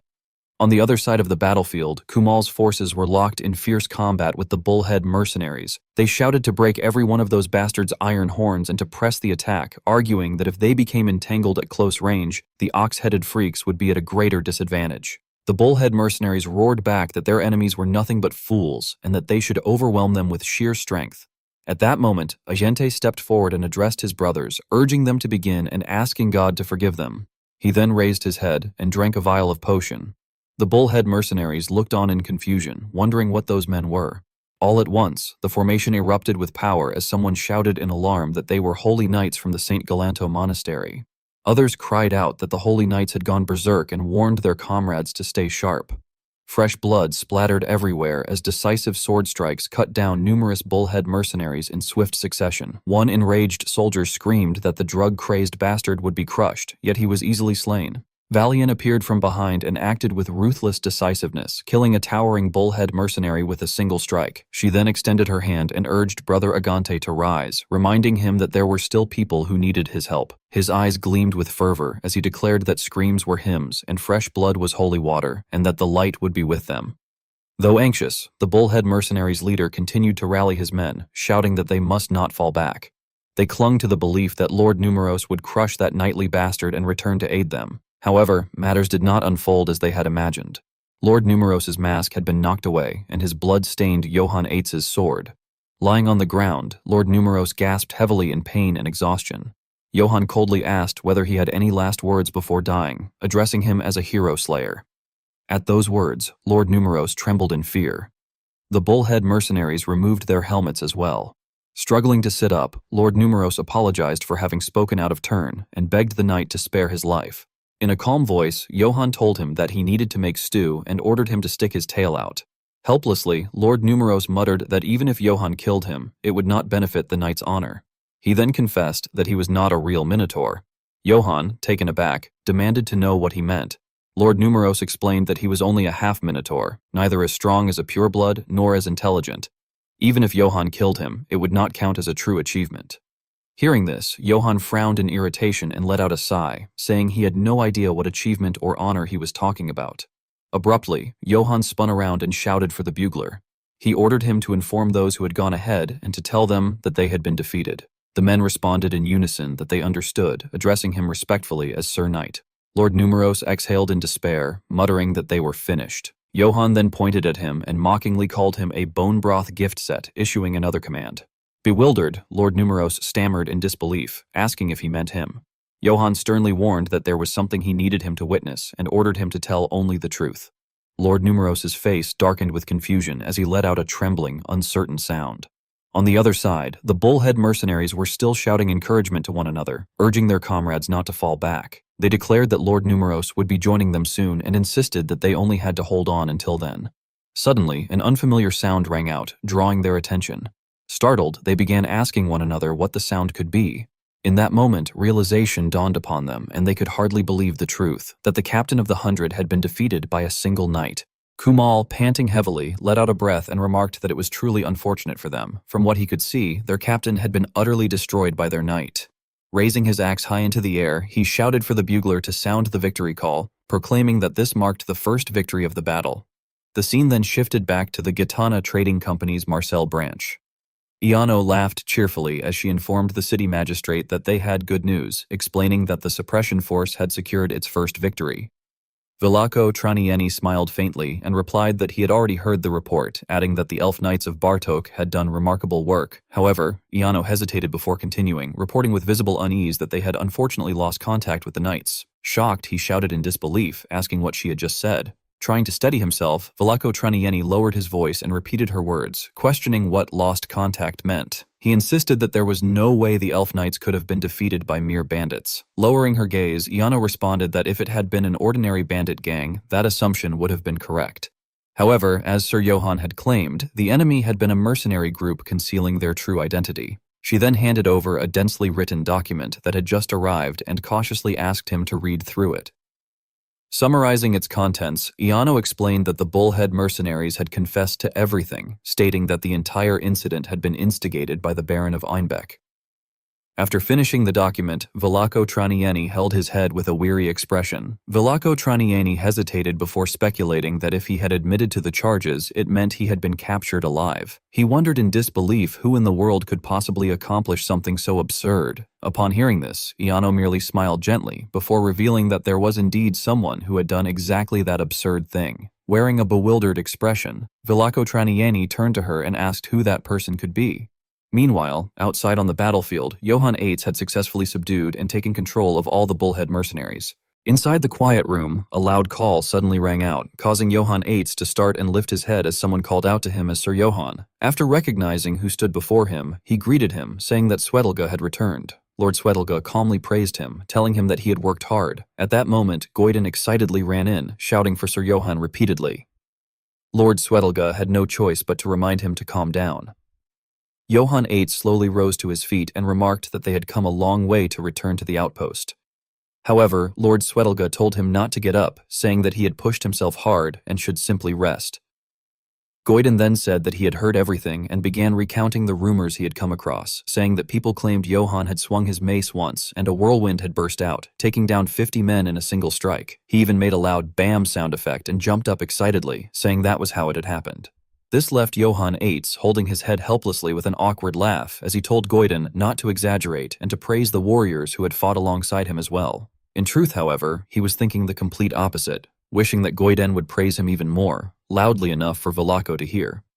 As if in answer to that wish, another person entered and shouted that there was no exaggeration at all. Kumal firmly stated that the Red Iron mercenaries did not see it that way, and passionately declared that Sir Johann deserved every bit of praise. He recalled how Johann had charged straight at the enemy, saying that it had set all of their hearts on fire. He continued to prove his sincerity by adding that the valor Johann had shown would serve as a great example even for the dwarves. Embarrassed, Johann Eitz replied that Kumal flattered him, but that he would accept it gratefully. Inwardly, he looked forward to the effect of such praise, thinking that with everyone speaking so highly of him, Velako would surely look favorably upon them as well. Soon after, yet another person entered, commenting that while Johann's strength was impressive, what had truly shocked them were his tactics. Kumal turned his head and remarked that the Holy Knights had arrived. Valian smiled and offered a blessing in the name of Saint Iena, and Agente bowed respectfully, offering a blessing in the name of Saint Galanto. They gratefully explained that if it had not been for Sir Johann, they would have walked straight into an ambush, adding that there were not many knights who excelled in strategy and tactics. Valian said she had been deeply moved not only by his plans, but also by his character, noting that he had even spared the enemy commander. Upon hearing this, Johann realized what she meant and responded that she was referring to the Minotaur. Scratching his head awkwardly with a sheepish smile, he said that once he had actually fought him, the Minotaur had not been much of a challenge and that, besides, there had been no need to kill him. Valian then bowed deeply to show her sincerity, explaining that a Minotaur possessed overwhelming combat strength and could wipe out an entire mercenary group alone, and that even for them, a head-on fight would have been hopeless. Lowering her gaze sadly, she murmured that even if he had shown an intent to surrender, an ordinary knight would have cut off his head to claim the achievement of killing the hero slayer, and that this would have been true even if he had only been a half-Minotaur. She then brightened again and firmly stated that Johann had not done so, adding that respecting an enemy's life was a rare virtue. The more Johann listened, the more he felt that the praise was becoming excessive. Letting out a breath, he thought that it was a bit much. He then calmly explained that he had only kept the Minotaur alive because it had been necessary and admitted that such praise made him somewhat embarrassed. However, his explanation only caused the two of them to admire him even more, as they wondered how someone could be so humble. Lord Swetelga suddenly cleared his throat from behind and asked whether they even knew how many people that half-Minotaur had slaughtered on the battlefield. He then glanced at Johann Eitz and remarked that when humility went too far, the one praising you would end up feeling awkward. Johann Eitz smiled faintly and nodded, indicating that he understood. Johann Eitz then turned, bowed deeply, and shouted that if that was the case, he would accept it with thanks. Kumal, equally excited, chimed in that this was better, adding that their enemies were mercenaries too, so it was a fight worth having. He proposed that after reorganizing, they should properly smash Einbeck's bunch, laughing afterward. At that very moment, a shout echoed from outside, causing everyone to freeze, as someone yelled to look there and insisted that he had said there was no one. The curtain was slowly pulled aside. The man on the other side appeared to have run all the way there and was panting heavily. When he lifted his head, Kumal recognized him and pointed out that the person over there was not a messenger from Sir Gustav, and that from his appearance, it did not seem like he had come bearing news of victory. Immediately after, Gustav dropped to his knees before Johann Eitz and, flustered, begged him to send reinforcements at once, explaining that they had been attacked by a troll. This left Johann Eitz utterly stunned. As night gradually fell and covered the sky, the surface of the lake rippled continuously. Suddenly, a rumbling sound echoed, and a pair of feet stomped down, sending water splashing everywhere. A group of people then ran swiftly across the water. The entire army, gripped by terror, could do nothing but charge forward while screaming. The knights rushed ahead without pause, everyone exerting themselves as though fleeing from something extremely dangerous. Without warning, a sword slashed horizontally, knocking a knight from his horse. A violent shockwave erupted across the water and blood gushed forth as the knight's head was severed. The group clicked their tongues in complaint, saying that it was so anticlimactic that it did not even get their blood up. Leon pushed up his helmet and excitedly suggested that in any case, they had come because they owed them a debt and that he had not expected an honorable fight. Another man frowned irritably and stated that they owed the trading company, so they should go and wipe them out as repayment, adding that Count Bartok had said the same thing, had he not. Laurent, however, waved dismissively and cursed those trading company bastards, scoffing that they had only borrowed a little and questioning whether they had run tattling to Count Bartok over that. Gustav, who was at the front, then made the final decision, telling them to keep chasing since they would have to take the spoils after all. He raised his sword high and ordered all troops to listen. With a tense frown, he commanded that from that moment on, they were to pursue the fleeing enemy and annihilate them. The entire group stood at attention as he further ordered them to strip the enemy of anything that looked valuable and warned that anyone who pocketed loot for themselves would be punished. Faces tightened at the sharpness of his command. Soon after, the army set off again, the sound of churning water creating a chilling noise. Gustav paused to look at the advancing formation as they roared. Laurent then dismounted and suggested that they catch their breath and check their equipment.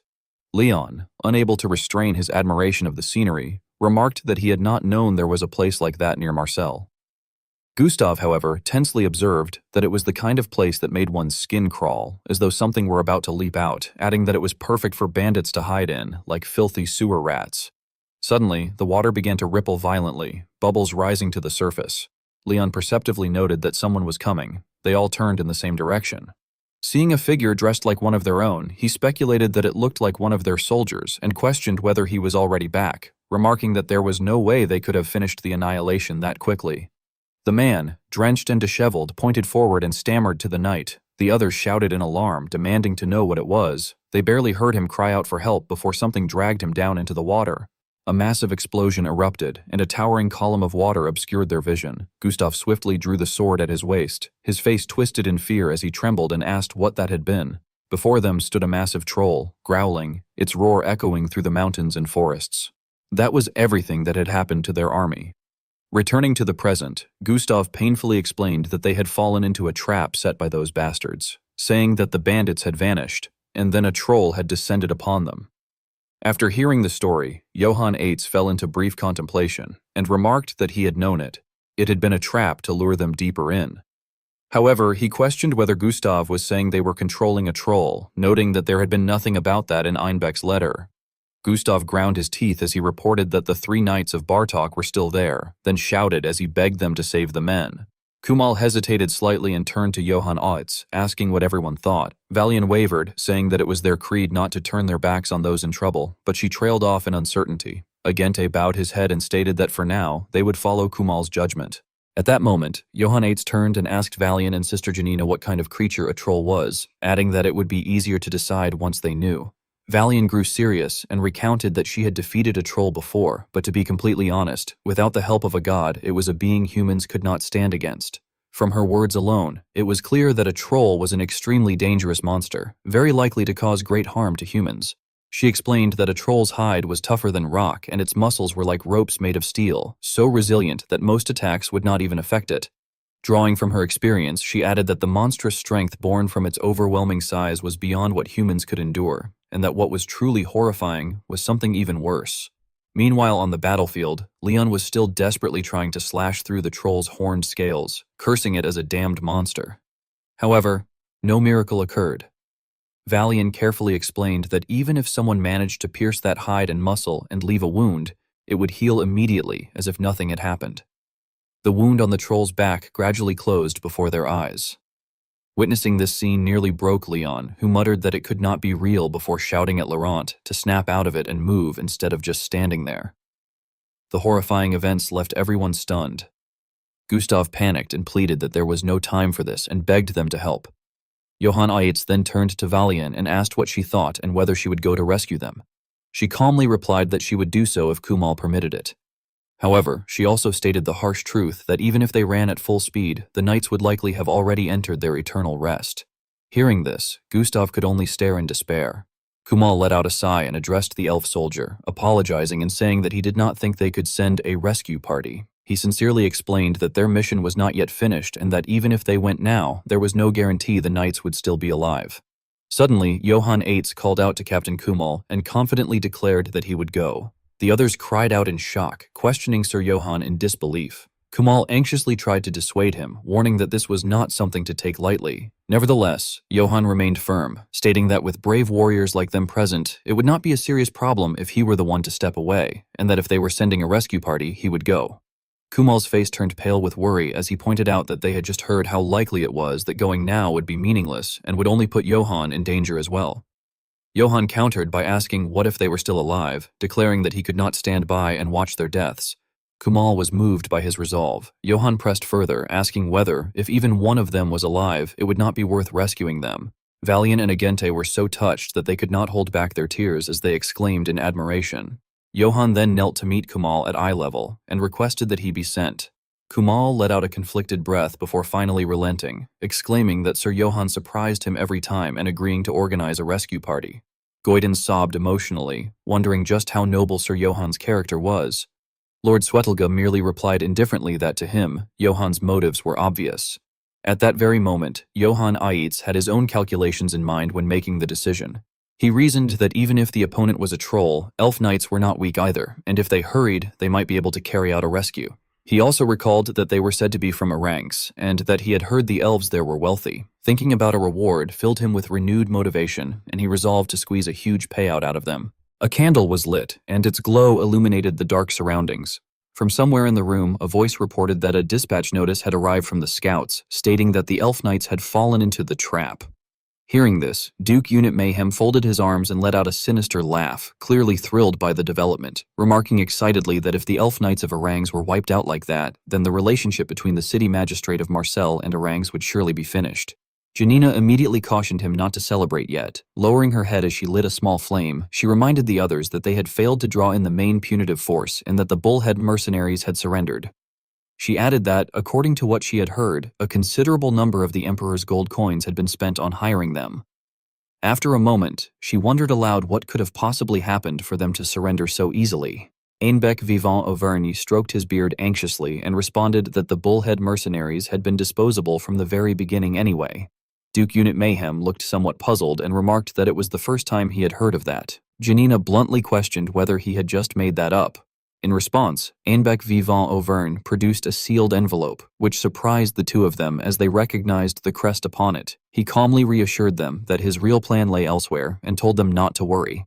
He then turned his attention to another matter and asked how Janina's troll was doing and whether it was fine. Janina glanced at him in confusion. Ainbec Vivant Auvergne explained while stroking his beard that he had heard trolls were weak to fire and that if the elf knights managed to discover some way to counter it, it could become a problem. Janina dismissed the concern, sticking out her snake-like tongue as she lit another candle and asked why he thought she had stationed the troll in a swamp. She explained that the entire area had far higher humidity than most places, making it difficult even for torches to ignite.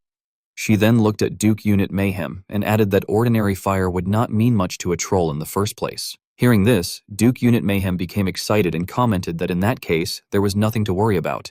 Janina's eyes turned cold as she confirmed that he was right, declaring that without even being able to light their torches, the enemy would meet their fate in the abyss of darkness. At that same time, Johann Eitz was moving through a dark forest.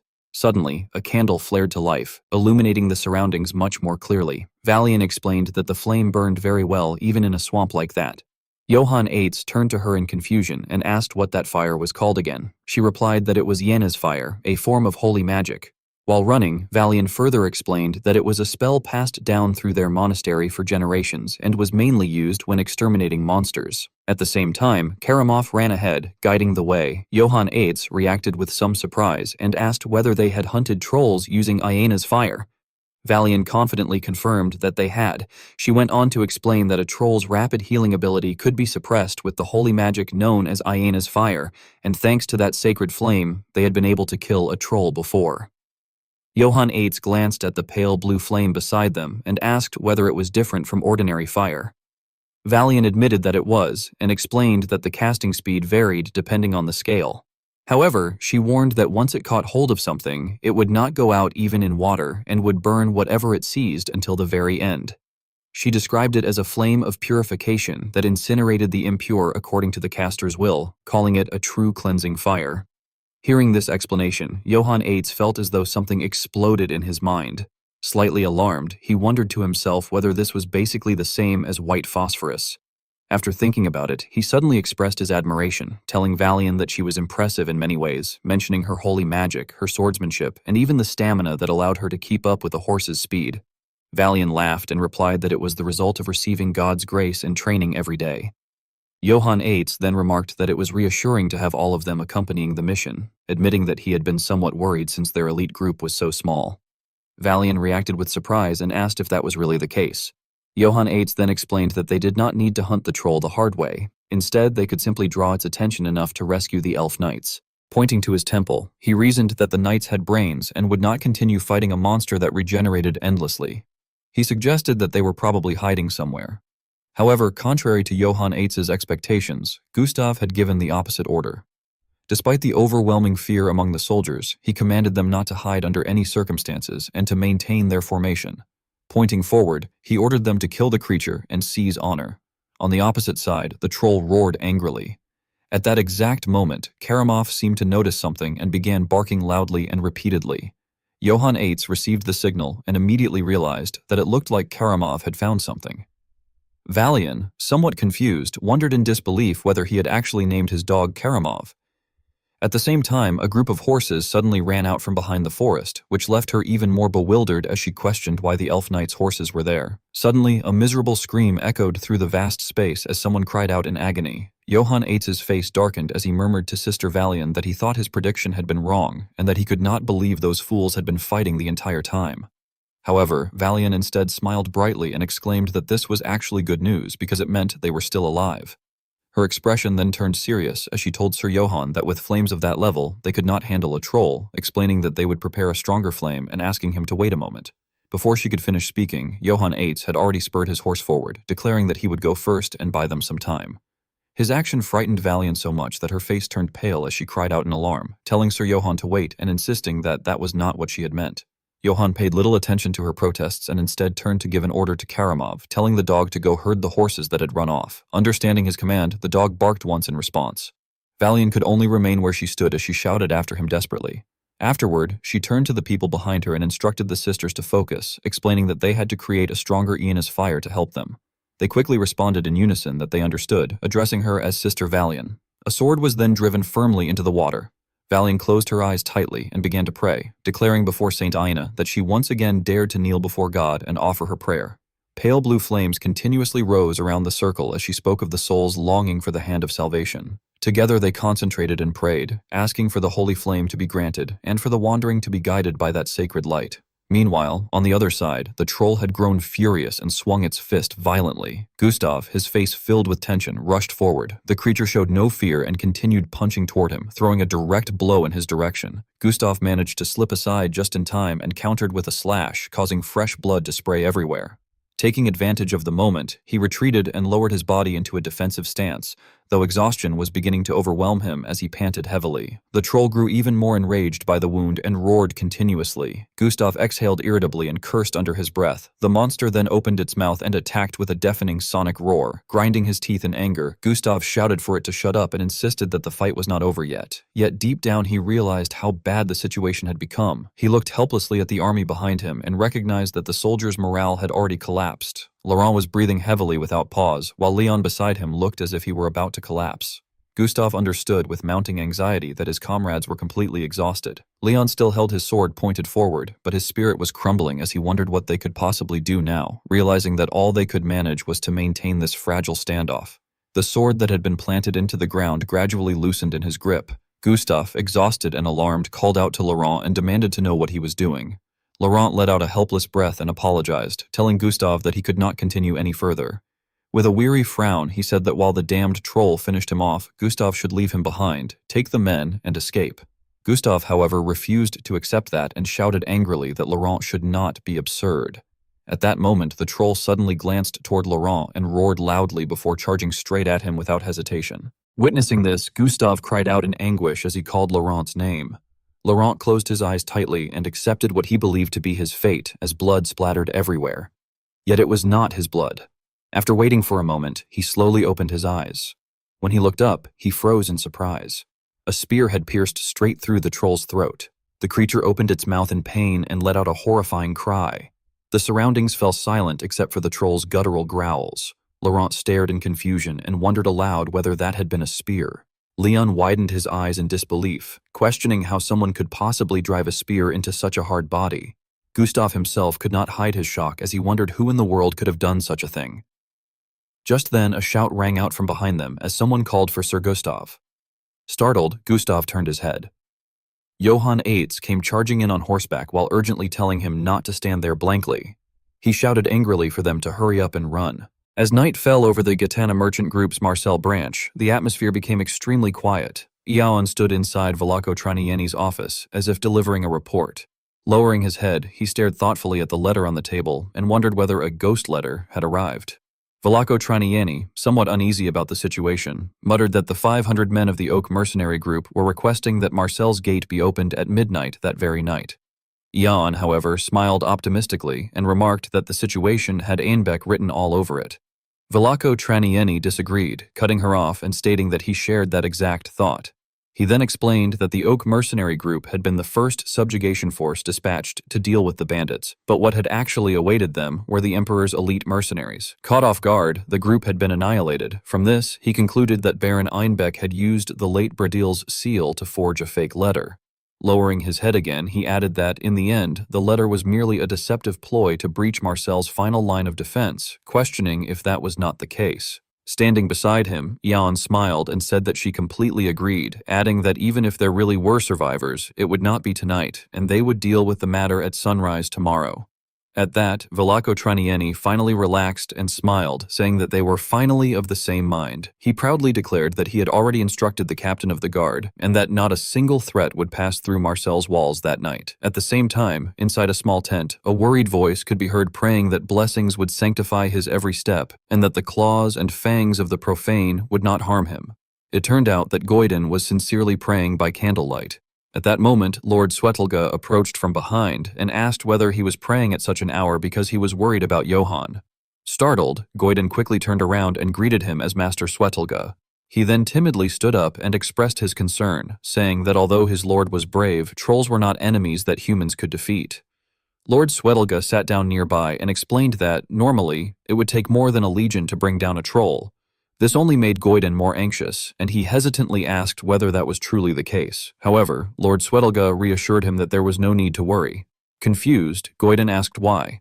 Lord Swedelga then explained that his master possessed the two waters that held the secrets of the Ephiel River. At that realization, Goiden exclaimed in understanding and became excited again, noting that they were the water of wrath and the water of blessing.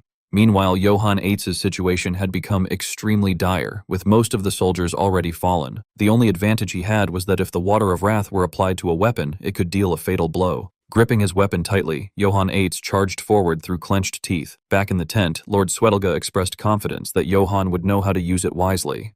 On the battlefield, Johann Eitz drove his blade straight through the troll's throat, causing it to roar in pain. At the same time, he shouted for Gustav not to just stand there, but to pull the troops back quickly. Exhausted, Gustav panted and addressed him uncertainly. At that moment, Johann Eitz spurred his horse forward.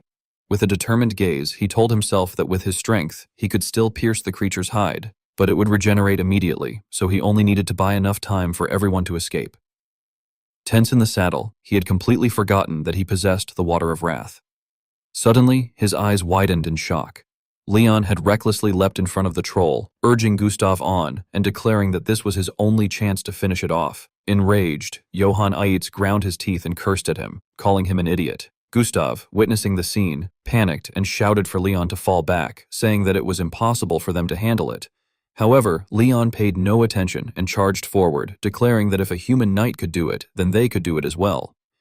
As a result, Leon was struck by the troll's punch and sent flying, prompting Gustav to cry out his name helplessly. The troll's blow was so powerful that Leon tumbled several times underwater before finally crashing into a tree. Blood gushed uncontrollably from his throat. Johann Eitz, tense and furious, cursed at him, calling him a damn idiot and saying that they had only come there to save him. Amid the chaos, the troll regained its composure, grabbed the sword embedded in its neck, and pulled it out, causing blood to gush forth. Nevertheless, it showed no sign of weakness and casually threw away the tree it had been holding. Seeing this, Johann Eitz immediately yanked the reins of his horse and charged forward, shouting for everyone to move. Holding his weapon, Johann Eitz advanced directly toward the troll. The creature roared angrily, but he showed no fear. Instead, he focused on drawing its attention, thinking that if Gustav and the soldiers could escape, that would be enough, since even he would not willingly choose to fight a troll to the death. With that in mind, he launched an attack, shouting that its guard was open and warning it to watch its leg. His spear pierced the troll's leg, causing it to roar in pain. Taking advantage of the moment, Johann Eitz retreated, thinking that he had successfully crippled its mobility, at least temporarily.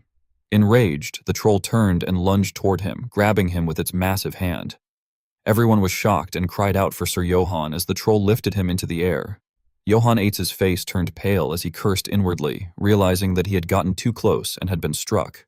At the same time, on the outskirts of the forest, a faint light suddenly appeared in the still darkness, drawing the attention of a guard. Curious, he picked up his telescope and wondered what it was. Soon, he saw a group of armed individuals approaching and nervously questioned whether the subjugation force was returning. However, upon seeing the emblem on their flag, he froze in shock, recognizing the Oak mercenary group. Terrified, he stammered in disbelief, wondering if they were ghosts, as he had thought they had been completely wiped out by bandits. His mind went blank before he suddenly recalled the governor's words and realized that it was exactly as he had said. After regaining his composure, the guard shouted an alarm, ordering all hands to the gates, telling them to assemble on the walls and not to let anyone pass through. Hearing the commotion outside, Velako Tranieni became alert and questioned the noise. Jan smiled and remarked that it seemed they had arrived. Still unaware of anything unusual, she cheerfully stated that she would send a letter to confirm the commander's identity, saying that if they were truly survivors, they would respond. At that moment, someone suddenly kicked the door open and declared that it would not be necessary, shocking both Velako Tranieni and Ion. When they saw the man entering, Ion could only utter in surprise. Bradil calmly commented on her expression, saying she looked as though she had seen a ghost.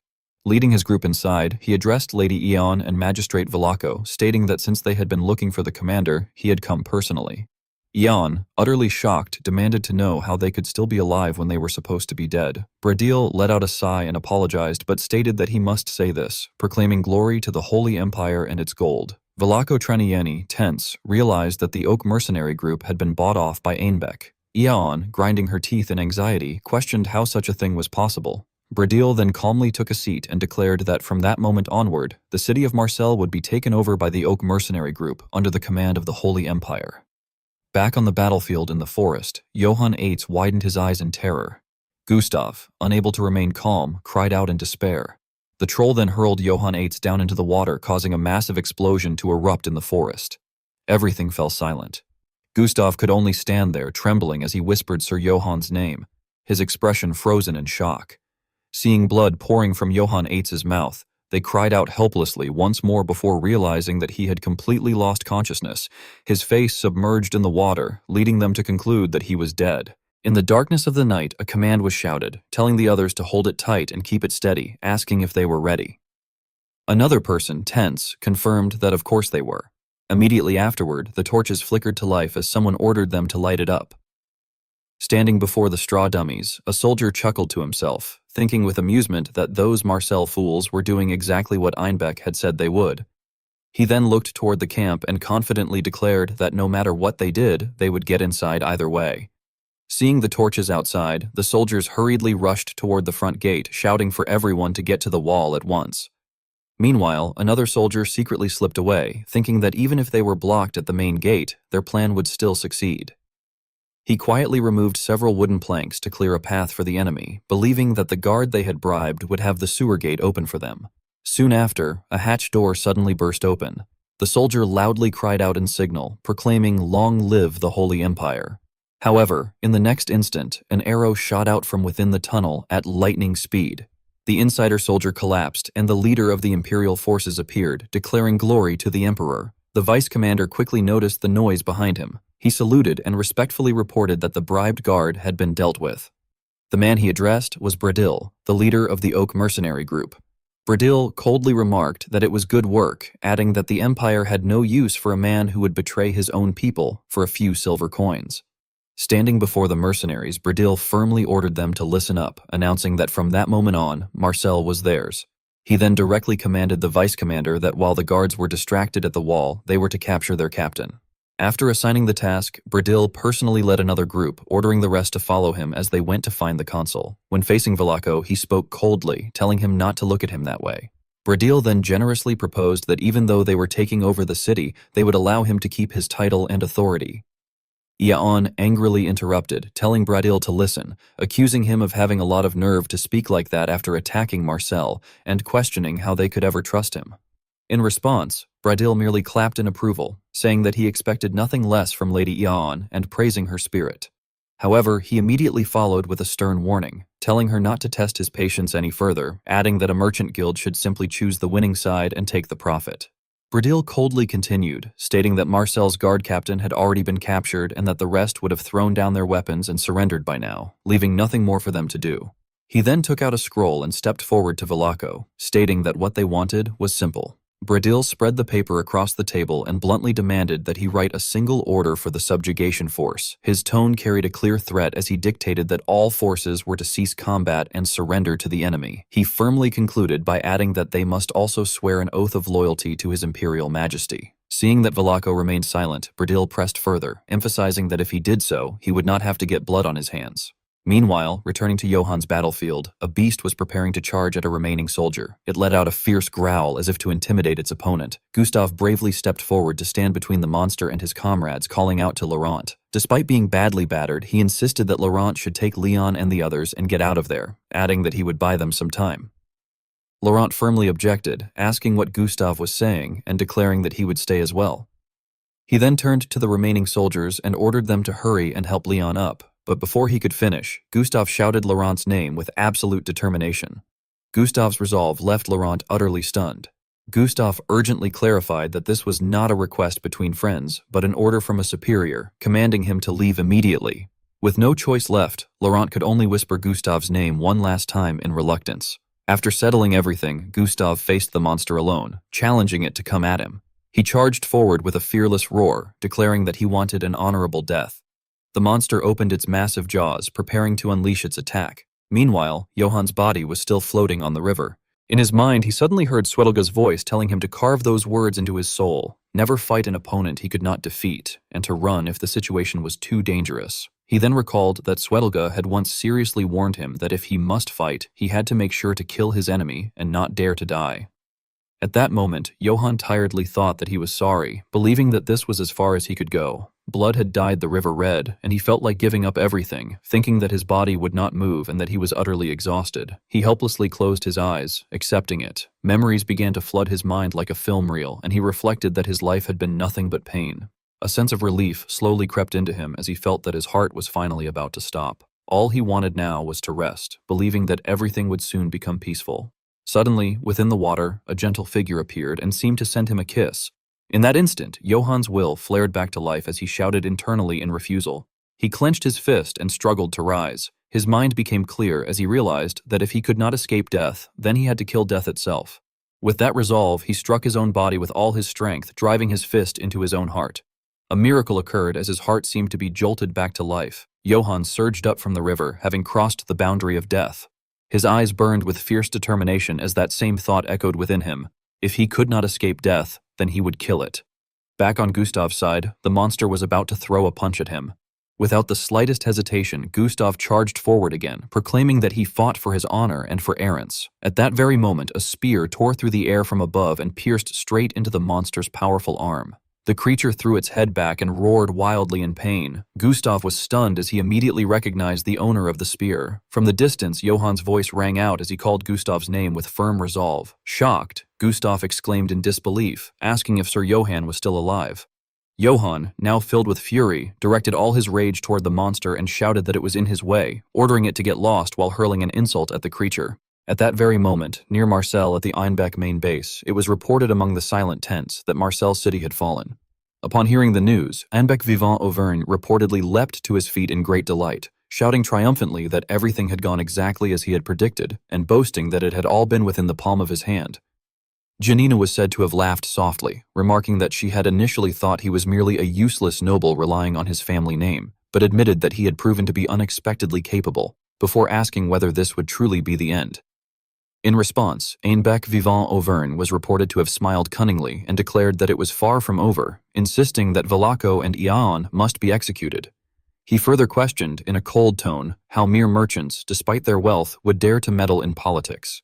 It was said that both Janina and Duke Unit Mayhem's expressions turned sinister as Einbeck Vivant Auvergne continued, imagining a grim outcome in which he would eliminate all the merchant rabble within the anti-emperor faction who had long been a thorn in his side, thereby purifying Marseille. He then reportedly slammed the table in excitement and proclaimed that once everything was complete, Marseille and all trading companies across the continent would come to understand that wealth alone could never buy noble blood and honor. After snapping his fingers, a servant was said to have brought wine and 3 glasses. Einbeck Vivant Auvergne reportedly raised his glass in premature celebration, reiterating that money could never purchase nobility or honor. Janina was said to have joined in enthusiastically, proclaiming long life to the Holy Empire and the Emperor as the 3 clinked their glasses together, causing the wine to splash. Duke Unit Mayhem was then described as drawing back the curtain with a faint smile, stating that he would deliver this joyful news to the Emperor. Einbeck Vivant Auvergne reportedly reminded him with confidence to make sure to inform His Majesty that it had been his strategy that secured Marseille. However, as Duke Unit Mayhem walked through the dark forest, it was said that he muttered to himself, criticizing Einbeck as a cunning bastard who intended to monopolize all the credit, and questioning whether he truly believed such a report would be delivered as requested. He then reportedly decided that he would cause trouble by submitting false reports instead. At that moment, he was said to have suddenly noticed something and paused in confusion. Before him stood a white horse, prompting him to wonder what such an animal was doing in a deep forest. Soon after, he reportedly smiled with excitement, assuming it must have belonged to a fallen knight. Approaching the horse, he was described as gently stroking its nose and soothing it before climbing onto its back with satisfaction and remarking that it was an excellent steed that would allow him to reach the imperial palace more quickly. Yet when he urged the horse forward, it reportedly refused to move, merely exhaling sharply. Confused, Duke Unit Mayhem was said to have questioned why it would not budge. At that very moment, a deep growl echoed through the forest, causing his eyes to widen in terror as he realized that Karamov was before him, emanating an overwhelming killing intent. He was reportedly too frightened to even finish his exclamation. Meanwhile, on the battlefield, Johann Eitz was said to have shouted loudly, ordering the others to get out of the way and insulting the long-eared elves. Gustav reportedly responded with slight panic, stammering in agreement, while the troll roared angrily. Leon was described as approaching an alarm, questioning whether it would truly be acceptable for the human knight to fight alone and suggesting that they should join the battle. However, Laurent was said to have gritted his teeth in anger, his hands trembling as he explained that he had already tried to stop the monster dozens of times without success, failing even to make it cry out. It was then realized among them that although they had been unable to inflict any significant damage, the creature had screamed when struck by the human knight's spear. Laurent reportedly concluded, with a heavy expression, that if they were to join the fight, they would only become a hindrance. Leon, sounding somewhat sorrowful, called out Gustav's name. After they had left, Johann Eitz excitedly declared that it was time to witness that knight's honorable battle, his eyes darkening as a dangerous killing intent radiated from him, while sweat and tears streamed down his face. The troll on the opposite side opened its mouth wide and roared loudly in an attempt to intimidate him. Immediately afterward, Johann Eitz leapt away from where he had been standing, splashing water everywhere, and dashed toward the troll like an arrow.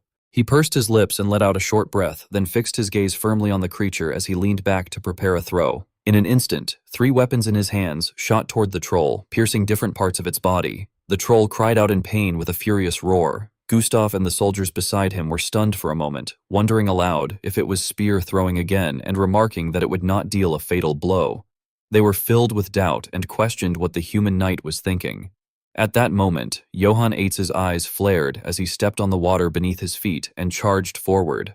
When the enraged troll swung its arm to attack, he ducked to evade it, skillfully weaving through its strikes as he closed the distance. He then delivered a powerful punch straight into its body, causing internal injuries. The troll spat out blood and roared again in agony, which left Gustav's army utterly shocked, as they exclaimed in disbelief that he was taking the troll on with his bare hands.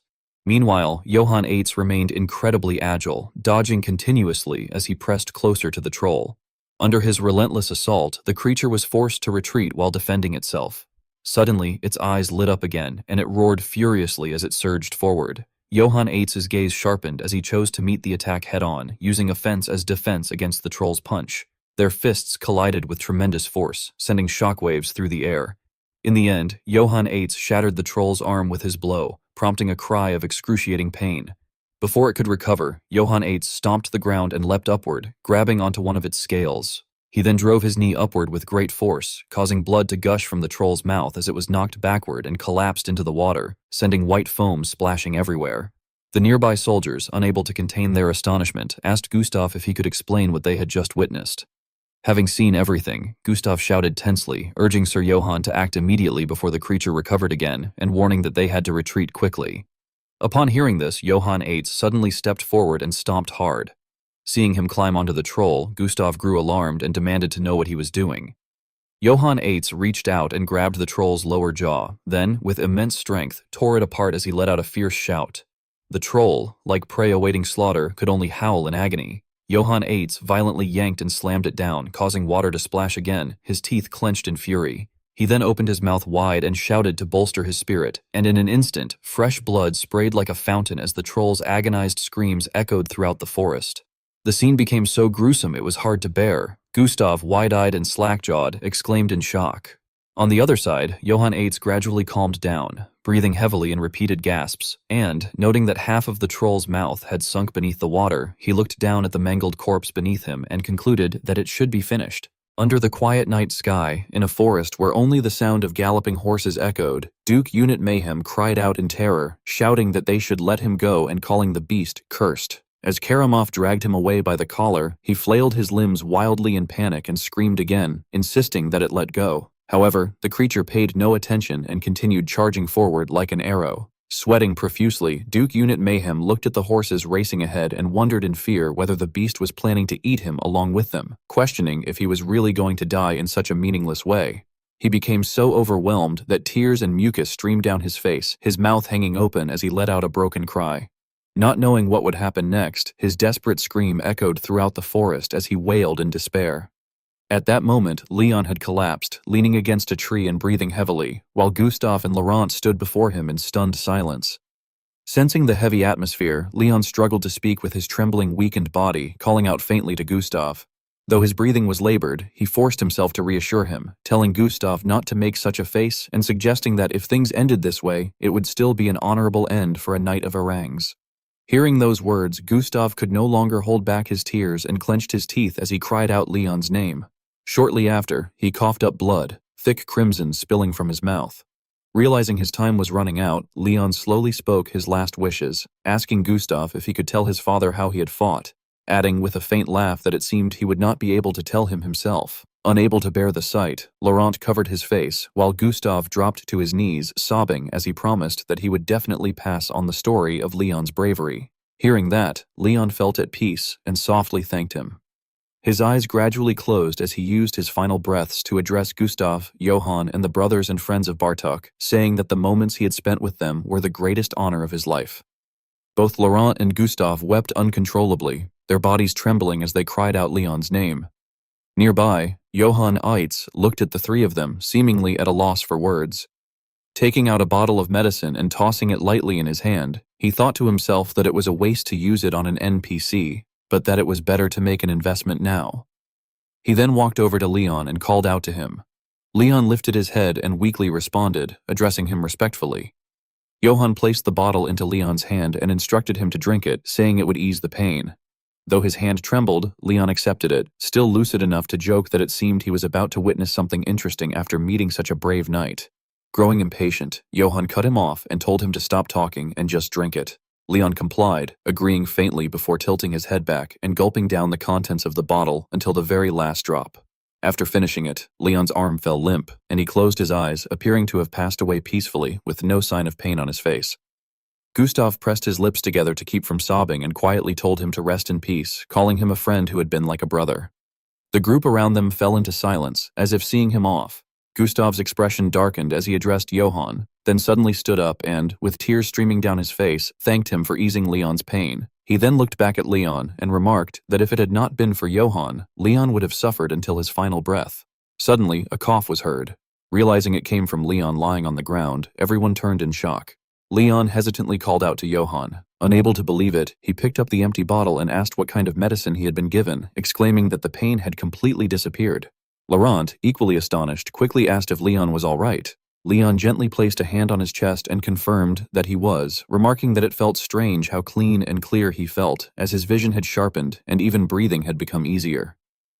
Johann Eitz proudly folded his arms and congratulated him, saying that he wondered how it felt to be born again.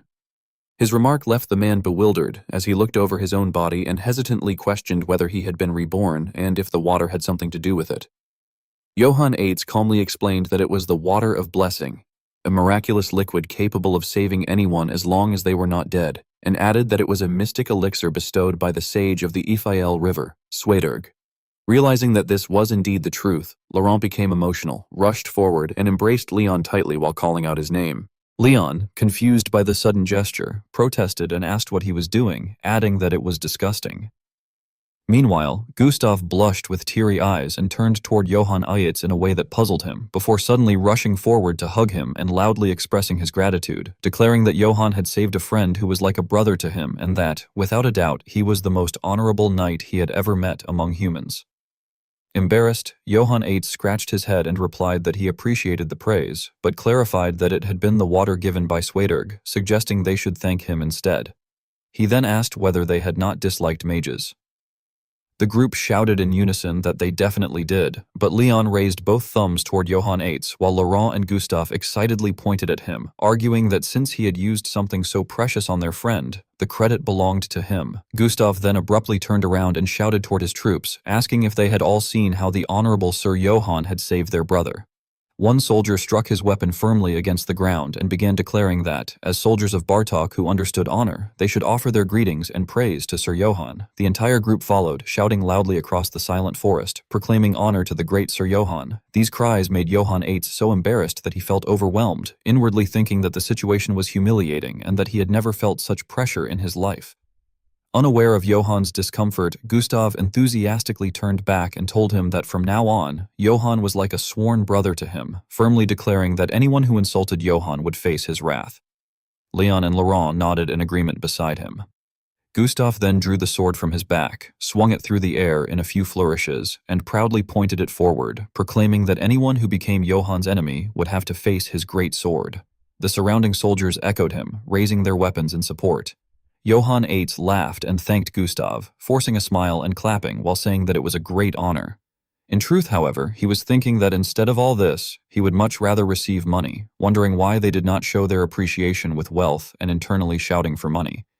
Meanwhile, at the camp, Goiden excitedly ran into a tent and called out to Master Switterg, enthusiastically reporting that Sir Johann had fought a troll and won.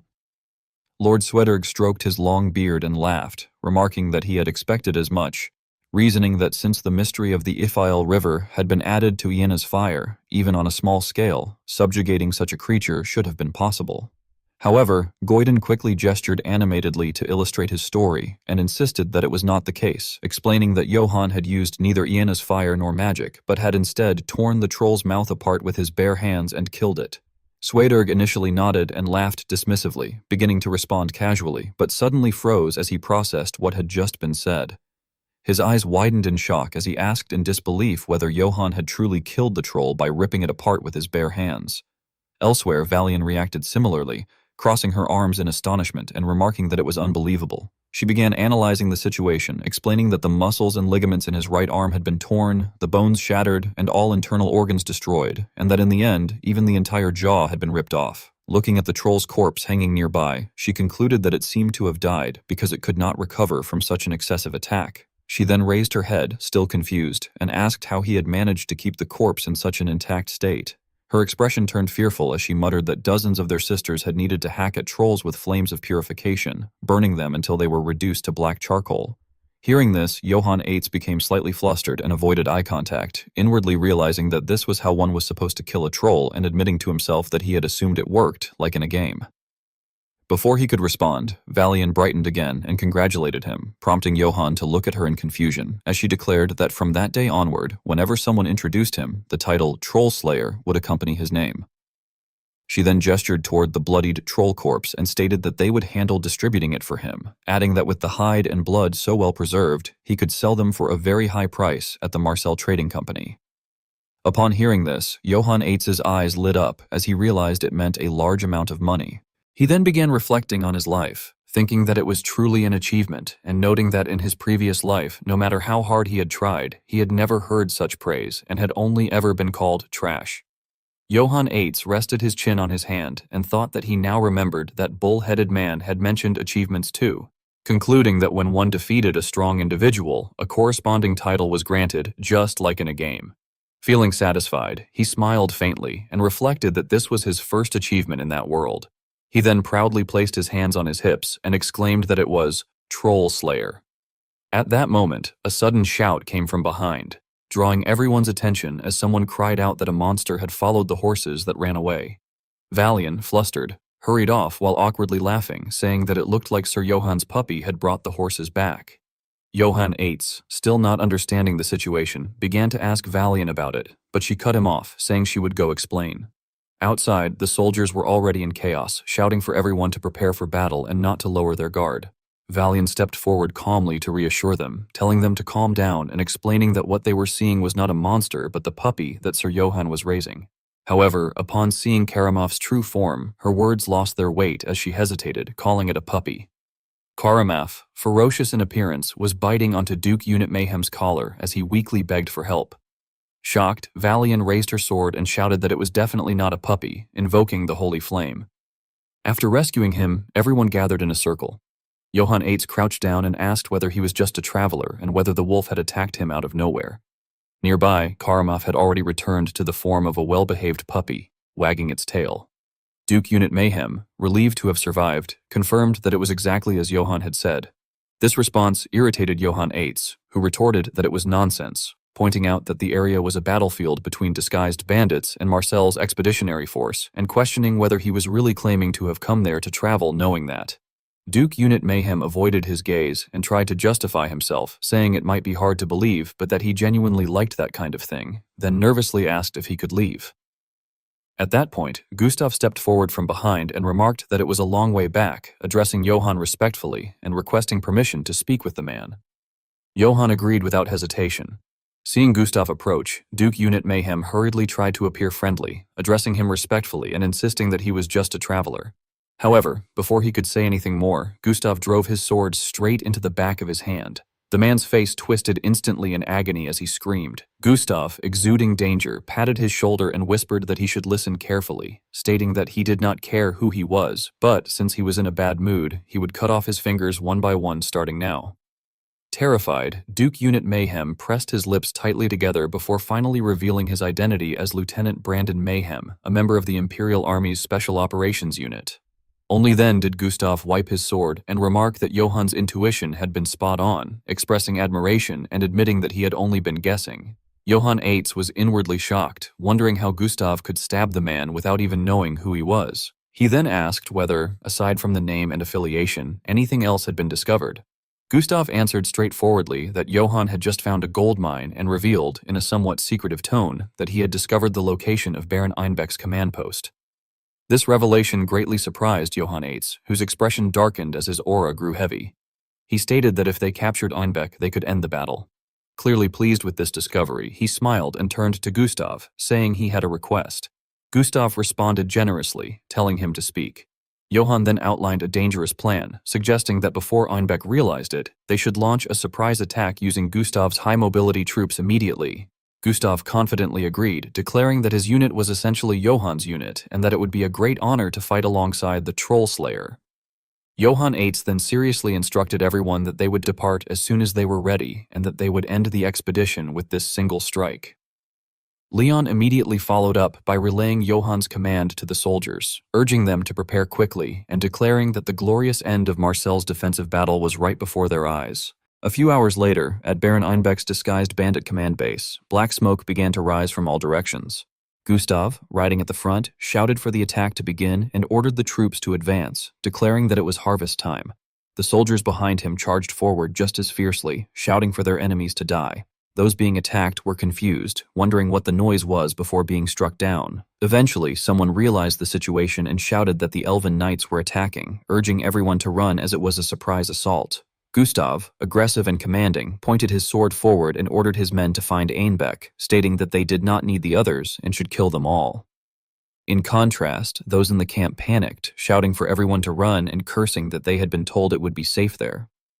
Inside the camp, Janina heard the screams and became extremely frightened. Her face turned pale as she trembled, questioning how those people had survived and wondering whether their cutie had been defeated, insisting that it should not have been possible. In the end, she decided to flee, crying as she ran away and declaring that she would get out first while calling out desperately to His Imperial Majesty.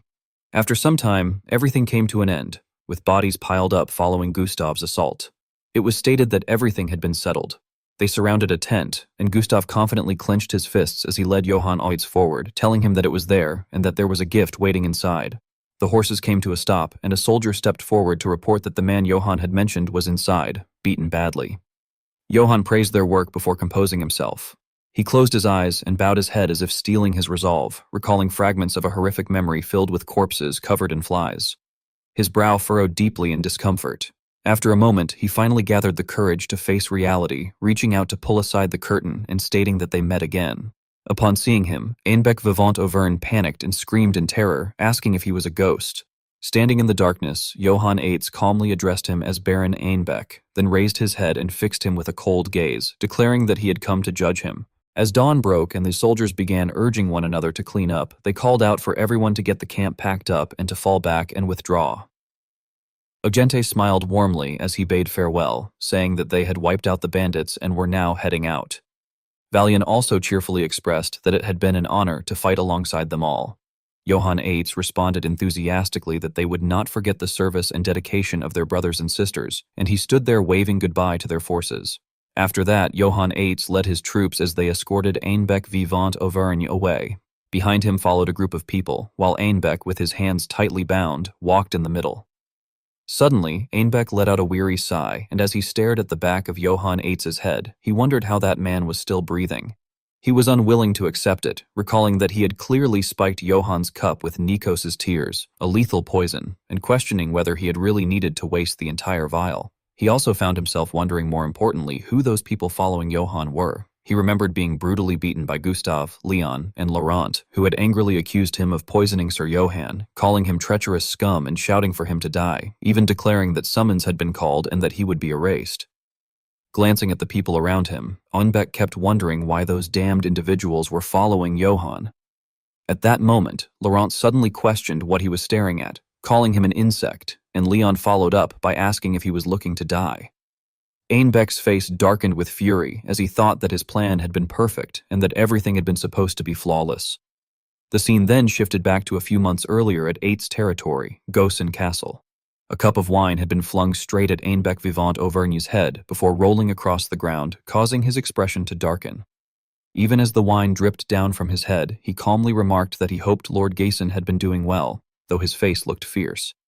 After a moment of thought, Lord Gessen addressed him as Baron Einbeck and questioned whether he had at least brought the war funds he owed. In response, Einbeck handed a scroll to a servant who brought it up to Lord Gessen. When Gessen slowly opened it, he was shocked to find that it contained nothing at all. This made Lord Gessen furious, his brows knitting tightly as he demanded to know what the hell it was and why Einbeck had handed him a blank piece of paper. Einbeck immediately bowed deeply and cautiously explained that His Imperial Majesty needed his help once again. Gessen frowned and cut him off angrily, telling him to cut the nonsense and asking whether he really thought he would allow himself to be used again. He continued to vent his frustration, saying that he had fought in countless wars following their orders, yet while he had been cast aside into that miserable northern corner, they had kept every reward that should have been his. His emotions surged as he shouted that the Emperor needed him and questioned how he could be expected to believe that now, ordering Einbeck to get out before he split him in two with an axe. Although Einbeck's face darkened, he remained calm and addressed him respectfully, asking Sir Gason to simply place his seal on the document. He then explained that a blank document bearing the Eight's family seal would serve as a symbol of absolute loyalty to His Majesty, adding that as a reward, while the spilled wine on the ground had already spread into a large puddle, Einbeck Vivant Auvergne stated with utmost seriousness that His Majesty would personally grant the title of Count and swore it on the name of the noble Auvergne family. Hearing this, Lord Gessen frowned with suspicion, and after a moment he remarked that it had been 50 years since the Auvergnes had fallen and yet Einbeck was still clinging to that pathetic pride. Nevertheless, he decided to stamp the blank document, irritably tossing it back and telling him to take it. He then issued a sharp warning that if Einbeck stole his credit again, he would rip out his tongue and feed it to the dogs. Einbeck Vivant Auvergne bent down to pick up the document and affirmed that of course he would comply. As he silently rolled it into a scroll, he commented that Sir Gason's loyalty would be a massive help in advancing the Emperor's cause, his face filled with cunning.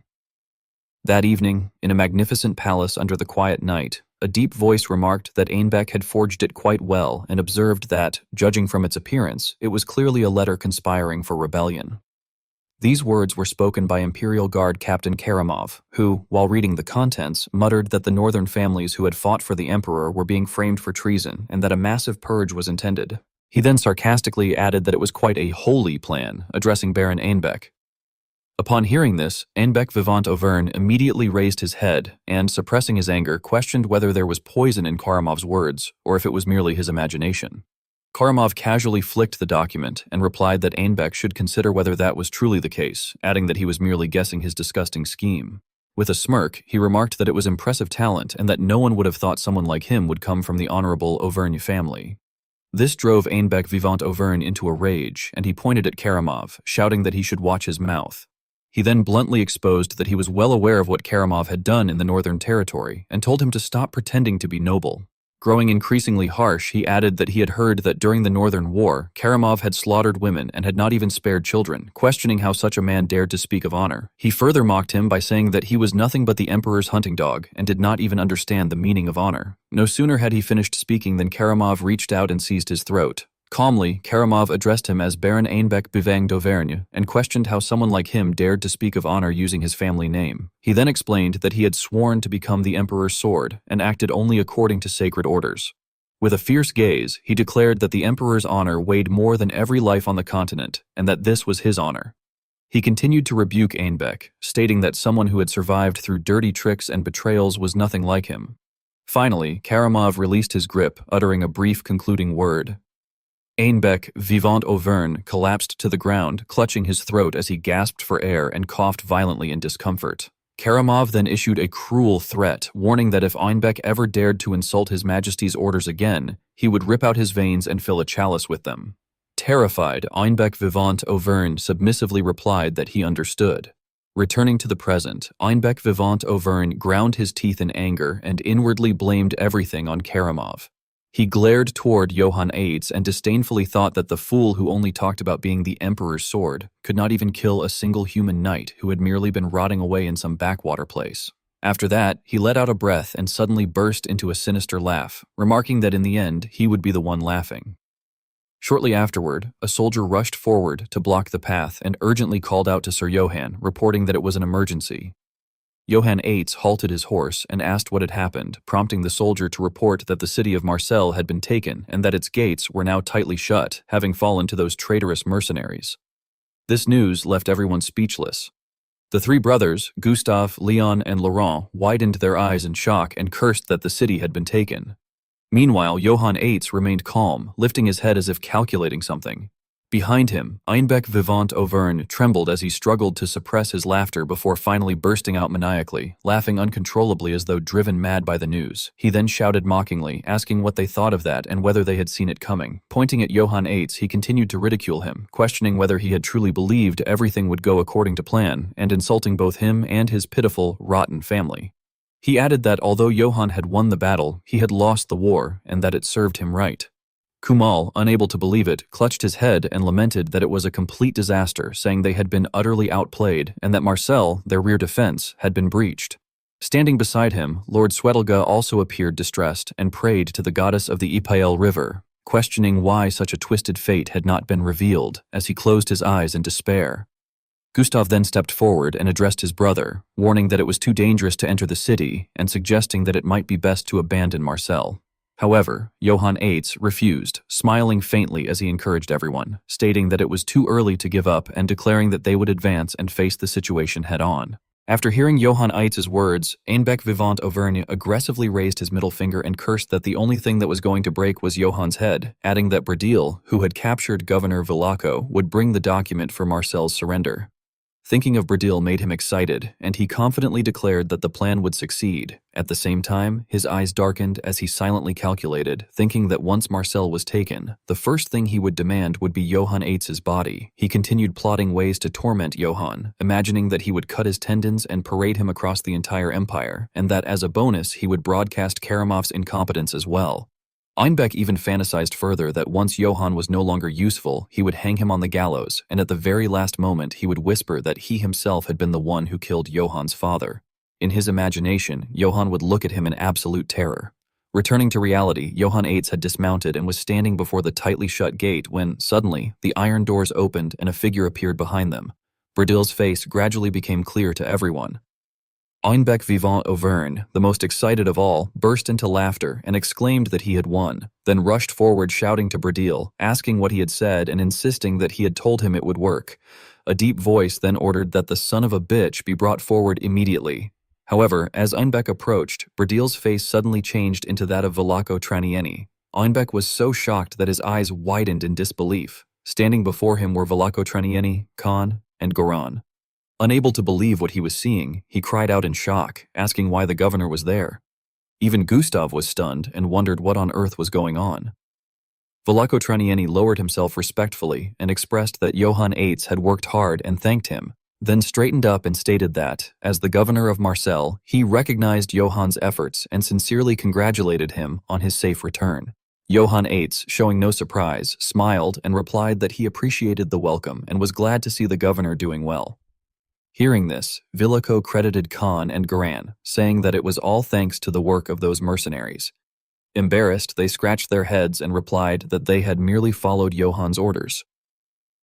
To explain what had happened, the narrative shifted back to the night before departure, when Johann Eitz had told Goran and Khan that he appreciated their help but had another request. They had been confused and asked about this additional request. Johann's expression had turned serious as he explained that Einbeck definitely knew Marcel's defense system, which meant he could infiltrate the city at any time. He therefore requested that they protect Governor Villaco from that threat. Returning to the present, Goran proudly recounted that the members of the Oak mercenary group were not even that special, while Khan added that they had only succeeded because of a surprise attack. Upon hearing this, Johann immediately gave them a thumbs up and praised them, saying they had done a fantastic job and that he had known he could trust them. This made the two of them flustered, and they awkwardly asked why he was suddenly swearing. Johann quickly responded by asking if that had been considered a swear word. The three of them then continued chatting happily after their time apart, teasing one another. Meanwhile, Velako Traniani's expression turned serious as he looked toward the gate and angrily called out to Baron Einbeck. Einbeck Vivant Auvergne flinched as two soldiers restrained him. He then heard Velako declare that he would pay for all of his crimes and should accept his fate quietly. Shocked, Einbeck could only stammer before being dragged away, screaming for them to let him go and repeatedly calling for Bradil. Soon after, a long bell rang throughout the kingdom.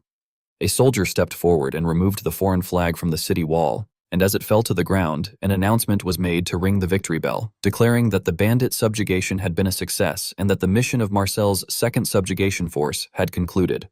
As time passed, the scene shifted to a place where musicians were playing, and cheerful songs filled the air, praising Marcel as a city of freedom and trade that had once been overshadowed by traitorous mercenaries, bandits, and even a troll.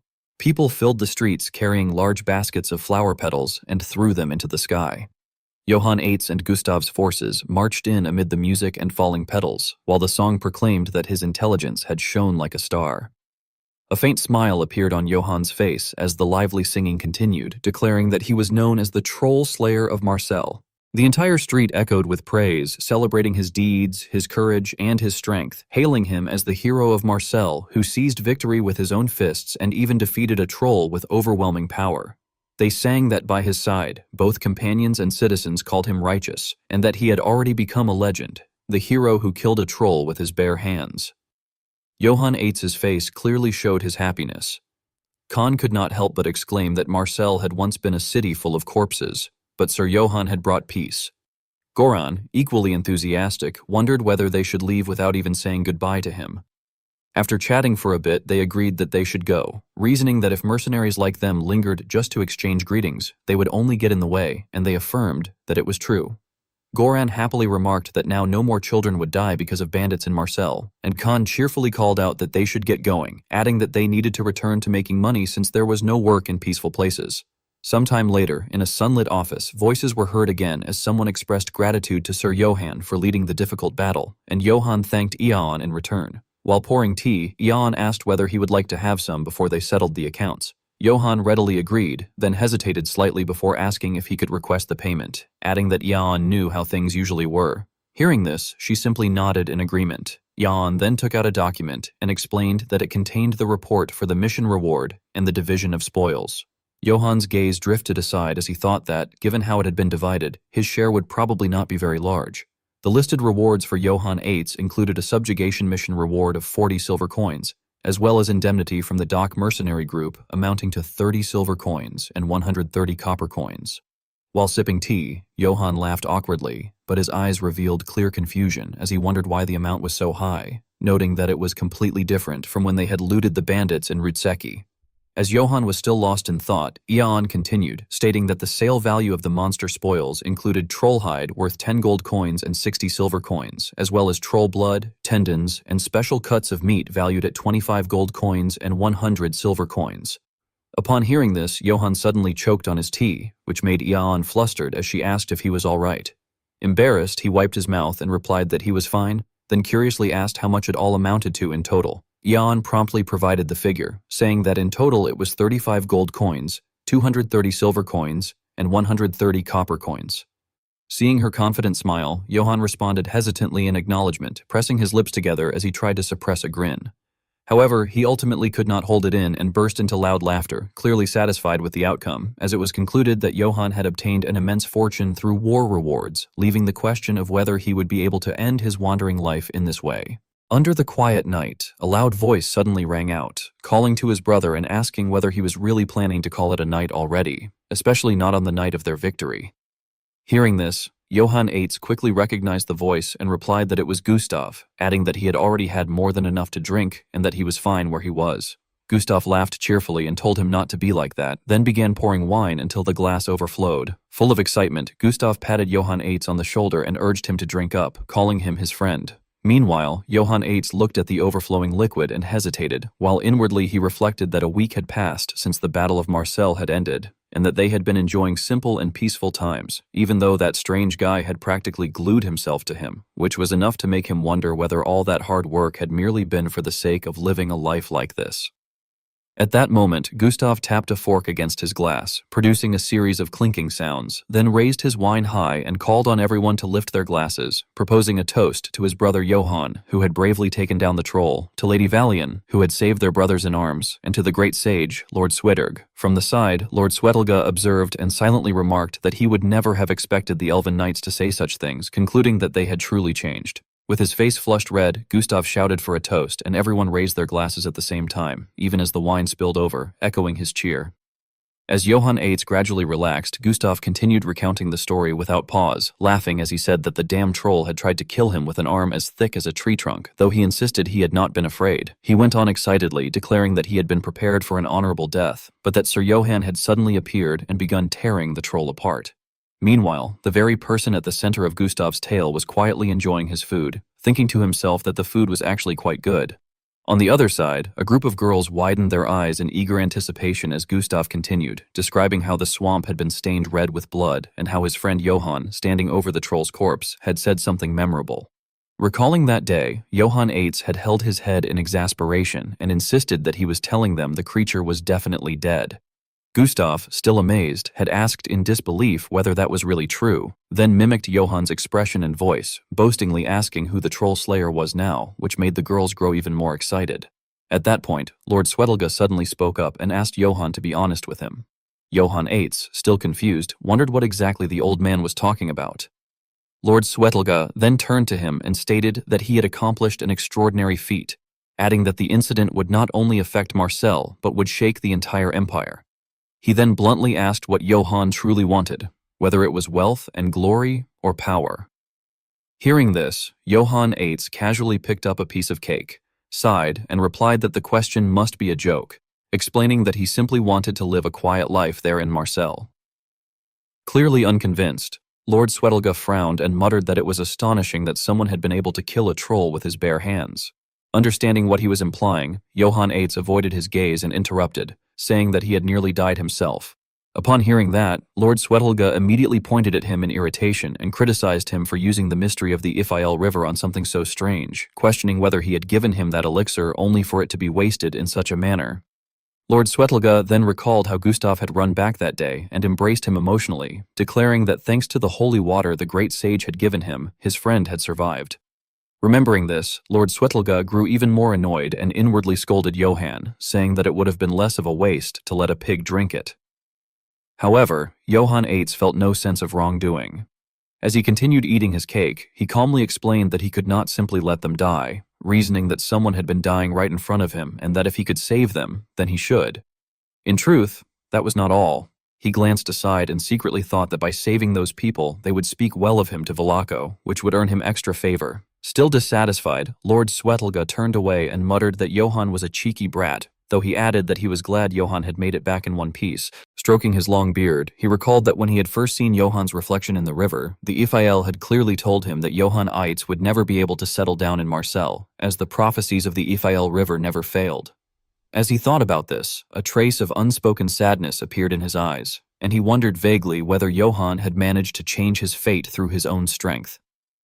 At that moment, Johann Eitz hesitated before speaking, awkwardly bringing up the matter and taking out an empty bottle which he handed toward Lord Swetelga, scratching his head without any embarrassment as he explained that since he had used it for a good cause, he wondered if he could be given a little more. Lord Swetelga frowned, glanced at the bottle with clear displeasure, and muttered that it did not look like it had been used for anything good to him before snatching it away without further comment. Lowering his voice, he shook the bottle and told Johann to stop by his room later to pick some up, then added with concern that before that, he should not be going to save manager Ian. Johann Eitz became confused and asked what he meant by that, but then suddenly seemed to recall something and let out a small exclamation of realization. At that same time, Gustav, already flushed with excitement, was clinging to Ian and enthusiastically suggesting that since cats were said to be flexible, she should show them. Ian, slightly flustered, tried to push him away and refused, explaining that she was not much of a dancer. However, Gustav, somewhat drunk, failed to understand her meaning and urged her not to be like that, saying they all wanted to see their little kitty's skills.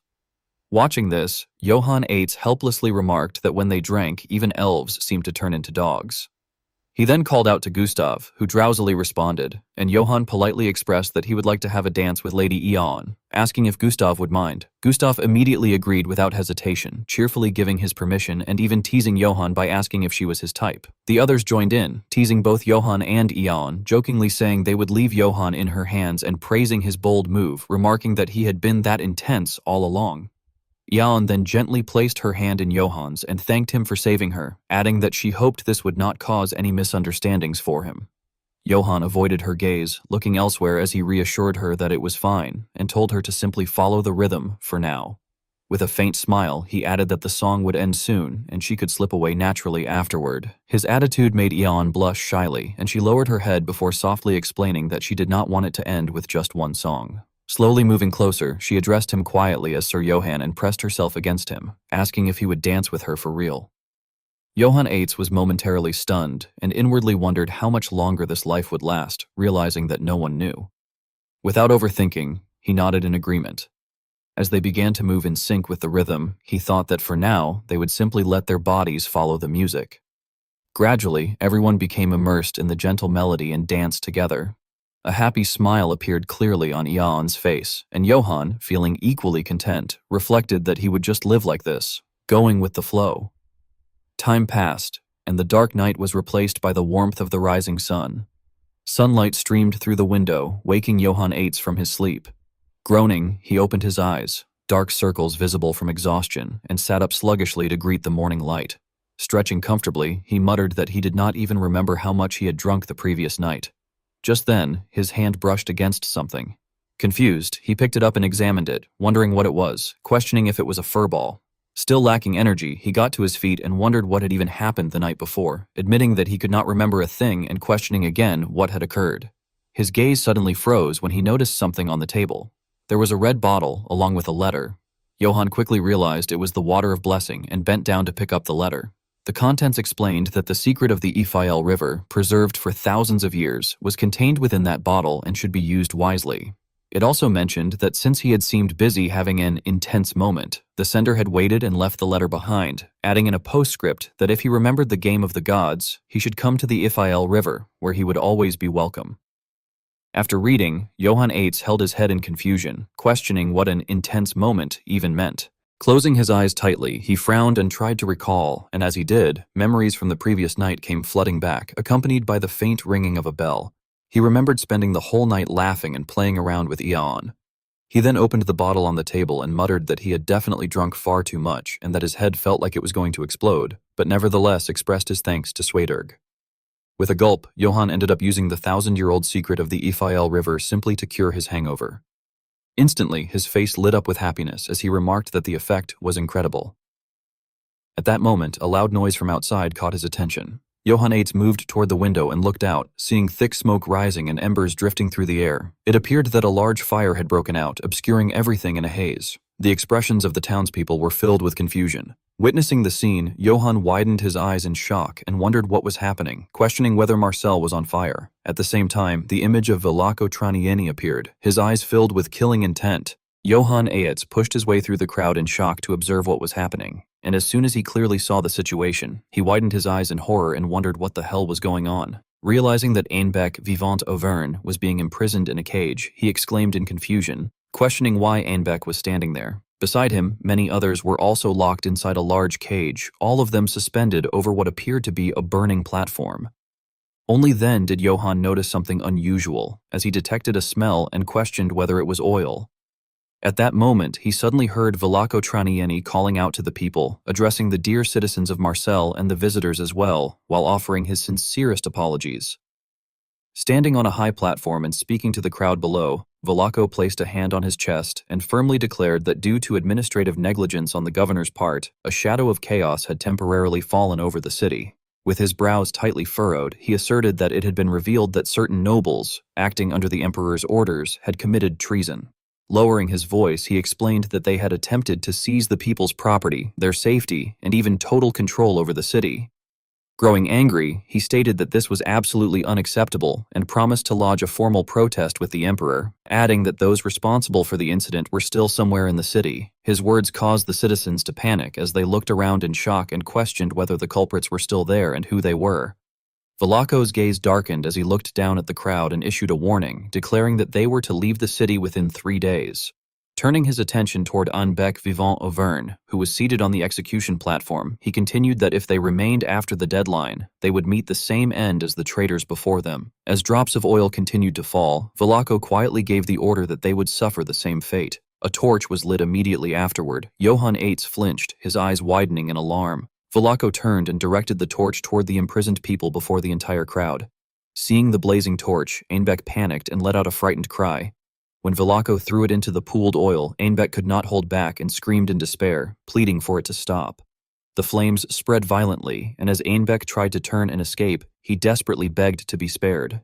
However, the fire did not stop, and within moments, it engulfed everything, reducing his body to a charred state. The people below could not bear to watch, covering their eyes as tears streamed down their faces while he vanished into the flames. As Einbeck looked at his body disintegrating, he thought bitterly that both his body and his ambition, everything, were dissipating in vain. He recalled his mother's voice calling him her little angel and saying that she only needed him. With his eyes filled with guilty tears, he wished that if only once, just once, he could return to that moment. Memories of his childhood flooded back, but they too were quickly consumed by the fire. In his final thoughts, he lamented the fleeting nature of life. The flames eventually burned alive everyone trapped in the cage. Velaco then sternly addressed the citizens once more, stating that if any traitors were present, they should remember that for the governor of Marseille, Velaco, both favors and grudges would always be duly repaid. In the end, only bare skeletons remained within the fire. At that moment, someone approached Johann Eitz and whispered that the governor wished to speak with him in private. Johann turned back in confusion and asked if it was truly him, then looked toward Velaco standing on the platform and wondered why, in such a situation, this was happening all of a sudden. His thoughts grew uncertain as he questioned what Velaco was up to. Sometime later, Johann arrived at the office, where Velaco was the first to greet him, saying that he had arrived and thanking him for his efforts in the Battle of Marseille. With a polite smile, Velaco suggested that they sit and talk. As soon as Johann sat down, Velaco prepared to pour a drink and mentioned that, unlike last time, he had prepared some top-shelf whiskey, offering him a glass. However, Johann hesitated as unpleasant memories associated with alcohol surfaced in his mind. Internally, he cursed, thinking that he did not have good memories with alcohol, yet he also felt that he could not refuse for the sake of etiquette. With uncertainty in his eyes, he ultimately accepted, thanking him, while inwardly telling himself that for now, it was better to just go along with it. Velaco Tranieni casually asked Sir Johann how his life in Marseille had been so far, and Johann Eitz cheerfully replied that he had no complaints and believed it was because Marseille was more peaceful than before. Velaco expressed his satisfaction, saying he was glad to hear that, and emphasizing that the condition of their front line was important. Johann, confused, asked what he meant by the front line, and Velaco, raising a finger with a smile, explained that he was referring to the front line of the coming war between Marseille and the Emperor. These words left Johann stunned, and he asked in disbelief what he was talking about. Velaco then calmly elaborated that Johann's strategy and strength were unparalleled, that he possessed exceptional strategic thinking worthy of a commander, and that he had the charisma to influence anyone. He stated that to fully utilize those abilities, it must have been ambition that brought Johann to Marseille, and therefore, as Johann wished, he would become Marseille's front line. However, Johann hesitated before the proposal and ultimately refused, apologizing and saying that he preferred a simple, stable life over battles and had no intention of leading a front line against the Emperor. Velaco, unable to understand, questioned what he meant by a simple, stable life. Then his gaze turned ruthless as he dismissed Johann's words as nonsense. He bluntly pointed out that Marseille was the largest commercial city on the continent, where pro-imperial and anti-imperial factions had long clashed over their interests, but the emperor's ambition had destroyed that balance. Gritting his teeth in anger, he reminded Johann of the countless massacres in the north, including those in Johann's own territory, and declared that as long as the emperor lived, the peace Johann spoke of would no longer exist in the empire. Velaco's reaction made Johann hesitate. Pouring himself a drink, Velaco then asked whether Johann now understood why they had to prepare for war. After finishing his wine and slamming the glass onto the table, he muttered that it did not matter how much money was spent or how many people died, as none of it would matter anymore. Looking straight at Johann, he addressed him firmly and declared that although he might not be able to become emperor himself, he had the power to create one with his own hands. He then urged Johann to follow him, promising that he would make him an emperor. Johann was deeply shocked by Velaco's attitude. A few days later, the army began preparing supplies, with people shouting that the provisions were for 2 weeks and must be carried carefully, and asking whether all weapons and luggage had been loaded. Johann tested the movement of his hand in his new armor and remarked with a satisfied smile that although he had only equipped one side, it was heavy but fit perfectly and gave him a sense of security. He calculated the cost of his gear, spalders for 3.5 gold coins, bracers for 3.5, a breastplate for 1, and gauntlets for 3, totaling 11 gold coins, and tearfully hoped the expense had been worth it, noting that he had spent the equivalent of a warhorse on custom equipment. At that moment, Goiden approached and reported that everything was ready to depart. Johann smiled and praised his work, then told everyone it was time to go. The troops set out, and Johann suddenly noticed Velako standing at the gate, waiting. Velako placed a hand on his chest and bowed respectfully, and Johann returned the gesture with a nod before leading the group away. From behind, Goiden asked in confusion where Johann was suddenly taking the troops and whether they were going to war. A brief silence followed as Johann recalled the conversation from that day. With a hint of mockery, he repeated the idea of becoming an emperor, then smiled faintly and stated that he was out.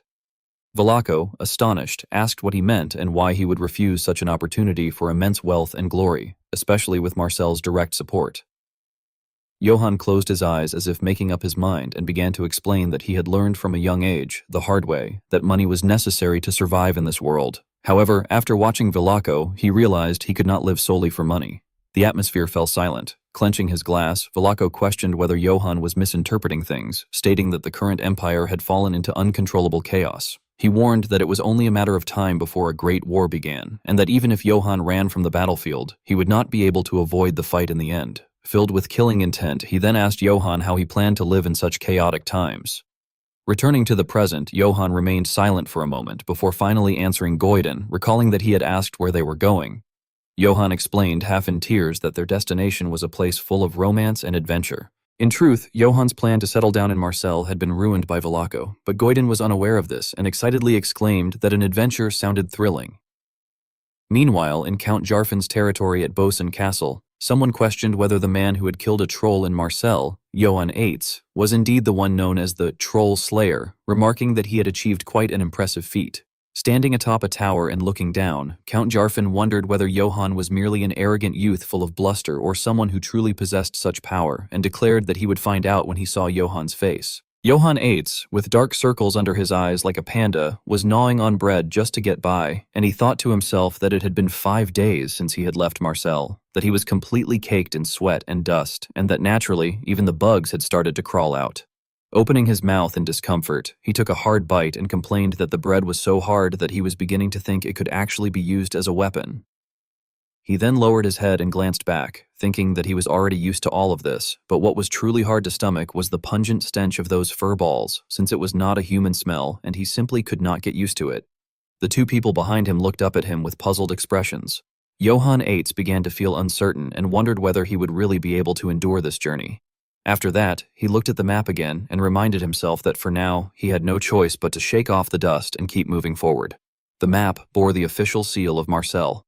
Johann Eitz then recalled that one day before departing from Marcel, Jan had been following him around and had asked whether he was looking for mercenaries. Johann Eitz had nodded and confirmed that it was true. Hearing that, she had remarked that it was perfect timing since the Gitana merchant group had just been about to introduce a mercenary unit. As the two of them entered inside, Jan had called out and instructed everyone to greet their new employer with respect. However, the group had turned toward them in confusion and questioned who that guy was. Johann Eitz had felt a chill down his spine and thought that he had expected them to be rough since they were from the merchant group, but even among them, these individuals looked especially brutish. Jan had smiled and tried to ease the situation by asking them to introduce themselves first, while also warning them not to try to show off their strength. Dyke, a hyenakin and a squad leader of 10, had been the first to introduce himself, stating that it was a pleasure and declaring his position. He was followed by Shuka, a weaselkin squad leader, who also introduced herself. Johann Eitz had then smiled and introduced himself as the one who would be hiring them, adding that he was counting on them. Inwardly, he had felt slightly uneasy, but thought that he did not care who they were as long as they fought well. Upon hearing the name Johann Eitz, Dyke had been greatly startled and had repeated his name in confusion, while Shuka beside him had widened her eyes in shock. In the next moment, the two of them had become extremely excited and rushed forward, asking if he was the Johann Eitz from the rumors and the Troll Slayer of Marcel. Jan, sounding helpless, had reminded them to show some respect and to call him Sir. Shuka had then become suspicious and wondered why a knight who had killed a troll would need to hire them, while Dyke had scratched his face awkwardly and questioned whether he might have some strange taste. Johann Eitz had calmly explained that it was not uncommon to encounter bandit groups in remote areas and that when facing them, numbers were still an advantage, asking them not to misunderstand. Shuka had admitted that it made sense, and soon after, the two of them had become enthusiastic again and said that they should work well together. Johann Eitz had responded cheerfully that he was counting on them as well. In this way, a contract with the Gitana mercenary group had been concluded. Dyke had then loudly ordered his troops to stand at attention, declaring that Johann Eitz was an important guest who would be with them for a while, and warning that anyone who showed their teeth would lose all of them. Jan had then gently asked whether he was leaving Marcel the next day. Johann Eitz had replied with an awkward laugh that was simply how things had turned out. She had expressed that it was a shame he was leaving just when they were starting to grow closer. Then, suddenly, Jan had mentioned that she had a gift for him. Johann Eitz had asked in surprise what the gift was, and she had told him to lean forward a bit. Jan had then stepped closer, grabbed his collar, and jumped up lightly. Smiling softly, she had said that there it was. Johann Eitz had been astonished at what he had just received and wondered what it was. Jan had then explained that it was the Troll Slayer emblem. Johann Eitz's face flushed with happiness as he exclaimed in surprise, while Eon added that, as a representative of the Gitana group, it was a gift for him. She then asked with concern where his destination was. Johann Eitz bowed awkwardly and hesitated, avoiding her gaze, which prompted Jan to question whether he had really set out without a destination. Johann Eitz fumbled an explanation, saying he thought it would be fine and assumed she already had a place in mind. Right after that, Jan took out a letter, smiled, and told him that one had arrived for him. Johann Eitz, puzzled, asked what it was, and Jan replied that since he had received it, it would be better to visit whoever was looking for him. Johann Eitz then carefully read the letter. Returning to the present, Goiden curiously asked what the paper was. Only then did Johann Eitz realize and say that he had not shown it before. He handed it over and explained that it was a letter he had received while he was in Marcel, stating that someone wanted to meet him because he had killed a troll. Goiden, confused, took it and exclaimed in disbelief that it was a letter from Count Yarfin.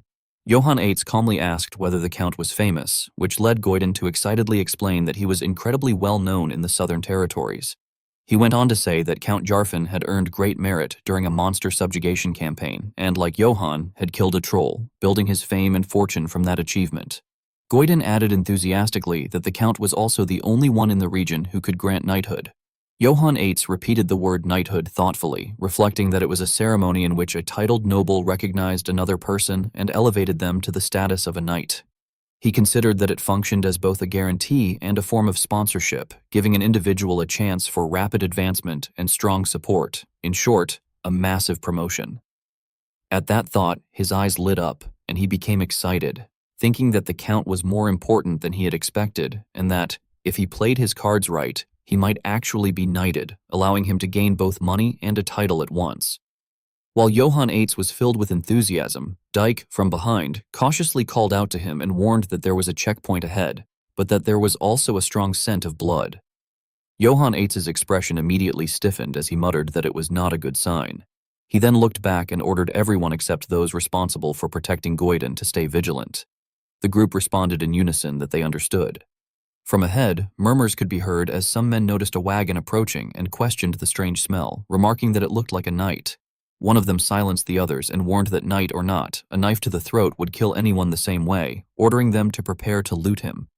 They then stepped forward to block Johann Eitz's group, shouting for them to stop, stating that they were conducting an inspection and demanding their identities. Johann Eitz calmly introduced himself as Johann of the Eitz family and asked what they were doing there. The men's attitude grew colder as they acknowledged that he was a knight and claimed they were conducting a simple inspection. At this, Dyke and Shuna's gazes sharpened. The man continued explaining that they had orders to control the area and suggested that, since Johann was a knight, if he gave them a small gift, they would let him pass without inspection. In response, Johann Eitz presented an invitation and declared that he was a guest of Count Jarfin. He then firmly instructed the man to explain the situation first and questioned who they were to be performing inspections. He coldly demanded that they state their identities and affiliation. Otherwise, he had no intention of cooperating. The man's expression darkened as he muttered that Johann was troublesome before loudly calling for the crossbowmen. A group hiding in the bushes emerged, and the man spread his arms in frustration, accusing Johann of being a foolish knight who should have simply handed over the money instead of trying to humiliate him. He mocked him, saying he would spare his life but demanded everything he had, insisting it was just an inspection and should not be taken personally. Johann Eitz remained calm and replied that if they insisted on shedding blood, he would not stop them, but for the sake of their subordinates, it would be better to avoid a massacre. The man cursed, saying that Johann would not drop the act until the end, and then ordered the crossbowmen to fire. Arrows shot out from the bushes, all aimed at Johann Eitz.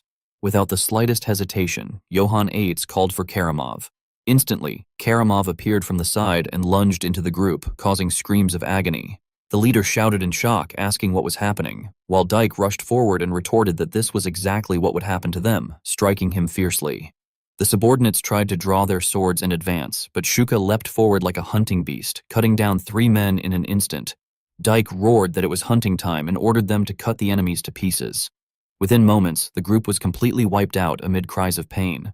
Throughout it all, Johann Eitz stood silently to the side, watching with calculating eyes. He reflected that the situation reminded him of when he had been chased by the wolves of Akaton, recalling how they had attacked him all day in a group and how he had barely escaped by hiding in a caravan. Back then, he had realized that he could never break through a blockade. Now, however, everything had been resolved in just 30 minutes with a single order from him, which left him astonished as he looked at Shuka and Dyke. After a while, they returned and reported that all enemies had been subdued. Johann Eitz smiled and praised their work.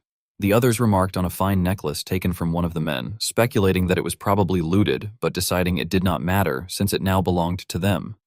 Dyke crouched down to inspect the scene, cursing the enemies as worse than animals.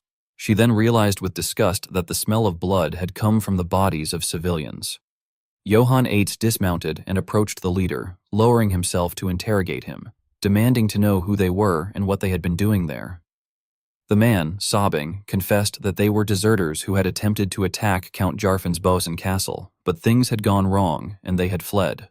This revelation shocked Johann Eitz, who shouted in disbelief, demanding confirmation that they had attacked Count Jarfan's castle. The man, still crying, hesitated and asked if Johann had not known, revealing that Count Jarfan was currently at war. Hearing this, Johann Eitz was left stunned, unable to process the information for a long moment. The man opposite informed him that Count Jarfan was currently at war. Johann Eitz was startled and shouted in shock, asking what and who the Count was fighting against. He then seriously questioned the man, demanding to know which family he belonged to. The man introduced himself, saying that they were deserters from the Abner family. Hearing this, Johann Eitz was deeply shaken, thinking that he had never heard of Abner before, and then continued to interrogate him, demanding more information and asking about the current situation at Jarfan Castle. The man, breathing heavily, replied that the Abner family had surrounded Jarfan Castle with a massive force, but that their terrible commander had caused the soldiers' morale to plummet. He added that even the supplies had been cut off, leading everyone to starve. With tears streaming down his face, he continued that some soldiers, exhausted from enduring everything, had deserted like them and started looting. Johann Eitz then asked about the size of Abner's troops, but the man no longer had the strength to respond. He coughed up blood and cried out in agony, then pleaded to the gods to forgive him before finally going limp and dying. Johann Eitz sorrowfully closed the man's eyes and told him that he should ask forgiveness from the people he had killed. As night fell and a large fire burned, Goiden, sitting beside Johann Eitz, anxiously asked what they were going to do, pointing out that to reach Count Jarfan, they would have to cross the battlefield. He then hesitantly wondered if the Count had invited Johann in hopes that he would participate in the war. Johann Eitz, feeling restless, thought that what Goiden said made sense. He reasoned that if he joined the war and achieved great feats, there was a high chance Jarfan would grant him a knighthood. However, he carefully considered whether he could even get inside Jarfan Castle, thinking that he first needed to meet Jarfan to discuss the war or any reward, but the battlefield was blocking the way. Silence fell, with no clear answer, and Johann Eitz's expression darkened. He recalled what Vlaco Tranieni had once said to him, that even if he ran from the battlefield, in the end, he would not be able to avoid war. Johann Eitz clenched his lips in frustration, thinking bitterly that there was war everywhere no matter where he went, and questioning whether Vlaco's words had been right. At that moment, Dyke ran over and reported that a group of merchants was coming their way. Johann Eitz calmly ordered them to let the group pass, but Dyke, clearly flustered, explained that the group was quite large. Seeing the situation, Johann Eitz paused and thought that the line was so long he could not even see the end of it, concluding that it was natural for merchants to appear now that war had broken out. He then reasoned that they must be heading either to Jarfan or Abner. He also formed a defensive plan in his mind, recalling how he had once joined merchants with Eldance to pass through, and thinking that if he joined them, he might be able to enter Jarfan Castle without any issues. With that in mind, he ordered Dike and Shuka to escort the rear, saying that they should at least introduce themselves. Both of them quickly responded in agreement. As an owl watched silently with wide eyes, shouts rang out below, ordering them to halt immediately. The leader of the group aggressively demanded that they stop and identify themselves. Johann Eitz coldly introduced himself as Johann from the Eitz family and asked about their destination. The man stepped forward and questioned whether he was a knight from a noble family, asking why he did not have a crest or a banner. This question left Johann at a loss for words, and he hesitated in response. Seeing this, the man pressed further, demanding to know why he could not answer. Johann Eitz, somewhat embarrassed, thought to himself whether the man could have done any better in his position, noting that a wandering knight would not have a crest or banner. The man then placed his hand on the hilt of his sword, drew it, and pointed it directly at Johann Eitz, threatening that if he was a bandit knight, he should leave immediately, as it was his last chance for mercy. Suddenly, a voice called out from behind him. Shuka, holding her two swords, smiled and scolded the man, saying that he was being very rude to a noble knight. Dike, feeling excited, challenged them by asking whether they wanted to die, and as a result, the group began raising their swords against one another. Suddenly, a commanding shout from afar ordered everyone to halt, causing them to immediately stop and turn their heads, even surprising Johann Eitz as he looked over. They quickly recognized the approaching figure and called out in shock that it was Master Doris, the merchant. Doris angrily scolded them, asking if they were miserable fools who could not see the knight's emblem, and explaining that it was the Troll Slayer emblem granted to him in Marseille. He was referring to the necklace that Jan had given Johann Eitz before leaving. Doris then respectfully bowed and apologized, addressing Johann as a knight and asking for forgiveness for their rudeness, explaining that the others were ignorant and had failed to recognize a great knight. With shining eyes, he asked if he was indeed Sir Johann and introduced himself as Doris from the Argonne Merchant Company, then politely offered to host a small banquet as an apology and asked if Johann would join them if it was not inconvenient. As night fell and tents were set up, the group gathered for dinner. Shuka and Dike still looked around nervously, while laughter echoed from the guards inside the tent.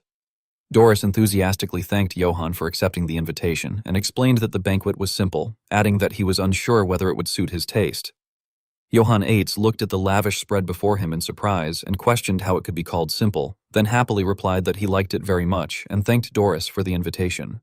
Johann then picked up a cup and began drinking, cautiously assessing the situation as he noted that fortunately there did not seem to be any poison in the food, and that even if there were, he would be fine because he possessed the water of blessing. He then considered his plan, thinking that when the conversation reached its peak, he would ask Doris about his destination, and concluded that regardless of where he was heading, building a good relationship would be useful. Raising his glass cheerfully, he responded accordingly. Doris, his eyes lighting up, asked whether it was true that Johann had defeated a troll with his bare hands. Johann, filled with pride, confirmed that it was true, and remarked that there was no avoiding talking about what had happened back then, beginning to explain the story. At that moment, a loud voice was suddenly heard from outside, exclaiming in surprise at who was present. Khan entered with a flushed face and a bright smile, greeting Johann and asking if he remembered him. Johann paused in surprise before responding that it was indeed Khan, expressing regret that they had not been able to say a proper goodbye. Khan scratched his head awkwardly and said he was also very happy to see him again. Doris, sweating nervously, asked hesitantly whether Khan was an acquaintance of Johann. Johann laughed loudly and confirmed that they were, even stating that they had fought together in battle. Khan, embarrassed, laughed along and said Johann was flattering him. Johann then poured him a drink and asked whether he had been hired by Doris, inviting him to drink. Khan politely accepted, saying the drink really hit the spot and thanking him. However, he suddenly became tense and addressed Johann again, asking if he happened to remember Sir Gamsam.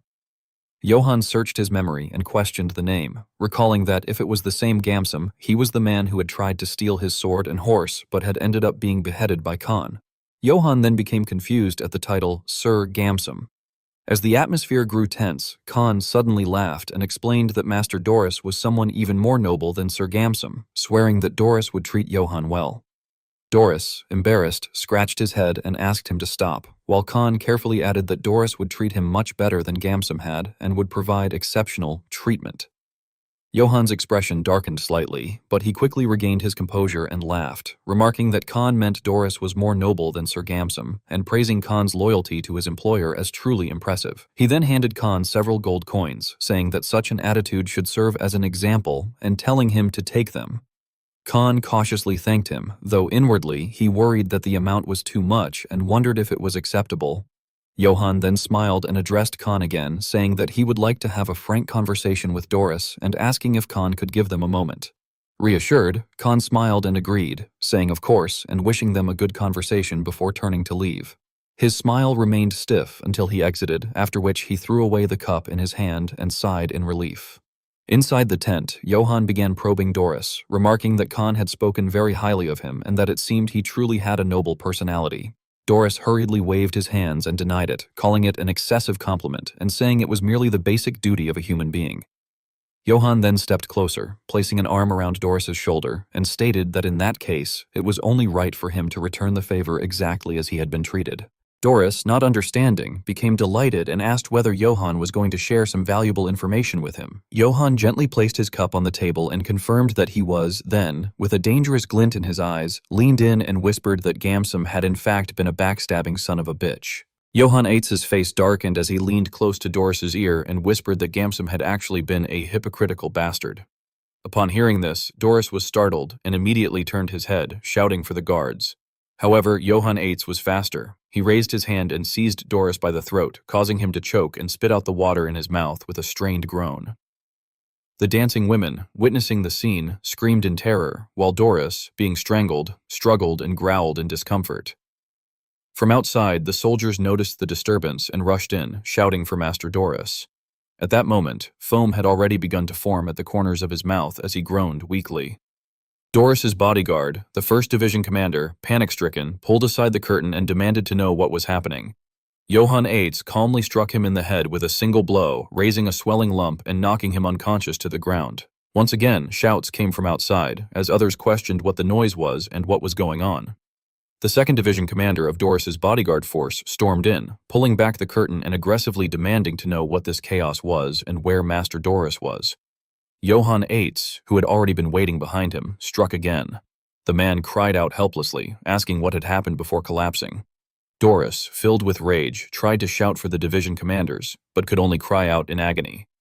Overwhelmed with despair, he wondered how things had come to this, and as his vision gradually blurred, he questioned how such a situation was even possible. To understand the circumstances, the scene shifted back to a week earlier at the Argonne Merchant Group barracks. Inside a tent, a group sat around a round table in discussion, pressing Doris to explain why he had called them all the way there, and asking whether there was some large profit to be made. Doris gave a sly smile and told them not to be hasty, urging them to listen first, as this would be a very tempting offer. He then gestured toward the flag beside him and explained that they were now supporting the Abner family, meaning that they would be supplying them with war provisions. One of the men, confused, questioned what he meant by war supplies, saying he had thought they were going to the Abner territory to trade. Doris clicked his tongue mockingly and remarked that their information gathering was too slow, adding that they could hardly survive as merchants like that.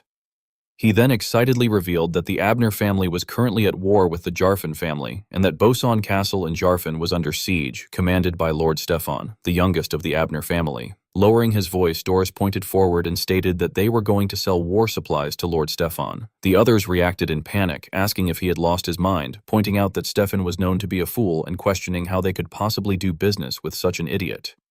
Doris calmly explained that this was precisely the point. That fool would certainly squander their goods and would not even have the ability to pay them properly. The group, slightly calmer, then asked what he was truly suggesting. With great confidence, Doris explained that Stefan's mother was Countess Abner, and that if Stefan squandered their goods, they would demand double the payment from the Countess. The others still could not agree and argued that they might lose their lives over this, questioning what would happen if the Countess took it as an insult. Doris, angered, ground his teeth and pointed at them, scolding them for being frustrating and insisting that they listen to his plan. He then asked whether they knew that the Countess had a very intelligent daughter. They immediately responded that he must be referring to Lady Ulrika, the next head of the family, whom they had heard was cunning and strong-willed. They continued discussing among themselves, adding that they had also heard rumors that the Countess favored her youngest son, Stefan, more, and that the relationship between the two was not good. Doris impatiently questioned why the Countess would favor the incompetent Stefan as a commander when she had a smart daughter, suggesting that it must be because she favored Stefan and wanted to grant him military achievements. The other two gradually became convinced, remarking that it made sense as they murmured in agreement. Seeing this, Doris immediately continued by explaining that, in other words, they would supply equipment to Stefan and officially bill those expenses to the Countess, who would pay whatever they asked for the sake of her family's honor. Thinking of a large amount of gold, the other two brightened up and exclaimed in excitement. Doris, growing enthusiastic, urged them to prepare themselves now that they understood and suggested that they go help Abner. Thus, the three reached an agreement and chatted cheerfully. As time passed, a few days later, the group began to set out. Doris, slightly irritated, sighed and grumbled about what the scouts were doing and why they had not yet returned. Suddenly, noises around him drew his attention, causing him to react in confusion. His lips tightened in shock as Johann Eitz appeared before him. Noticing the emblem on Johann's necklace, Doris quickly realized that he was the troll slayer of Marcel City and thought that the rumor about Count Jarfrin inviting him must be true. A calculating smile spread across Doris's face as he considered that if he managed to capture a future enemy noble first, he would receive praise in the war and gain an incredible reward. Returning to reality, the entire room fell into chaos. Johann Eitz spoke in a low voice, stating that Doris had been planning to kidnap him and calling it ridiculous, demanding to know if he understood what he had done. The group lowered their heads with dark expressions, while Doris knelt in the center, trembling in fear, and explained that there must have been a misunderstanding and that they were merely following proper customs to ensure his comfort, insisting that they had absolutely no bad intentions. Johann ignored him and turned to the side, calling on Khan and Goran to repeat what had happened. The two responded in unison, and Goran stepped forward to recount that they had been asked to restrain Johann and attack his party. Enraged, Doris shouted at them, asking how they dared to betray him. Johann immediately pointed out that Doris had just admitted it himself. Realizing his mistake, Doris covered his mouth in anguish and lowered his head. Meanwhile, Johann privately reflected that he had been trying to determine whose side they were on and concluded that they were on Abner's side. Pressing his lips together in thought, he suddenly slammed the ground, startling Doris, who cried out in fear. Johann angrily accused Doris of violating the customs of hospitality and deeply offending him, then threatened him by asking if he knew what punishment was given by an offended noble. Various brutal punishments flashed through Doris's mind, including being forced to embrace him, having his tongue pulled out with hot tongs, his eyes gouged out, and his nose cut off. Overwhelmed with terror, Doris broke down crying and begged Johann to spare him, promising to do whatever he commanded if he was spared. Johann pondered this, repeating that Doris would do whatever he commanded. Goiden hesitantly spoke up, asking what they should do now, and expressing concern that even if they went to Jarfrin Castle with them, Abner's army would be besieging it, making it impossible to enter. He further explained that even if they managed to get inside by blending in with the merchants, they would not be able to meet Count Jarfrin. The space fell into silence as Johann remained quiet, and Shuka nervously glanced at him. Suddenly, Johann laughed and told Goiden that he had thought of a way. He stood up and declared loudly that at dawn the next day, they would set off toward Abner's army that was besieging Jarfrin Castle. Goiden's face turned pale as he questioned Johann in shock, asking if he truly meant Abner's army and what he was planning, pointing out that it was the main enemy base. Before long, dawn arrived, and without understanding Johann's true intentions, his party set off together with Doris's merchants. 3 days later, they arrived at Abner's front lines. Upon reaching a certain point, Johann stopped and announced that they had finally arrived. Everyone was stunned by the sight before them, realizing that it was the Abner family's military base, where countless spears were raised and the flag bearing the Abner family's emblem fluttered in the wind. Johann stopped walking and announced that they had finally arrived. The people around him looked bewildered as they realized that the place before them was House Abner's military base, with the flag of House Abner flying high above it. Meanwhile, inside the Abner army commander's tent, someone suddenly shouted in shock after learning that 10 people had deserted in a single night. Stephen Abner furiously demanded to know what the squad leaders had been doing and ordered that they be brought before him immediately. The Abner Army Chief of Staff frowned as he reported that the soldiers' morale had completely collapsed because supplies and wages had been delayed for an entire month. He pointed out that many soldiers had already deserted and warned that punishing the squad leaders now would only create even more resentment among the troops. Stephen Abner's face turned red with anger as he slammed the table and shouted that this was exactly why he had insisted they attack quickly in the first place. He angrily blamed the others for refusing to listen to him and allowing the situation to become this disastrous. The Chief of Staff tensely replied that attacking a castle without siege weapons would have been reckless, and he suggested that perhaps they should at least consider using a battering ram. Before he could finish speaking, Stephen Abner cut him off and angrily accused him of becoming too arrogant, repeatedly demanding to know whether he was a son of House Abner or not.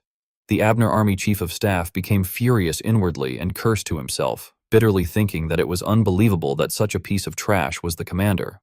Stephen Abner, however, merely clicked his tongue in annoyance and complained that the Chief of Staff was getting on his nerves. A few days earlier, near Jarpen, Johann's group had been traveling when they were ambushed by bandits attempting to pillage them. Those bandits turned out to be deserters from the Abner army. The Abner army had mobilized a massive force to besiege Count Jarpen's Boson castle, but their commander-in-chief, Stefan, was unbelievably foolish. Eventually, soldiers who had lost all hope deserted in large numbers and became bandits throughout the area. By chance, they encountered Johann's group and were completely wiped out. At that moment, a soldier rushed into the tent and excitedly shouted that there was excellent news because merchants carrying supplies had arrived. The soldier added that the scale of the supplies was enormous. Stefan Abner burst into cheerful laughter and remarked that the merchants had conveniently come directly to them. He ordered his men to tell the merchants that they would purchase every single supply they had. As for the payment, he arrogantly declared that they could simply collect the money from his mother. Hearing this, the Abner Army Chief of Staff became furious inwardly and thought in disbelief about whether Stefan believed money simply grew on trees. The guard then added that a knight named Johann Yates had requested an audience. Stefan Abner paused in confusion and questioned who Yates even was. Outside the tent, Johann Yates waited calmly while holding a seal. After receiving the letter, Stefan Abner hesitated before realizing in shock that Johann was actually a guest of Count Jarpen. Johann Yates calmly confirmed that this was correct. Stefan Abner then questioned whether the merchant accompanying him was also his companion. Doris hurriedly bowed his head after being mentioned. Johann Yates calmly confirmed that Doris was indeed his companion and presented the merchant's travel permit for inspection. Stefan Abner coldly examined the document and noted that it granted permission for the merchant Doris to travel, with the guarantor being House Abner itself. Suddenly, the rose emblem caught his attention, and he darkened as he realized the permit had indeed come from their own side. Johann Yates confirmed this once again and explained that the merchant had violated the customs of hospitality because he had intended to kidnap him and hand him over to House Abner. Therefore, Johann stated that he had seized the merchant. This revelation shocked everyone present when Johann further declared that ownership of all the supplies now belonged to him. The Abner Army Chief of Staff glanced over irritably and cursed inwardly at the idiot for doing things he had never even ordered him to do. At the same time, he became worried and quietly urged Stefan Abner not to grant Johann's request under any circumstances. Stefan Abner awkwardly responded that they were currently at war and that he could not allow supplies to be handed over to the enemy. The Abner Army Chief of Staff happily gave a thumbs up and praised the decision as surprisingly sensible for once. Johann Yates calmly replied that he understood. In that case, he proposed that they simply purchase the supplies from him instead. He added that a reasonable amount of gold would be sufficient since he could always return to Count Jarpen empty-handed otherwise. He then suggested that the arrangement did not sound bad and asked whether they should proceed with it. Without thinking, Stefan Abner immediately agreed and stated that they could certainly afford to pay that much themselves. However, the Abner Army Chief of Staff instantly glared at him and cleared his throat loudly before whispering that they had no money at all. As a result, Stefan Abner immediately changed his words and declared that he refused the deal. He demanded proof that the merchant had truly attacked Johann and insisted that Johann prove his claims were true. Johann Yates quietly called out to Doris. Doris then stammered nervously and admitted that it really had been his doing. Stefan Abner bit his lip in frustration before angrily pointing at Doris and shouting at him not to lie. Stefan Abner furiously ordered his men to seize that man, shouting that anyone could see he had the face of someone being threatened. He then turned to Johann Yates and angrily declared that they had never even heard of someone like him, questioning how they could possibly trust his words. After saying that, he slowly sat down and lowered his voice, stating that since the war was urgent, he would take the supplies and the merchant for now, and that he would deal with Johann's lies later. Seeing this, the Abner Army Chief of Staff let out a relieved sigh and remarked that somehow they had managed to get through the situation. However, Johann Yates did not let the matter slide so easily. Darkening his expression, he questioned whether Stefan had just called him a liar and asked if Sir Stefan truly dared to insult his honor. The pressure from Johann's words caused Stefan Abner to freeze in shock before he suddenly came to his senses and drew his sword threateningly, calling Johann a scoundrel. Stefan aggressively demanded to know who Johann thought he was to dare open his mouth like that, continuously shouting and asking how Johann dared glare at him, even threatening to tear those eyes out immediately. Faced with the sword pointed directly at him, Johann Yates merely remained silent. In an instant, the surroundings fell into complete stillness. Johann Yates quietly smiled to himself, thinking that everything was going according to plan. He then addressed Stefan directly, coldly declaring that Stefan would have to take responsibility for those words. The Abner Army Chief of Staff was startled in shock and hurriedly shouted for everyone to stop him. However, all of their actions were blocked by Johann Yates. Johann had already known that Stefan was an arrogant young master who would react the moment someone scratched at his pride even slightly. Just as planned, a justification had been created very easily, allowing Johann to run wild to his heart's content. Doris was shoved to the ground and cried out painfully. The surrounding people panicked and shouted in confusion, asking what had happened to the chief of staff. The Abner Army chief of staff snapped back to his senses and immediately ordered everyone to protect Sir Stefan at once, urgently telling them to hurry. Yet the soldiers had already become too frightened to step forward. Stefan Abner's face turned pale as if he were about to burst into tears. In panic, he shouted, asking why Johann was doing this, and crying that it hurt. This caused the soldiers to panic even more as they stared in confusion, unable to understand why Sir Stefan was being held captive. Stefan Abner tearfully asked Johann if he was not actually planning to stab him. Johann Atiz coldly replied that if someone drew their sword first, then they had to take responsibility for it with their life. Stefan could only stammer in confusion, asking what he meant by responsibility. At that moment, one of the soldiers noticed the crest hanging around Johann Atiz's neck and suddenly realized he had seen it somewhere before. It was the emblem of the Troll Slayer. Startled, the soldier shouted that he remembered now and declared that it was definitely Marcel's Troll Slayer. Stefan Abner trembled as he pointed at Johann and stammered in disbelief, asking if he truly was Marcel's Troll Slayer. The others immediately grew tense and respectfully addressed Sir Johann, expressing their respect for his great achievements while pleading with him to lower his sword. Johann Ates coldly glanced at them and questioned what they intended to do about the honor that had been insulted by this man. Drawing his sword threateningly, he demanded to know how they planned to compensate for his honor. Stefan Abner panicked and shouted for them not to provoke him, ordering everyone to stay still. Johann Ates calmly continued exposing Stefan's actions, declaring that Sir Stefan had tried to steal his rightful supplies and had even insulted his honor by calling him a liar. He then furiously shouted that since Stefan had drawn his sword first and challenged him to a duel, then it was only proper for him to grant Stefan an honorable death. Hearing this, Stefan Abner completely collapsed in fear and desperately cried out that he would apologize. With a pale face, he screamed that everything had been his fault and begged Johann to spare him. The Abner Army chief of staff clenched his teeth fearfully and cursed Stefan for being an idiot, warning that apologizing meant admitting he had been wrong. Johann Atiz then looked down at Stefan and asked whether he would accept all of Johann's claims. Stefan desperately declared that he understood and admitted that everything had indeed been his fault. Satisfied at last, Johann smiled faintly as the hand gripping Stefan's neck gradually loosened. Johann then looked toward the others and asked whether they had all heard Stefan's confession. He proceeded to announce that, as the victor who had honorably won the duel, he would be taking Sir Stefan with him. Stefan Abner regained his senses in shock and asked what Johann meant by that. Terrified, he continuously shouted and demanded to know whether Johann intended to take him prisoner, even asking if Johann was not afraid of House Abner. Johann Aetz leisurely reminded him that he had admitted everything with his own mouth and had said that he would accept everything. Stefan immediately protested in panic before desperately calling out to the chief of staff, asking whether he was really just going to stand there and watch without saying anything. Below them, the soldiers all turned pale as they muttered curses under their breath. The Abner Army chief of staff finally let out a heavy sigh and told Sir Stefan to comply, admitting that there was nothing they could do about the situation anymore.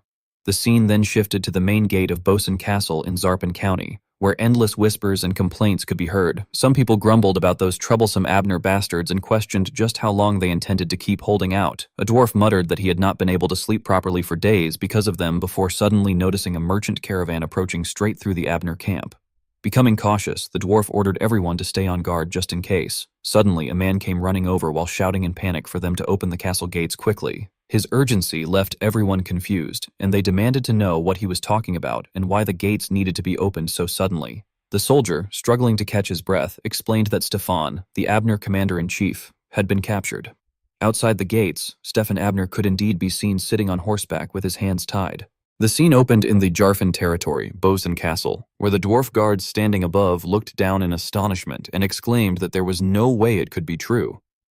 As they stared at Johann Aetz's group in confusion, they remarked that it seemed the rumors about the commander-in-chief of the Abner army were indeed true.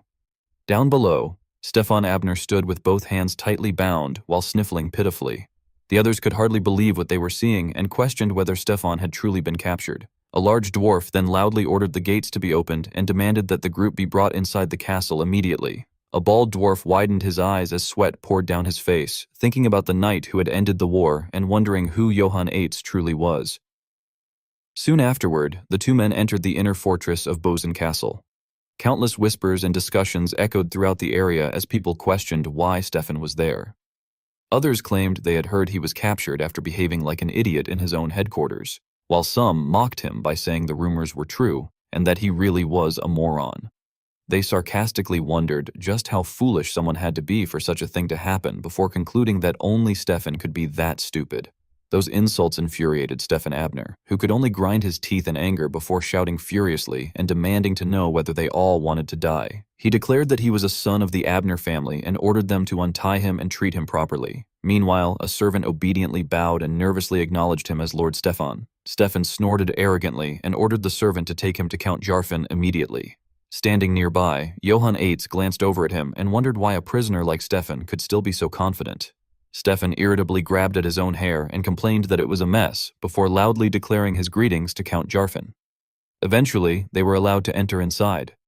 A servant guided Johann Eitz toward Count Jarin, and Johann smiled faintly to himself as he thought that he was finally meeting Count Jarfin. Count Jarfin, Lord of Bozen Castle, stared at him sternly before calling out to Lord Stefan. Stefan cautiously responded by addressing him as Uncle Jarfin, but Count Jarin immediately corrected him, stating that they were in an official setting and that personal titles should be avoided. Stefan lowered his head timidly and replied that it had been a long time since they last met.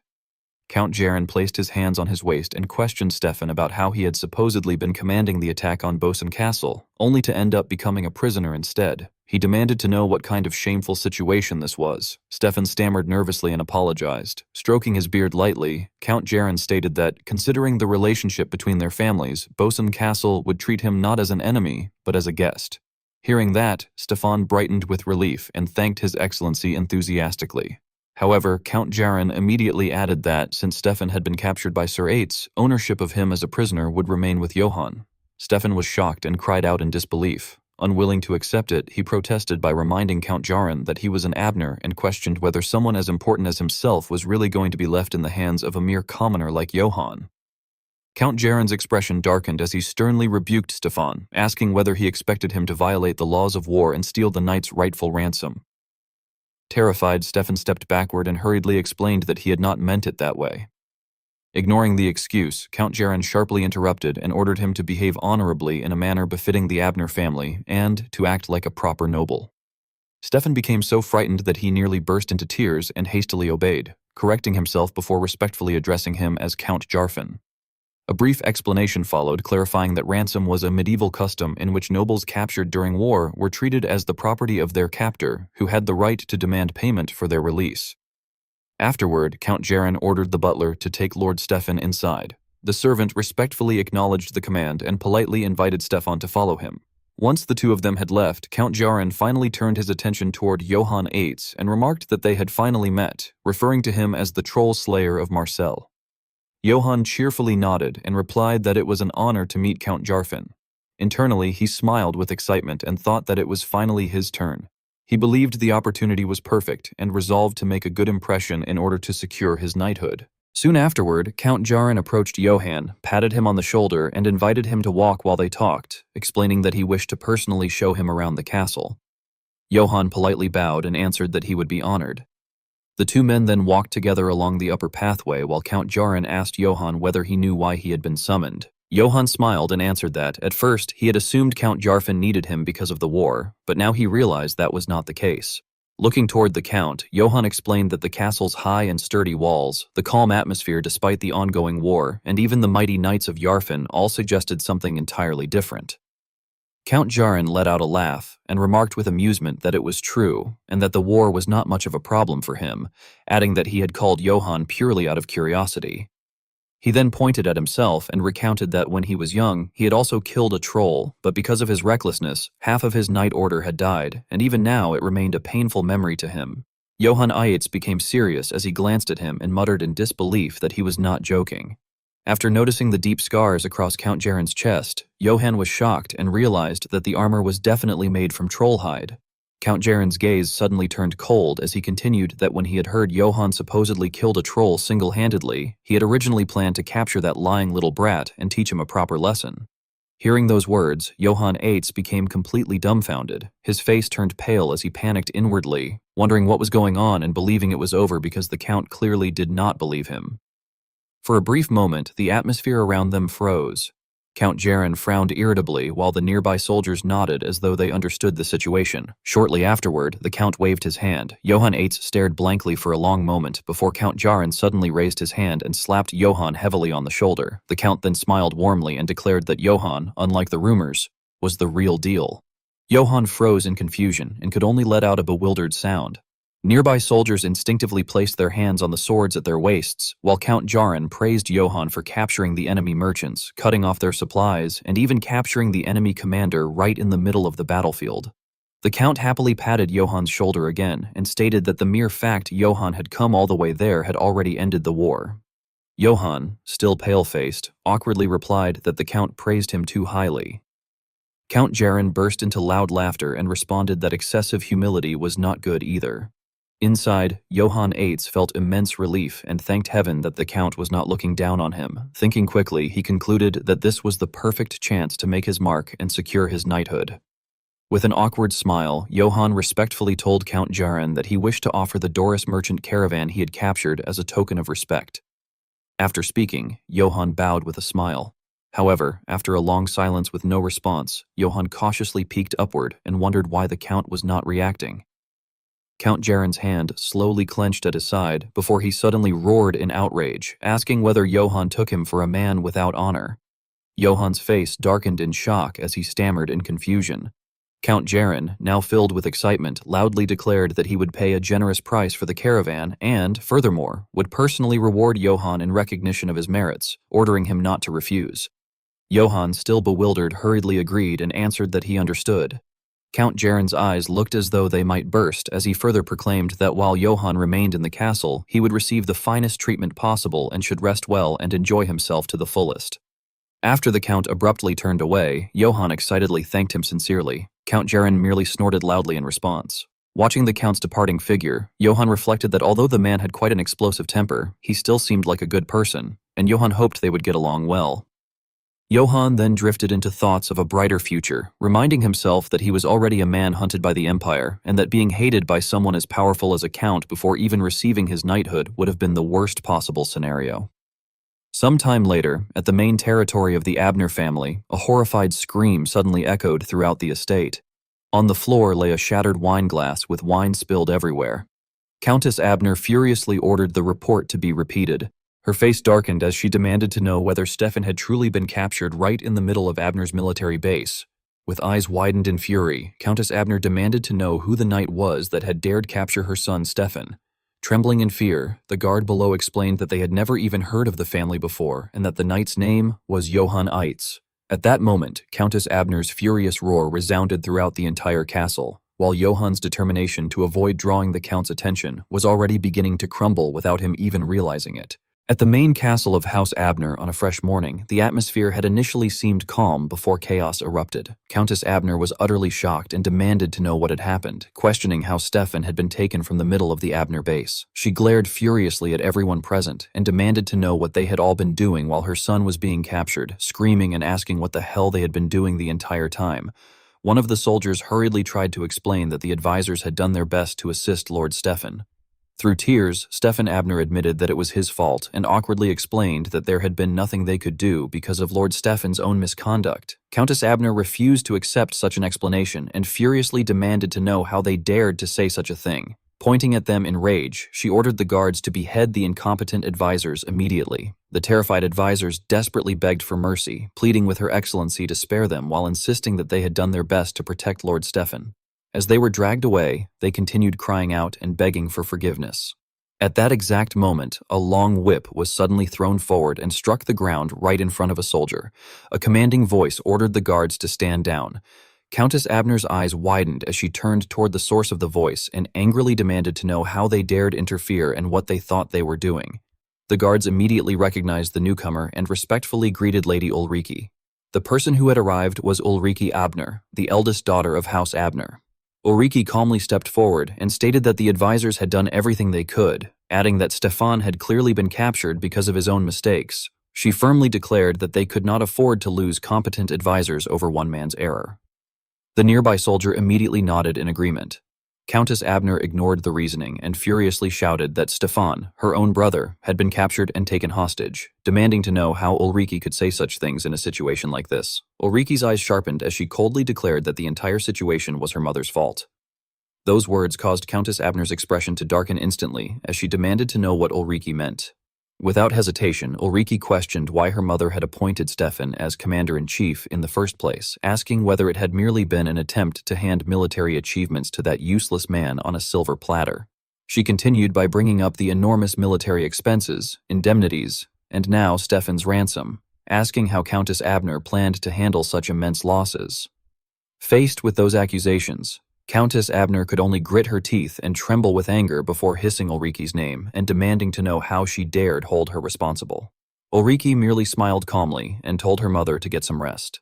She proudly declared that she, Ulrike Abner, the next matriarch, would take responsibility for resolving the matter. After the war, while heated arguments continued within House Abner, a much more pleasant conversation was taking place at Jarfin Castle.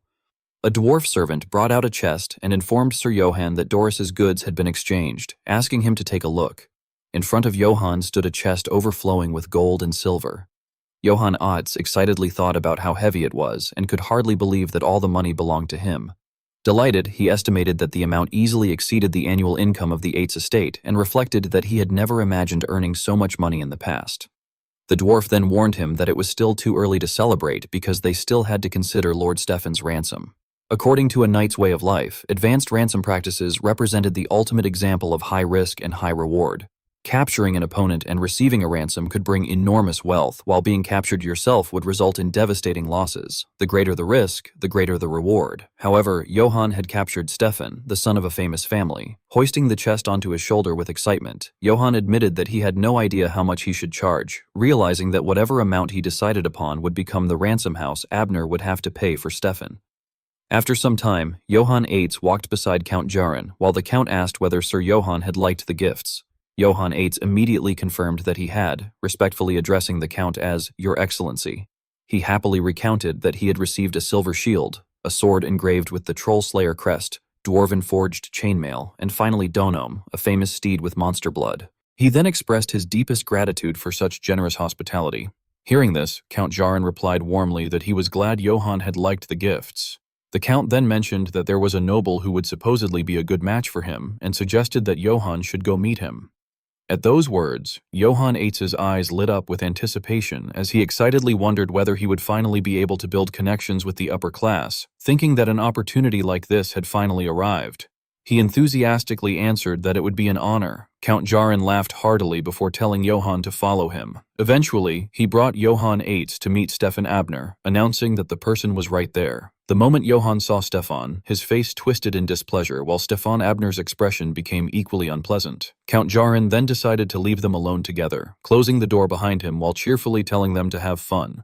The instant the door shut, Stefan Abner slammed his hand onto the table and furiously pointed at Johann Eitz, shouting that Johann was an insolent brat and swearing that the moment he returned to Abner, he would challenge him to a duel. Johann Eitz calmly asked why he did not simply do it right then and there. Stefan immediately lost momentum and awkwardly hesitated, unable to answer properly. Johann instantly exposed the reason, teasing that it was probably because this was not Stefan's house. He mockingly waved his hand and taunted that if Stefan were back home, his mommy would protect him, asking whether he was frightened because he had no one to rely on there. Humiliated and enraged, Stefan Abner shouted at Johann to watch his mouth, proudly declaring that he was of the Abner bloodline and had been born differently from someone like Johann. Johann, however, remained perfectly calm and casually replied that he understood, then asked how much Stefan thought his family would pay for his ransom. Stefan arrogantly lifted his head and scoffed that he would not speak to someone as lowly as Johann. Johann merely turned away indifferently, remarking that this was rather disappointing. When Stefan noticed Johann approaching the fireplace, he became uneasy and nervously asked what Johann was trying to do. Johann darkened his expression and ominously replied that it was nothing much. Tightening his grip on his sword, Johann stirred up the fire and grinned while saying that he had merely thought it might help the two of them become a little closer. Seeing this, Stefan Abner immediately staggered backward in terror and shouted in panic, demanding to know what Johann was doing and asking whether he no longer wanted to receive the ransom money. Johann teasingly answered that he did not even know how much the ransom was anyway, suggesting that perhaps he should try scorching Stefan a little first. Before the heated blade could reach his face, Stefan turned pale with fear and quickly surrendered, shouting that he understood and would tell him everything. Crying miserably, Stefan confessed that he was worth 100 imperial gold coins before hastily correcting himself and increasing the amount to 200. Johann Eitz reacted with delight, remarking in amazement that Stefan was worth as much as 200 gold coins and joking that he was ridiculously expensive. Johann happily declared that this would become the largest sum he had ever earned. Meanwhile, Stefan Abner inwardly complained in disbelief, recalling that he had heard Johann was supposed to be an honorable knight and wondering how any of Johann's current behavior could possibly be considered honorable. Johann then sat back down at the table and calmly remarked that things became much easier for both of them whenever Stefan answered nicely. He ordered Stefan to tell him about Countess Abner. According to Stefan's explanation, the entire story behind the war was absurd enough to make anyone scoff. The daughters of the two houses had apparently intended to enter into a same-sex marriage. In that world, marriage was treated as a political bond of power, so same-sex marriages were considered common. Later on, the couple would either adopt an heir or take lovers, meaning that there was supposedly no issue with continuing the bloodline. However, the real problem had begun when the greedy Countess Abner demanded a silver mine as a condition for the marriage. Jarfin had considered the demand excessive and refused it outright. As a result, Abner had started the war as a form of protest. After hearing the entire story, Johann Eitz's expression twisted strangely as he finally realized the truth of the situation. He recalled Count Jarin's earlier words about how Bosun Castle would treat him as a guest rather than an enemy. Johann glanced toward Stefan Abner and silently concluded that there had been a reason Jarfin had treated Stefan so generously. In the end, all high-ranking nobles were deeply interconnected with one another. At that moment, a servant entered the room carrying wine and respectfully announced that he had brought the wine Lord Stefan had requested.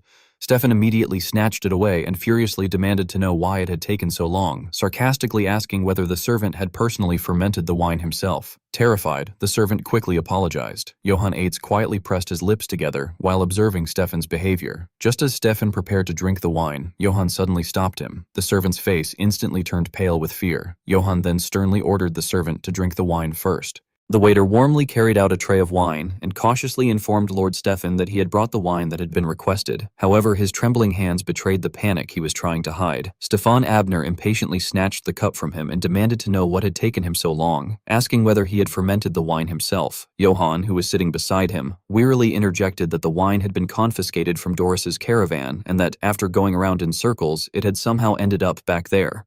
Before he could finish speaking, Johann's attention shifted elsewhere. Noticing something suspicious, he called out to the retreating waiter and told him to hold on. Although the waiter was so frightened that he nearly froze, he forced a smile and nervously asked what the matter was. Instead of answering immediately, Johann turned to Stefan and instructed him to put the cup down. After stopping his companion, Johann questioned the waiter, asking why he had brought the cup while holding it by the rim. Put on the spot, the waiter nervously apologized and explained that he was not very familiar with proper etiquette. Even after saying only a few words, the waiter's entire body was trembling violently. None of these signs escaped Johann's sharp observation. Johann suddenly pushed the cup toward him and remarked that since he had worked hard serving them, he deserved a reward. He then ordered the waiter to drink it. The waiter accepted the cup with both hands and awkwardly thanked Johann. Before Johann could react, he tilted his head back and drained the cup in one gulp. Stefan Abner, who had remained silent until then, could not help asking Johann what he was doing. Ignoring the question, Johann presented another cup and ordered the waiter to drink the wine from that one as well. The request instantly drained the color from the waiter's face. Johann showed no intention of relenting and demanded to know what he was waiting for, ordering him once again to drink it. Suddenly, the waiter hurled the crimson wine cup to the floor. Bending forward, he burst into a frantic confession, admitting that he had committed a crime and begging for forgiveness. The words shocked Stefan Abner so badly that his face turned pale. Johann alone remained as calm as ever. After a long moment, Stefan finally found his voice and tremblingly asked what the waiter had done. The waiter did not dare raise his head. Instead, he bitterly recalled the instructions he had previously received. A mysterious man had handed him a small vial and explained that it contained Nessos's poison. The man had told him that a single drop would be enough to kill everyone in the castle and instructed him to smear a thin layer on the rim of the cup Stefan would drink from. According to the man, all he needed to do afterward was hand over the cup and run away immediately.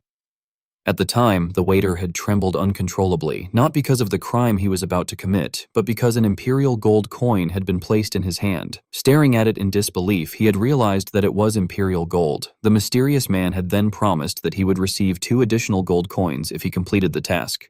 The prospect of such a reward had left the waiter speechless with shock before he eagerly agreed. After the mysterious figures departed, he had looked at the vial of poison in his hand and tried to reassure himself that everything would be all right. He reasoned that Stefan was their enemy in the middle of the war and convinced himself that his death would not be such a serious matter. Though sweat had poured from his body, he had somehow gathered the courage to believe that this single act would bring everything to an end. The source of that blind courage had been his family, as he had convinced himself that they would finally be able to survive because of it. Returning to the present, the waiter realized his mistake only after soldiers dragged him away. Struggling desperately, he begged for forgiveness. The law enforcers showed no patience for his pleas. They shouted at him to be quiet, condemned him for daring to poison a noble's cup, and ordered that he be taken away immediately. Once everything was settled, Johann cast a deadly glance toward Stefan Abner, causing him to flinch in alarm. After regaining his composure, Stefan slowly made his way back to the chair he had risen from and nervously asked Johann why he was looking at him. Although he was terrified of Johann, Stefan felt that the accusation was unfair and insisted that he had not ordered the poisoning.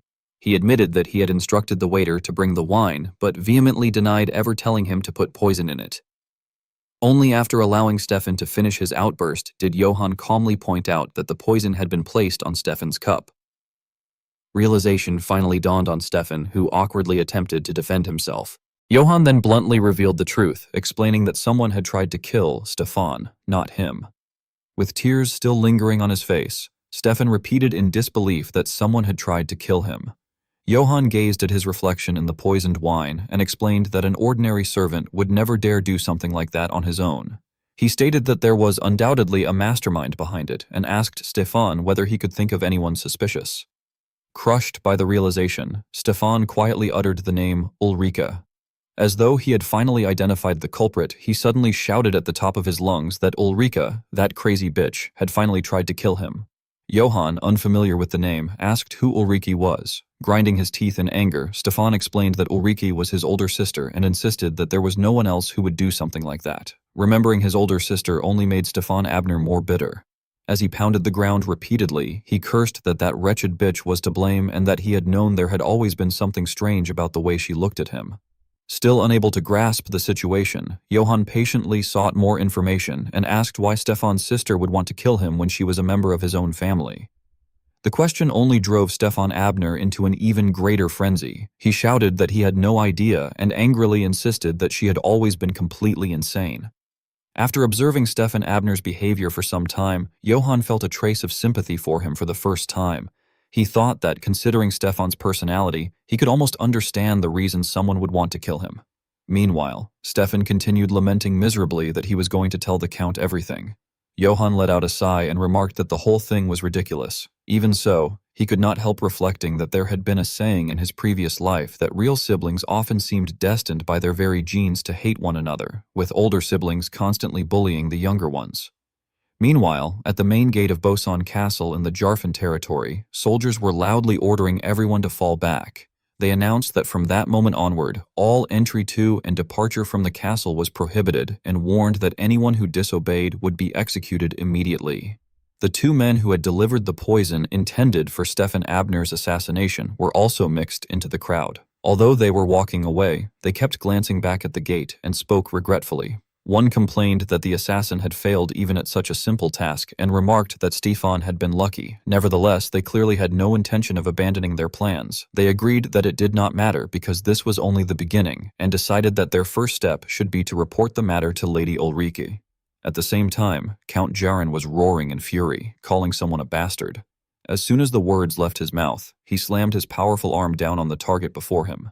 The servant kneeling on the floor could only cry out in pain, while Count Jarin's voice continued to thunder through the room. He accused the man of betraying the trust he had placed in him by allowing him into the castle and demanded to know how he could repay that trust with such treachery. The scandal had enraged him so much that his face was bright red. Feeling that words alone were insufficient, he immediately ordered the guards to behead the animal and display the head in front of the gate. Just after issuing the command, someone called out to him as Count Jarfan. He turned sharply and demanded to know what was wanted. The newcomer was so intimidated by his attitude that he stammered.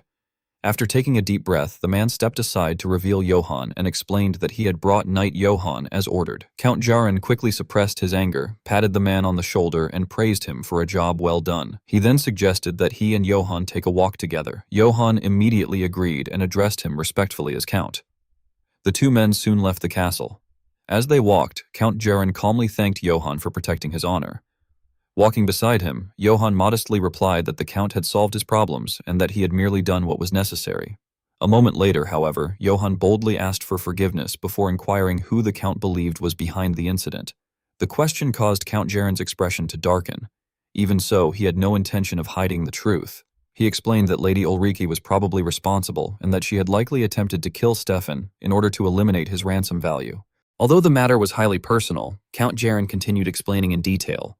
He said that she could then use Stefan's death as grounds to accuse the Jarfin family of failing in their obligation to protect a prisoner and argue that any agreement made with a dishonored Jarfin family should be considered worthless. He went on to explain that such a scheme could invalidate even the war reparations and that, by exploiting the situation, she might also attempt to frame Johann for the murder so that he could be eliminated through a noble trial.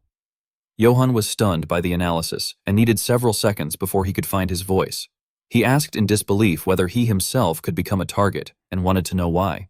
Count Jaren calmly explained that the negotiations regarding the war reparations had already concluded and that, considering the enormous amount the Abners would be forced to pay, it was only natural to assume they harbored resentment toward Johann.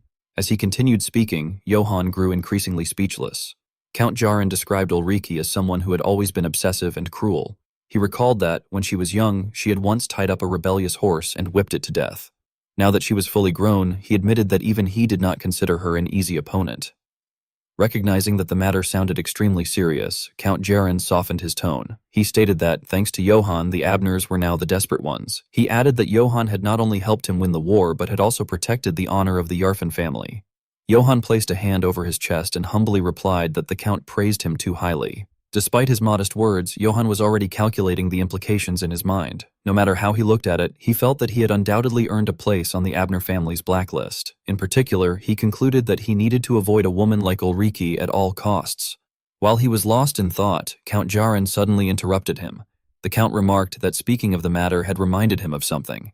Adopting a cautious tone, Count Jaren addressed him formally as Knight Johann. Looking directly into Johann's eyes, he solemnly asked whether he would be interested in receiving a knighthood from him. Count Jaren looked at the man standing before him with sincere eyes and an earnest expression. He hesitated briefly before asking Sir Johann whether he would be interested in receiving a knighthood from him. A knighthood ceremony was a formal occasion in which a king, feudal lord, or count officially recognized someone as a knight, and this time it seemed that Kim Johann was the one being offered that honor. For an unknown noble, it was the opportunity of a lifetime and not something granted to just anyone. Furthermore, from the moment of the ceremony onward, a knight's mistakes also became the responsibility of the person who had dubbed him. Because of such strict conditions, knighthood remained an honor reserved for only a chosen few. After weighing the advantages and disadvantages for a long while, Kim Johann suddenly dropped to one knee and called out to Count Jaren. He replied with the utmost sincerity and enthusiasm, saying that if the knighthood came from someone as honorable as the Count, he could not possibly refuse. Although he spoke those words aloud, different thoughts were running through his mind. As he reflected on everything he had suffered to reach that point, painful memories flooded back. He remembered how even his homeland had been destroyed by the emperor, how he had lived under the scorn and contempt of others, and how he had been wounded by those closest to him. Those hardships had forced him to confront the harshness of life from an early age. To survive, he had hidden his true self from the judgmental eyes around him, taking every opportunity to train and learn so that he could escape the mire threatening to swallow him whole. Yet just when he thought his life might finally change for the better, reality had struck him with another cruel blow. Villages had been destroyed, corpses had littered the land, and everything had happened so quickly. In the end, he had become a wanderer forced to conceal his identity. That catastrophe had not only erased his home, but had also threatened his very existence, forcing him once again to search for a new path to survive. Now, however, he was on the verge of being knighted. Because his past had been filled with so much bitterness, this small taste of sweetness was priceless to him. He thought to himself that he was finally about to become a knight, and that he absolutely could not allow such an opportunity to slip away. Seeing Kim Johann's reaction, Count Jaren found it difficult to suppress a satisfied smile. Taking advantage of the moment, he asked whether Johann could do him a favor. Kim Johan raised his head and repeated the words with suspicion, asking what kind of favor the Count meant. Turning his back to him, Count Jaren explained that since Stefan was Johan's prisoner, he would need to travel to the Abner territory to collect his ransom. Kim Johan hesitantly replied that of course Ulrike would not remain idle and that he was certain she would attempt to kill Stefan. Count Jaren immediately responded that he would provide a trustworthy escort and asked Johan to deliver Stefan to the Abner territory alive. He then added that if Johan fulfilled that request, he would personally dub him a knight. Kim Johan did not hesitate for a moment. He loudly assured Count Jaren that he could leave the matter to him and firmly promised that he would deliver Lord Stefan safely to the Abner territory. A short while later, a loud announcement echoed through the air, proclaiming that the gates should be opened for the victory procession and Sir Johan Eitz. Leading the group forward with his burden close at hand, Johan set out for the Abner territory, carrying his dream of knighthood. A long procession of people and wagons immediately followed one another through the massive city gates as they departed in triumph. Half a day later, as the sun continued its descent, someone finally pointed out that it would soon set at that rate. The speaker turned out to be Stefan Abner, who was trembling as he cautiously tried to secure some comfort for himself. He asked what they were going to do and whether they were truly planning to spend the night on the road. Before Kim Johan could answer, the escort knights provided by Count Jaren began speaking over one another. They remarked that it was embarrassing for a knight to be so frightened. Remembering the bloody scene from earlier, Stefan protested in an increasingly strained voice. He reminded them that they had all seen what happened when the bandits attacked and Johan had turned them into mincemeat. He demanded to know whether they were all insane, questioned why everyone remained so calm, and insisted that he did not want to die in a place like that. Surprisingly, one of the escort knights seemed even more moved by the memory. He admitted that it had been a magnificent sight. He confessed that he had once been jealous of Sir Johan's fame, but after witnessing Johan's bravery firsthand, he had found himself reflecting on his own shortcomings. Receiving such an unexpected response, Stefan suddenly began wailing from atop his horse. He complained that there were sycophants everywhere and that everyone was defending Johan. He reminded them that he was the precious youngest son of the Abner family and insisted that he was afraid of both bandits and assassins. He demanded to know why nobody ever listened to him. At that moment, a voice called his name and immediately silenced him. Kim Johan rarely showed such consideration, but this time he decided to compromise. He acknowledged that Stefan was right in a way and announced that they would head to a nearby village and spend the night there. Pleased with the decision, Stefan instantly broke into a broad smile despite the tears still lingering in his eyes. The moment he felt reassured, he shamelessly switched attitudes and arrogantly ordered everyone to pick up the pace, calling them a useless bunch. The escort knights of Jaren could only exchange weary looks before letting out long, collective sighs. As Kim Johan rode through the village gate, he let out a doubtful hum and remarked that the village looked familiar. After glancing around for a moment, he speculated that he had seen the place before. Not far away, a villager informed Atanka that, judging by the flag, the visitors appeared to be the Knights of Jarfan. Although slightly startled, Atanka replied that he understood and would go greet them personally. However, before Atanka could take more than a few steps, the very person he intended to welcome arrived. The moment he recognized the visitor's face, he became so excited that he nearly lost the ability to speak. He stammered Johan's name several times before finally shouting that it was Sir Johan. Kim Johan looked puzzled and admitted that he did not know who Atanka was, though he felt as if he had seen him before. Atanka quickly introduced himself, explaining that he was the chief of Rutsbeek village. Seeing that Johan still looked confused, he reminded him about the village children who had played with his sword and how Johan had kindly forgiven them. As the memories resurfaced, Johan suddenly exclaimed that he remembered and recognized Rutsbeek village. Atanka immediately expressed how delighted he was that Johan had come. He assured him that the villagers would do their utmost to welcome him properly before asking who the people accompanying him were. Stefan Abner, completely lacking any sense of restraint, seized the opportunity to draw attention to himself. He disdainfully described the village as poor and miserable before ordering the villagers to bring clean water, prepare a banquet, and provide the 3 most beautiful girls. He then began boasting that he was the renowned youngest son of the Abner family. Before he could finish, however, Kim Johan leapt forward, covered Stefan's mouth, and twisted him away from the conversation. Even after being thrown to the ground, Stefan indignantly demanded to know why Johan had done that and asked what he had done wrong. Although Johan was visibly irritated, he patiently explained that while he had always known Stefan was an idiot, he had never realized the situation was quite that severe. He asked whether Stefan was trying to make enemies and expose his own identity, and pointed out that such behavior was equivalent to announcing to every assassin in the region that Stefan was present.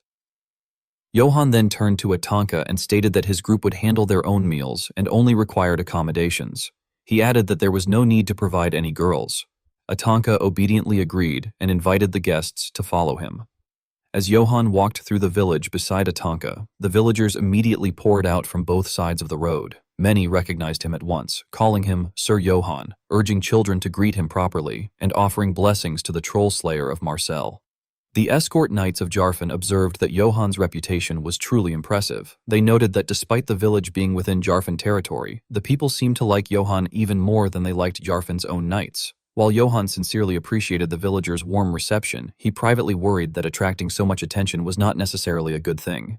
He silently hoped that news of his presence would not reach Ulriki's ears. Eventually, after a whirlwind of emotions, the group arrived at the inn.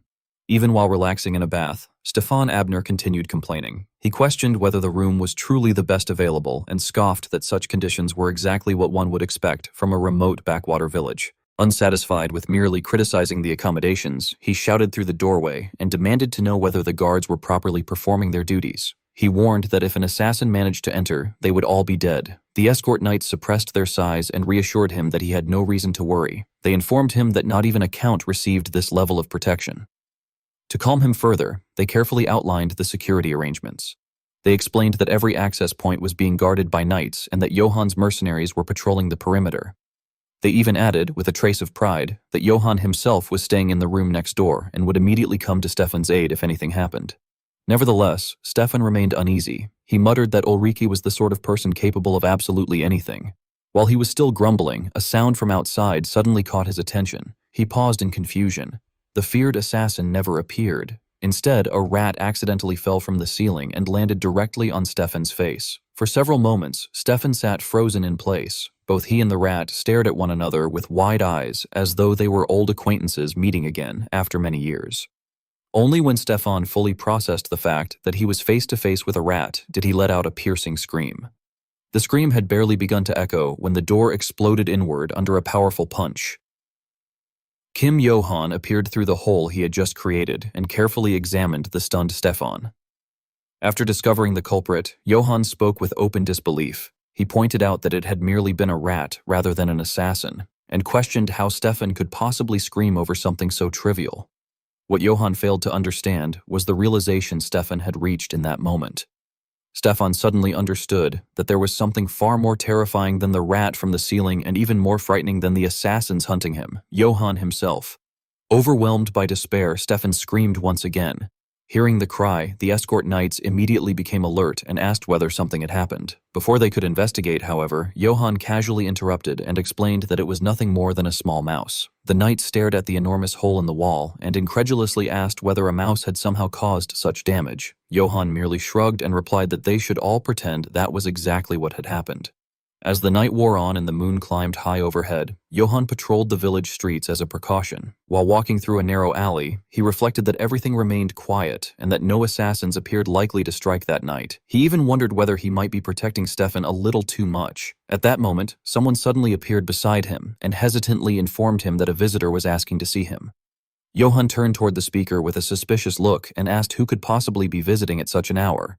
The escort knight attempting to answer had turned pale and struggled to speak. He began to respond but could not finish his sentence. The reason was not reluctance, but rather the rope tightly constricting his throat. A moment later, Ulrika Abner stepped out from behind the immobilized escort knight. Smiling brightly, she greeted Johann Eitz and remarked that they had finally met. She then revealed that she had brought some excellent wine and suggested that the two of them share a private drink together. A brief encounter lacking in friendliness quickly gave way to a move to a different location. Adopting the demeanor of a gracious host, Ulrike Abner reassured Kim Johann that he should not worry. Although the abundance of props and furnishings around them made her words somewhat unconvincing, she continued at length, explaining that it was her private tent and that she had ordered the guards to stay 200 paces away. She then deliberately made the implication even more ambiguous, suggesting that no one would know what kind of things they might get up to inside. As she spoke, a knowing smile curled across her lips. After a lengthy preamble, Ulrike finally rested her chin on her hand and proposed that they create a little secret between the two of them. Since entering her lair, Kim Johann had not uttered a single word. However, he did not allow the awkward atmosphere to persist for long and bluntly asked her to get to the point and explain why she had invited him there. Feigning innocence, Ulrike replied that she merely wished to share some good wine and make a deal. Kim Johan immediately interrupted and demanded to know what kind of deal she meant. Having apparently lost interest in teasing him any further, Ulrike's tone turned dangerous as she revealed that she wanted Stefan killed and was prepared to pay his ransom immediately. Without even blinking to consider the offer, Kim Johan remarked that the wine had suddenly lost its flavor and firmly refused. Nevertheless, Ulrike abruptly rose to her feet and argued that rejecting her without even listening was rather problematic. Moving closer to him, she promised to double the payment if money was the issue, offering 400 gold coins. Though inwardly astonished by her wealth and noting to himself that she had not hesitated to raise the price, Kim Johan remained steadfast and repeated that he still refused. Even after being rejected twice, Ulrike calmly drained her glass of wine. As she lowered the cup onto the table, she leaned against him in an almost coquettish manner. Taking advantage of his momentary shock, she whispered an even larger figure into his ear, 1,000 gold coins. Confident that money could solve everything, Ulrike proudly declared that a man like him should understand exactly what such a sum was worth. She even bluntly pointed out his circumstances, claiming that the reason he wandered from place to place ultimately came down to money. Pressing her lips close to his ear once more, she promised that she could bring his journey to an end right then and there. Unlike before, Kim Johan did not immediately respond. Instead, a calculating glint appeared in his eyes as he mentally weighed the amount she had offered. He reflected that 1,000 gold coins were enough to purchase an entire estate, perhaps even a small castle. Seeing him lost in thought, Ulrike straightened up and asked what else could possibly concern him. She wondered whether he simply did not want to carry out the deed himself. Assuming she had seen through him completely, she continued by assuring him that there were plenty of ways to handle the matter. She even laid out a detailed plan on the spot. According to her proposal, once they entered Abner County, he merely needed to leave Stefan alone and appear occupied with something else for a short while. In her imagination, Stefan would find himself trapped in confusion, desperately wondering what had happened to the light. At that point, her own people would take care of him. Quite pleased with what she considered a brilliant scheme, Ulrike sought Kim Johan's approval. She explained that since the incident would occur within Abner territory, he would not be held responsible. She then asked what he thought of the idea, adding that she could provide as many loopholes as he required. Contrary to her self-satisfied enthusiasm, Kim Johan remained completely unmoved.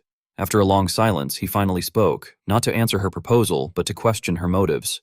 He admitted that he could not understand why she was willing to go so far and asked whether the price was not far too high merely to avoid losses from a war. His seemingly naive question caused Ulrike to cover her mouth and laugh softly. She remarked that he truly was a backwater noble. Once she had laughed enough, she freely revealed her reasoning, stating that, considering everything that Brat Stefan had done, 1,000 gold coins was little more than child's play. After hearing Ulrike Abner out, Kim Johan finally understood that everything she had done stemmed from a desire to prevent the Abner family fortune from being squandered any further. Ulrike declared that before long she would become the head of House Abner, and that even then Stefan would continue gnawing away at the family wealth. She admitted that she could not even imagine how much more damage that rat would inflict upon the family, and, with every word, her killing intent became more apparent. She concluded that Stefan needed to die before it was too late, and that 1,000 gold coins was a bargain if it ensured that outcome. Only after she had vented her frustration did Kim Johan rub his aching neck and remark that she was being surprisingly honest. Confident in her own powers of persuasion, Ulrike pushed the agreement forward and told him that they should cut the small talk. As she explained that the document was a certificate worth 1,000 gold coins, redeemable immediately at any merchant group, Kim Johan could only stare in shock. Seeing him frozen in place, Ulrike urged him again, saying that the amount should be more than enough to satisfy his pride, and asking why he would not simply accept it. Kim Johan once again fell into a familiar state of stunned silence. His lips moved several times as though weighing his options, but in the end he simply stated that he refused. Startled, Ulrike instinctively asked what he had just said. Once she realized he was not joking, she shouted and demanded to know whether he was serious. Kim Johan firmly replied that he was. Even so, he wanted everything to be perfectly clear. He told her that since she had been honest with him, he would offer an explanation in return. Taking a deep breath, he began laying out his reasoning. First, he explained that if Stefan died, Count Abner's blade would inevitably be pointed at him. Even if he bore no responsibility, the resentment would still fall upon his head because human emotions were not so neat and orderly. That opening argument struck close enough to the truth that Ulrike found herself unable to offer an immediate rebuttal. Seeing this, Kim Johan continued.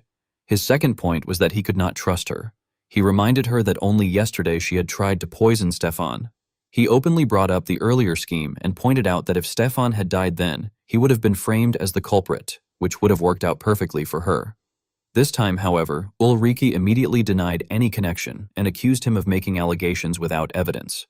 Kim Johan did not particularly care whether she was innocent or not. In his eyes, she remained the same sort of person regardless. He therefore pressed on, asking what guarantee he had that she would not harm him after he accepted the gold.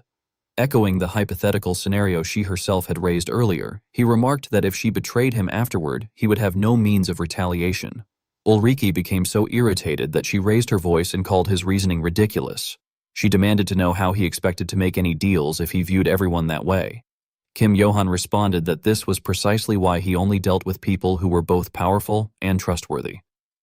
Having exhausted the last of her patience, Ulrike sharply asked whether they were finished. Yet Kim Johan still had more to say. He replied that there was one final matter. After a short, humorless laugh from Ulrike, he took a deep breath and decided to reveal his final card. He explained that Count Jarfin had ordered him to deliver Stefan alive to Count Abner and that standing by while Stefan was murdered would stain his honor. Ulrike had no remaining patience to listen to what she considered pointless rambling.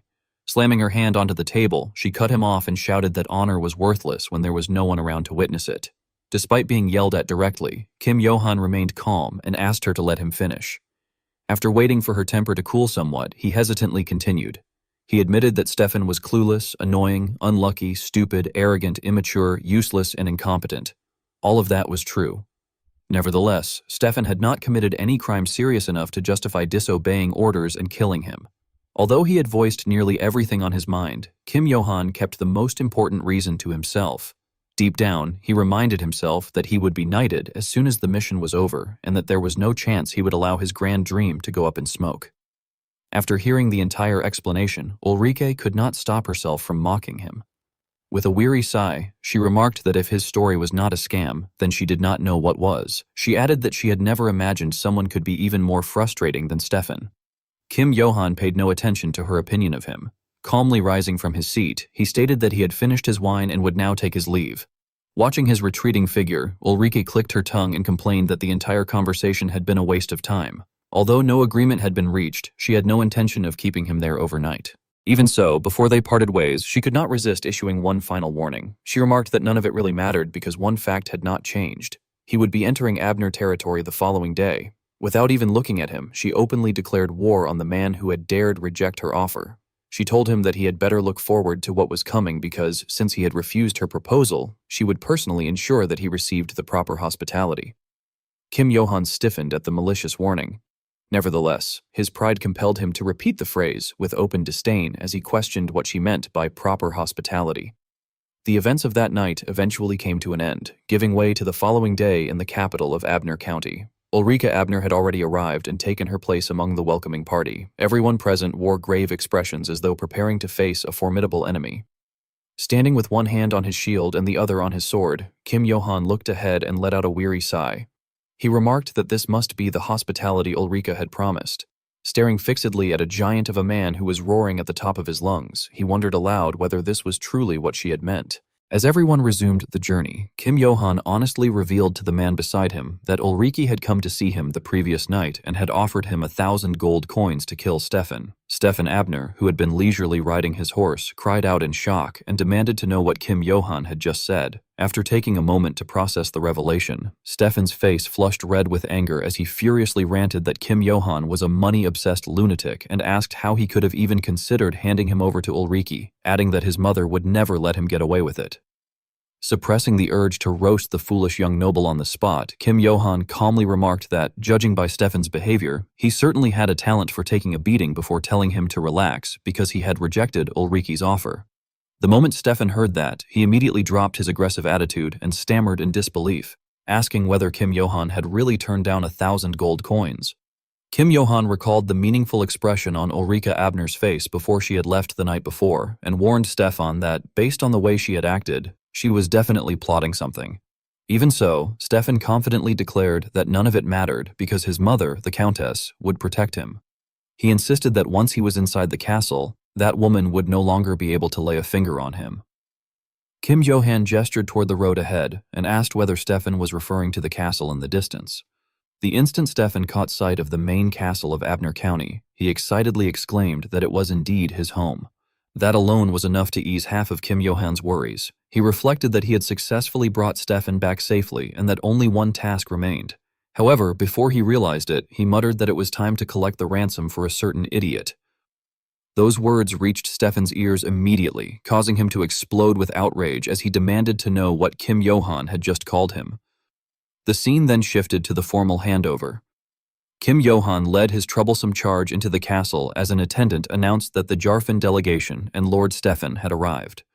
Instead of receiving the warm welcome he had expected, Kim Johan was met with an atmosphere of unusual caution. Every person he passed fixed an unmistakably dissatisfied stare upon him, their eyes following him wherever he went. Despite the hostile reception, Kim Johan carried out the proper formalities by bowing respectfully before Countess Abner and introducing himself as Johan Eitz, offering his greetings on behalf of the delegation from the Count of Jarfin. Countess Abner immediately lifted her sharp chin and frowned, paying no attention to Kim Johan. Instead, her gaze remained fixed on her precious son as she affectionately addressed Stefan and asked what on earth had happened to him. After looking him over for a while, Countess Abner forced herself to shed a tear to display her motherly affection. As she did so, memories of the past flooded her mind. She reflected that Stefan had always been such a beautiful child and recalled how he used to eat flowers as snacks and play with swans. She then remembered how, as he grew a little older, he would constantly tell her that he loved her. Quietly, she concluded that he had once been an angelic child who had always come looking for his mother. Only after satisfying herself by looking at her son did Countess Abner finally direct her dissatisfaction toward Kim Johan. Inwardly, she cursed Johan Eitz, thinking that everything had gone wrong because of that bear-like man whose face looked gentle despite possessing a rugged body unlike that of a child. Her mind replayed the image of Kim Johan subduing her beloved son, and she convinced herself that he had kidnapped Stefan and threatened their family. In her view, that single incident had caused them to lose the war. Thinking further, she glanced toward the uneasy nobles standing nearby and bitterly reflected that the entire affair had left her completely humiliated and that, under such circumstances, she would no longer be able to maintain her dignity before her vassals. Countess Abner instinctively took a deep breath to prepare herself for what she intended to do next, even though she was inwardly extremely reluctant. She wondered whether breaking the dreadful atmosphere was truly the only way out. Having finally steeled herself, she suddenly adopted an overbearing tone and accused Kim Johan's group, demanding to know why they dared to remain armed in her presence and declaring their behavior utterly insolent. As expected, while Kim Johan alone remained composed, the accompanying soldiers collectively stared in shock. One of them bravely stepped forward and respectfully explained that Count Jarfin had granted them permission to remain armed through an official letter. Countess Abner had been waiting for precisely that opportunity. Raising her voice even further, she denounced their defiance and ordered her guards to disarm the men immediately. Without the slightest hesitation, one of the knights reached toward Kim Johan's group and instructed the victorious delegation to lower their weapons. Watching the commotion unfold from her elevated position, Countess Abner secretly rejoiced. She reflected that even if Count Jarfin had granted permission, the honor of House Abner could only be preserved if she demonstrated who truly held authority. She believed the foolish knights had no choice but to fall into her trap, despite fully understanding what she was attempting to accomplish. However, just as the knight was about to lay a hand on him, Kim Johan calmly told him to wait. Fixing the knight with a piercing gaze, he firmly declared that carrying his weapon was his legitimate right and that anyone wishing to take it from him would first have to kill him. The gathered nobles, who had merely intended to watch the spectacle unfold, were utterly stunned by his words and could only gasp in disbelief. The atmosphere in the hall instantly became unbearably tense as both host and guest fell into a clear standoff. Standing upon the platform, Countess Abner could barely conceal her bewilderment. She silently questioned what was wrong with the man before her. Having lived more than half her life, she felt she had never encountered anyone so incomprehensible. She could not understand how a man standing deep within enemy territory could utter such fearless words. At that very moment, a chilling sensation spread throughout her body. Unconsciously lowering her gaze to her left chest, which seemed to be freezing over, she wondered in astonishment whether her heart was beating in response to the man's courage. No matter how turbulent her emotions became, Countess Abner maintained an outwardly calm expression. Across from her, Kim Johan remained equally unyielding, yet the longer he looked at her, the redder her sharp cheeks became. Kim Johan never entertained any other interpretation of her reaction and simply continued meeting her gaze with unwavering intensity. Little did he realize that their silent exchange had already thrown Countess Abner's heart into complete turmoil. She found herself captivated by his fearless eyes and admitted inwardly that she liked them. The thought had scarcely crossed her mind before she asked whether he truly belonged to House Jarfin, explaining that she had initially believed him to be a renegade knight. Kim Yohan honestly replied that he did not belong to House Jarfin and had merely been a guest. Countess Abner then questioned why he had kidnapped Stefan. This time, Kim Yohan answered more solemnly, explaining that he had had no other choice because it had been necessary to protect his honor. Seeking confirmation, Countess Abner asked whether that meant he bore no grudge against House Abner. Kim Yohan respectfully addressed her by name and affirmed that this was indeed the case. Completely convinced, Countess Abner praised him as a truly brave man and declared that she greatly valued his courage. As a special exception, she granted him permission to remain armed. Having successfully overcome the ordeal, Kim Yohan politely thanked her for her consideration. As she watched him kneeling before her, Countess Abner silently admired him once more, thinking that Yohan Eitz was quite a likable fellow. Just when everything appeared to have settled peacefully, the situation suddenly took another turn. Inogoan, a vassal of House Abner, abruptly stepped forward and declared that although Her Grace had permitted Kim Yohan to remain armed, he believed his own honor had been insulted. He proclaimed that he would challenge Kim Yohan to a duel and restore the honor of House Abner. Countess Abner was briefly taken aback, but she forced herself to calm down before attempting to defuse the situation. She told Lord Inno that it was not the time for such matters and asked whether Sir Johan truly held no grudge against their house. However, Inno Goan completely ignored her question and continued provoking Kim Yohan. He demanded to know whether Yohan expected him to simply endure such arrogance, then challenged the troll slayer of Marcel to accept an honorable duel if he possessed any sense of honor. Countess Abner was driven nearly mad by Inno Goan's stupidity, though she could not voice her frustration aloud. Inwardly, she demanded to know what he thought he was doing, reminding herself that he was challenging the victorious delegation to a duel. Before Kim Yohan could even react, Stefan Abner rushed over and whispered that Yohan must not even think about accepting because he could lose his life if he fought Inno. A familiar voice accompanied by the crack of a whip then joined in. Ulrika Abner remarked that Stefan was right and mockingly advised Yohan Eitz to run away instead. Finally stepping forward, Ulrike wore an openly provocative expression as she declared that running away suited him much better. Countess Abner realized the situation had completely spiraled beyond her control, and her anger became so intense that the corners of her eyes nearly split. Nevertheless, Ulrike completely ignored her grim expression and continued her taunting. She declared that the troll slayer of Marcel would become known as the coward who fled from honorable duels and vowed to spread that rumor throughout the entire empire. She even walked directly up to Kim Yohan and mockingly suggested that it would be wonderful for everyone to remember Yohan Eitz as the knight who had been too frightened to accept a duel. Kim Yohan did not respond to anyone, though his eyes revealed that he was carefully weighing the situation. Mistaking his silence for fear, Ulrike continued ridiculing him by remarking that Count Jarfin would surely be proud of him, before sarcastically reminding him that he was not even a formally recognized knight yet. Only then did Kim Yohan finally understand the scheme Ulrike had prepared. He realized that this was exactly what she had meant when she told him to look forward to it. Concluding that there was no other choice, he discarded every unnecessary thought, clenched his fist, and announced that he accepted the duel before challenging them to begin.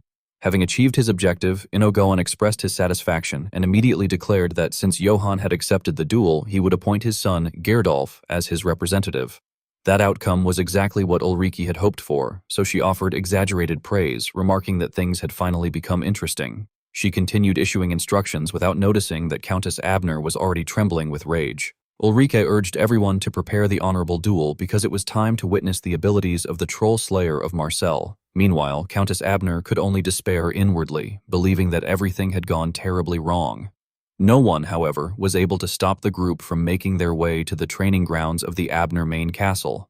Kim Yohan stood in the arena with his sword in one hand and his shield in the other, assuming a stance that prepared him for any opponent. The silence was suddenly broken as the announcer loudly introduced the challenger, calling everyone's attention before declaring that the knight who would fight honorably in Lord Inogoan's place was about to appear. At that very moment, Gerdolf charged forward with a savage roar while the announcer proclaimed him to be the noble butcher who had slain hundreds of knights in honorable duels. The instant Gerdolf spotted Kim Yohan, he rushed forward and shouted that he was going to kill Yohan. Kim Yohan paid no attention to the surrounding commotion and instead focused entirely on maintaining a defensive stance while the announcer identified him as the arrogant and despicable knight, Yohan Eitz. Wasting no time, the referee signaled for the duel to begin. Receiving the signal immediately, Gerdolf swung his weapon directly toward Kim Yohan while roaring that he intended to crush Yohan's head.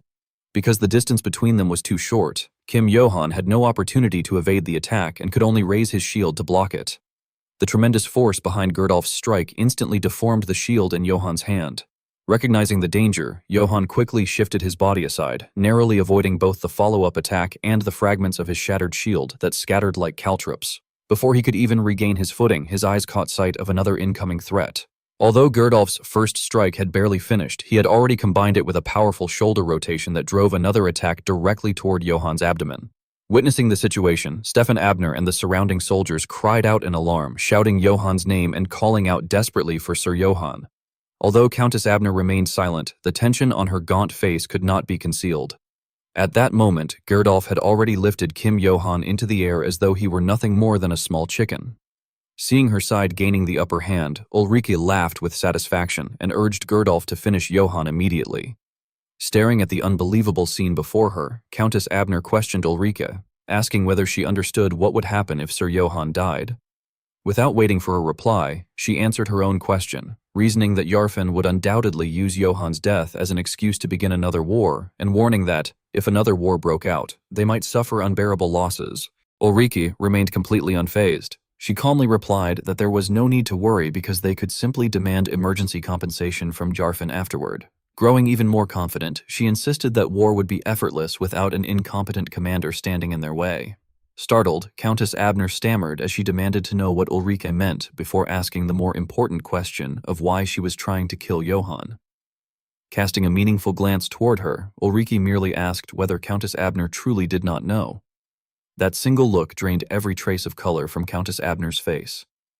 Deciding not to prolong the suspense any further, Ulrike bluntly revealed that Johan was currently serving as Stefan's bodyguard. The revelation struck Countess Abner so suddenly that she could only repeat the word "what" in disbelief. Although no further words escaped her lips, her thoughts silently echoed Ulrike's revelation as she realized that Johan had been protecting Stefan. At last, everything became clear to Countess Abner. She suddenly understood that Ulrike intended to eliminate Stefan's bodyguard before targeting Stefan himself. Unable to focus on the duel any longer, Countess Abner's thoughts spiraled around that horrifying conclusion until, after piecing every clue together, she abruptly leaped to her feet. Using every ounce of strength she possessed, she desperately shouted for the duel to be stopped immediately. Before she could finish her warning, however, a louder voice interrupted her by announcing that the fight was already over. Ulrike smiled triumphantly, but her laughter froze in her throat the instant she saw the outcome before her. As everyone's eyes turned toward Kim Johan, who remained standing in the center of the arena, someone finally voiced the question on everyone's mind, wondering whether Gerdolf had actually lost. Before everything had reached this point, Kim Johan had thought that he would save House Abner's reputation by merely going through the motions. He had believed that if he made the fight appear evenly matched, it would satisfy their pride. However, reality had proven otherwise. Gerdolf had been far stronger than Johan had expected, and he had been genuinely trying to kill him. The moment the referee announced the start of the match, Gerdolf unleashed the monster within himself and charged forward without hesitation. He seized Kim Johan by the throat with all his strength and screamed for Johan to die. Despite being overwhelmed, Kim Johan remained astonishingly calm. Taking advantage of his long legs, he hooked one around Gerdolf's neck. Once his opponent had entered his range of control, Johan twisted away the arm that had been choking him. Instead of breaking it immediately, Johan ordered Gerdolf to surrender, warning that if he continued resisting, he might actually break him. However, there was one thing Johan had overlooked. Even though his entire body was trembling from the unbearable pain, Gerdolf had forced out a single word through gritted teeth, telling Johan to continue.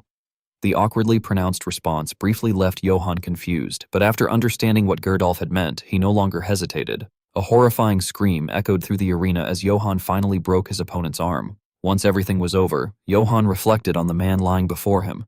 He thought that Gerdolf, the noble slayer, had refused to retreat even after his body had been broken. Unable to suppress his admiration, Johan praised him sincerely, saying that Gerdolf had refused to surrender until the very end and possessed an incredible fighting spirit. He congratulated him on a battle well fought.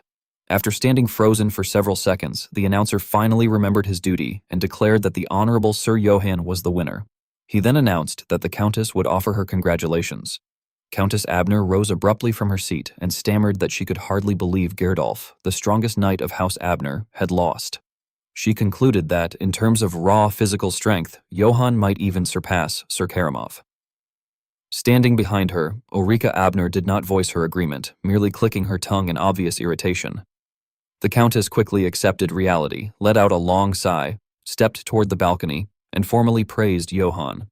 She declared that his performance had been a magnificent display of knighthood, that she had seen enough, and that surely the gods would praise the honor displayed that day. Although every noble below wore an expression of utter frustration, they forced themselves to applaud. Among them, however, several quietly whispered that Sir Inno's thoughtless behavior had ruined the atmosphere, though it had also led them to an important realization. They concluded that Sir Johann had to be eliminated. Their gazes remained fixed on Johann as they reasoned that he was the root cause of everything they were suffering, that he was the true culprit, and that his very existence would forever hinder their families. Ironically, the proposal received immediate support, as others agreed that Johann Eitz was an extremely dangerous man who had to be dealt with as soon as possible. Meanwhile, back inside the dark room, Inno Gohan pretended to show concern by asking about Gerdolf's injuries. The physician respectfully replied that he had treated the wounds for the time being, but believed Gerdolf would likely never be able to use his left arm again. Without even lifting his head, Gerdolf acknowledged the diagnosis and dismissed the physician, telling him he could leave. The doctor quietly withdrew from the room. Once they were alone, Inno Gohan buried his face in his hands before bitterly expressing his disappointment. He said that he could not believe Gerdolf had failed to defeat such a small brat. Becoming increasingly enraged, he declared that Gerdolf should have died on the battlefield instead of shamelessly crawling back alive. He went on to call him a disgrace to the family. To better understand the situation, it should be noted that, unlike in modern times, a bone fracture during the Middle Ages often marked the end of a person's career.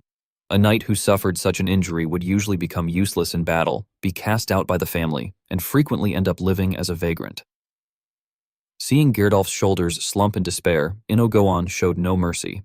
He mocked him for not only suffering a humiliating defeat, but also becoming a useless cripple. He demanded to know whether Gerdolf understood how much money had been spent teaching him swordsmanship. Finally, after exhausting his insults, Inno Gohan called him a worthless child and ordered him never to show his face again. Gerdolf remained motionless despite the relentless verbal assault, sitting as still as a lifeless statue. However, when tears unknowingly streamed down his face, he suddenly apologized, saying that he was sorry. He kept repeating into the empty air that he was sorry for being useless, completely unaware that Kim Johan was standing outside and had heard every word. Kim Johan took a deep breath and struggled to suppress the turmoil within himself. He reflected that he had only come to get some bandages for his hand, but that he could not simply ignore what he had just heard. After gathering his thoughts, he stepped forward and, forcing his voice to sound as natural as possible, asked whether Gerdolf was all right. He sincerely apologized for breaking Gerdolf's arm, explaining that it had never been intentional. To his surprise, Gerdolf humbly admitted that it had happened because he himself had been weak. Fearing that Gerdolf would continue drowning in guilt, Kim Johan reassured him by insisting that this was not true and that Gerdolf was one of the most skilled fighters he had ever faced. To make his praise more convincing, he even recalled a previous opponent, saying that Gerdolf had been an even stronger warrior than the half-minotaur he had fought during the Battle of Marcel. With such an impressive comparison, Gerdolf blushed and timidly asked whether Kim Johan had really meant him. Kim Johan acknowledged his strength by presenting him with a rare reward. He explained that it was the water of blessing from the sage of the Iphael River and assured him that a single sip would be enough to heal his broken arm. Still blushing, Gerdolf respectfully accepted the gift and repeatedly thanked Sir Johann for his generosity. Kim Johan casually told him not to mention it, though inwardly he hoped that this gesture would prevent Gerdolf from holding a grudge against him. Meanwhile, Stefan Abner was busy seeking protection elsewhere. Bursting in with a miserable expression, he frantically claimed that Ulrike was trying to kill him. Waving his arms dramatically, he insisted that he was serious, alleging that she had attempted to poison his wine and had even instigated Johann to murder him. He argued that he had known something was strange from the way she looked at him, and claimed that she was now making dangerous moves everywhere. Before he could continue, Countess Abner coldly interrupted him, reminding him to address her properly as Lady Ulrike. Stefan was so stunned that he could only mutter a confused question. The Countess patiently repeated that he should refer to her as Lady Ulrike. Stefan hastily agreed and resumed his complaint, once again insisting that Lady Ulrike was trying to kill him. The Countess interrupted him a second time by calmly asking whether he had any proof. Cornered, Stefan admitted that he had none but argued that everyone knew how much Ulrike hated him and wanted him dead. After patiently listening to his lengthy complaints, Countess Abner calmly said that she wished to make him a proposal. She then informed him that he should enter the Sharkus monastery the following day, explaining that once he was there, even Ulrike would no longer be able to touch him. Stefan immediately jumped to his feet in protest. He exclaimed that it was a silent monastery and argued that if he entered it, he would never be allowed to leave until the day he died. He lamented that he would have to eat nothing but barley bread 3 times a day, shave his head, and spend the rest of his life surrounded only by men. In the end, he firmly declared that he would never even be able to get married and absolutely refused to go. After hearing his outburst, Countess Abner did not force the matter. Instead, she calmly replied that if he truly did not wish to go, then he did not have to. However, she warned him to understand that this was the final opportunity she was willing to offer him. Realizing the implication behind her words, Stefan's hand trembled uncontrollably at his side. After a long silence, all he could say was that he needed some time to think. The Countess granted him only until the following day, instructing him to use that time to clear his mind. By the time Stefan reached the door, he quietly acknowledged her decision by addressing her as mother. Yet he never noticed the pain on his mother's face as he left. Only after the room was empty did Countess Abner finally bury her face in her hands and quietly sob. Meanwhile, in the Abner guest reception room, the butler gestured toward a large chest and informed Kim Johan that Sir Stefan's ransom was inside, inviting him to verify its contents personally. Kim Johan did not stand on ceremony. He opened the chest and carefully counted every single gold coin inside. As he stared at his own reflection in the shining treasure, he reflected that, at last, everything had come together. He thought about how much had happened and carefully reviewed every step before concluding that, despite all the obstacles, he had secured his opportunity to become a knight, successfully protected Stefan, and obtained a ransom worthy of all the effort he had invested. Thinking of Ulrike Abner, he could not help but smile wryly at the irony of the situation. Clutching a gold coin tightly in his hand, he finally allowed himself the most genuine smile he had worn in a long time. Only then did he remember to compliment the butler, telling him that he had done well preparing everything. Even so, Kim Johan knew perfectly well that the money ultimately bore Stefan Abner's name. Ransom received, 200 gold coins. After finishing the count, Kim Johan quietly left the room alone. As he walked slowly down the corridor, he planned that he should return to Jarfin Castle first thing the following morning. He reflected that he had already sensed earlier that the Abners had become wary of him, making it best to leave before anything unexpected happened. He even considered scouting the exit in advance. However, the moment he opened the door, his thoughts came to an abrupt halt as Stefan Abner's gloomy face suddenly appeared before him. Startled, Kim Johan scolded him, exclaiming that it had only been Stefan and that he had nearly struck him because he had mistaken him for an assassin. Ignoring Johan's complaint, Stefan wore an unusually serious expression and stated that he had a proposal for him. Without even allowing him to finish, Kim Johan flatly refused. He explained that he was done running Stefan's troublesome errands, that he had already received the ransom, and that he was leaving for Jarfin Castle. Stefan quietly repeated the name Jarfin Castle before asking whether Kim Johan was in such a hurry because of his knighthood. Kim Johan openly admitted that this was indeed the reason. He began explaining that his reward for protecting Stefan safely. Before he could finish, Stefan gravely interrupted him and warned that if Kim Johan left like this, he would never be dubbed a knight. Kim Johan immediately spun around and shot Stefan a murderous glare before demanding, through gritted teeth, what he meant. Stefan Abner, using the most serious tone of his life for the first time, declared that Johan Eitz would not be able to become a knight. Johan immediately spun around and demanded to know what Stefan was talking about, insisting that he explain himself properly. Resigned to risking everything, Stefan pointed directly at Johan and threatened that if Johan refused to help him, he would tell his uncle and ask him never to appoint such a coward as a knight.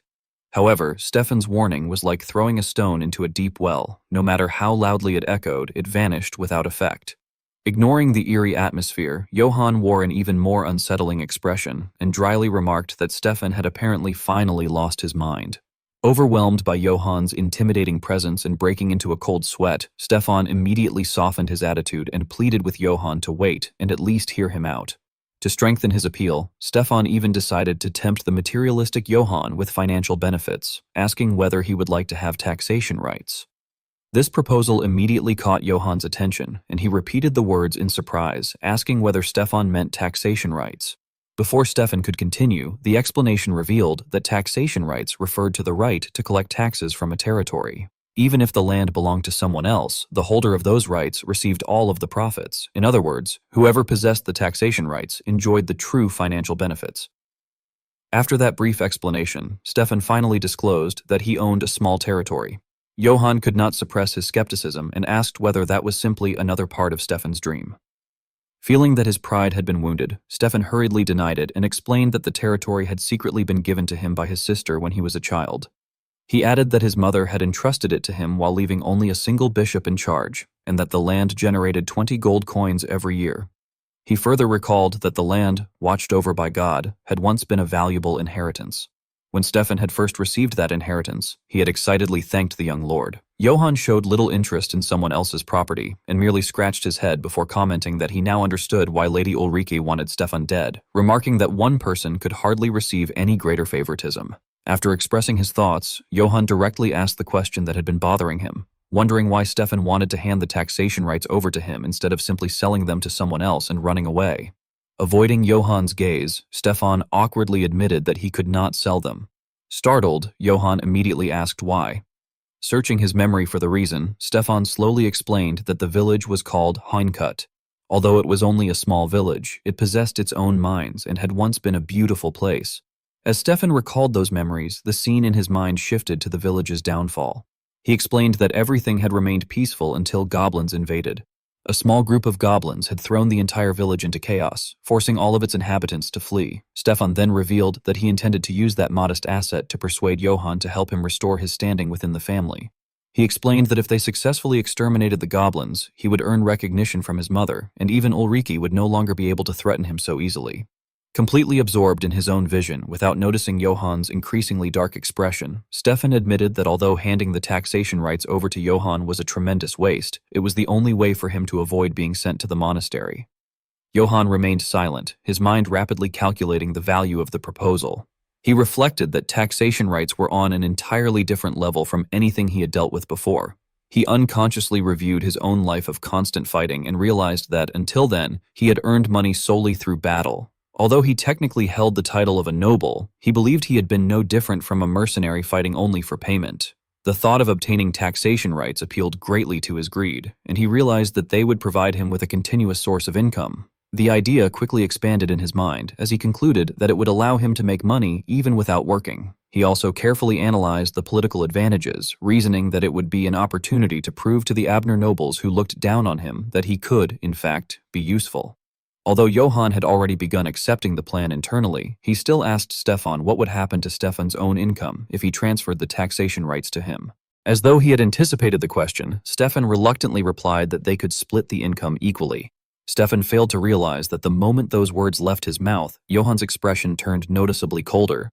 Taking several deep breaths to compose himself, Johann calmly remarked that Stefan's attitude hardly inspired confidence, though he admitted that even half of the taxation rights was honestly an extremely tempting offer. Having settled the matter of dividing the profits, Johann finally remembered to address the core of the plan and asked whether the subjugation force would be hiring mercenaries. Stefan Abner snapped his fingers and enthusiastically declared that, of course they could do it. Johann Eitz, however, had little faith in such an unreliable proposal and pressed him with a decisive question, asking whether he had the money. As expected, Stefan immediately wore an awkward, constipated expression, making it obvious to Johann what the absurd plan actually was. Johann asked whether Stefan was seriously expecting him to pay for everything and inwardly remarked on how shameless the man was. Realizing that he had exposed himself, Stefan hurriedly denied it, insisting that he would find a way to hire the mercenaries himself. Before he could even finish, Johann cut him off, saying that he did not trust him in the slightest and questioning whether he should even agree to this. Driven into a corner, Stefan immediately switched to shameless flattery. He insisted that someone like Johann would surely have no trouble dealing with goblins. The more he spoke, the more sweat poured down his face, as though raising his voice would somehow make his claims come true. He continued by asking whether Johann was actually afraid and reminded him that he was, after all, the troll slayer. The relentless barrage of questions left Johann speechless. His mind drifted back to the past, when countless people had addressed him in exactly the same way. They had proudly called him the Troll Slayer of Marcel. Some had spoken with the utmost reverence, begging Lord Troll Slayer to forgive their rudeness. Others, despite trembling with fear, had expressed their deepest respect for the great achievements of the Troll Slayer. Even those occupying lofty positions had once confessed that they had long wished to meet the Troll Slayer of Marcel. Johann also remembered walking through cheering crowds as voices echoed everywhere, blessing Sir Johann and celebrating the Troll Slayer of Marcel. Those memories gradually awakened the knightly spirit sleeping within him. He reminded himself that he had risked his life to earn that title and that he absolutely needed to preserve that reputation for the future. Yet another thought soon followed. If he were to fail the goblin subjugation, the mere possibility made him imagine people coldly asking whether that was all he had ever been capable of. Worse still, they would announce that his knighthood had been cancelled. They would undoubtedly denounce him as a fraud. The thought alone made Johann feel as though his soul were about to collapse. Everything he had built until now would crumble. Even so, a small voice inside his mind continued urging him onward. It told him that this was indeed a gamble on himself. He could lose an enormous amount, but if he succeeded... Johann clenched his fist tightly. Without thinking any further, a faint smile unconsciously appeared on his lips as he asked Stefan to show him the map and wanted to know what kind of village Haincut was. The scene then returned to the tense audience hall. Unable to conceal her disbelief any longer, Countess Abner hesitantly told Stefan to repeat what he had just said. Completely fearless, Stefan casually replied that he could repeat it as many times as she wanted. After taking a deep breath, he loudly declared that he would carry out the Haincut goblin subjugation together with the Troll Slayer. Countess Abner was so shocked that her eyes widened and her jaw dropped open. The surrounding nobles all wore equally dumbfounded expressions. Only Ulrike Abner recovered quickly enough to grit her teeth and begin muttering that the crazy fool was actually serious. Before finishing the sentence, however, she spun toward Stefan and angrily warned him not to do anything pointless because there was no money left to waste on his childish pranks. Stefan merely waved his hand dismissively and delivered an even more shocking statement, declaring that he would fund the entire subjugation using nothing but his own money. Having completely lost her composure, Ulrike demanded to know where that money had come from, insisting that it had belonged to their family in the first place. Stefan stubbornly maintained that it was his money, wasn't it?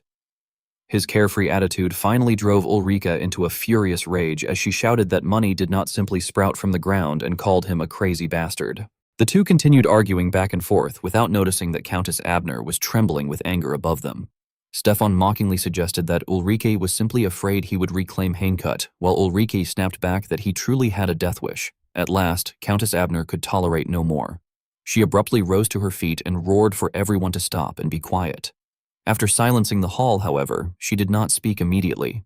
Instead, she silently swept her gaze across the grand chamber. When her eyes finally settled on Johann Eitz, she reluctantly admitted to herself that if Stefan truly traveled alongside that young knight, her son probably would not die. Even so, she suddenly posed a question that left the entire hall so silent that even a falling pin could almost have been heard. She asked whether anyone present was willing to join that honorable expedition. The suffocating silence that followed only broadened her astonishment. She wondered whether there truly was not a single person willing to volunteer. Before anyone could answer, the sound of heavy footsteps thundered in from outside. The doors burst open as Gerdolf charged into the hall like a storm and boldly declared that he, Gerdolf, would go. Countess Abner stared at him with utter astonishment and asked Sir Gerdolf whether he had not been injured. Gerdolf immediately flexed his muscular arm to prove his recovery and proudly declared that he had been completely healed thanks to Sir Johann and that it did not hurt anymore. The nearby nobles could no longer maintain their composure. Covering their mouths, they whispered among themselves in disbelief, wondering how Gerdolf, who had been supposed to remain crippled, had recovered and whether a miracle had taken place.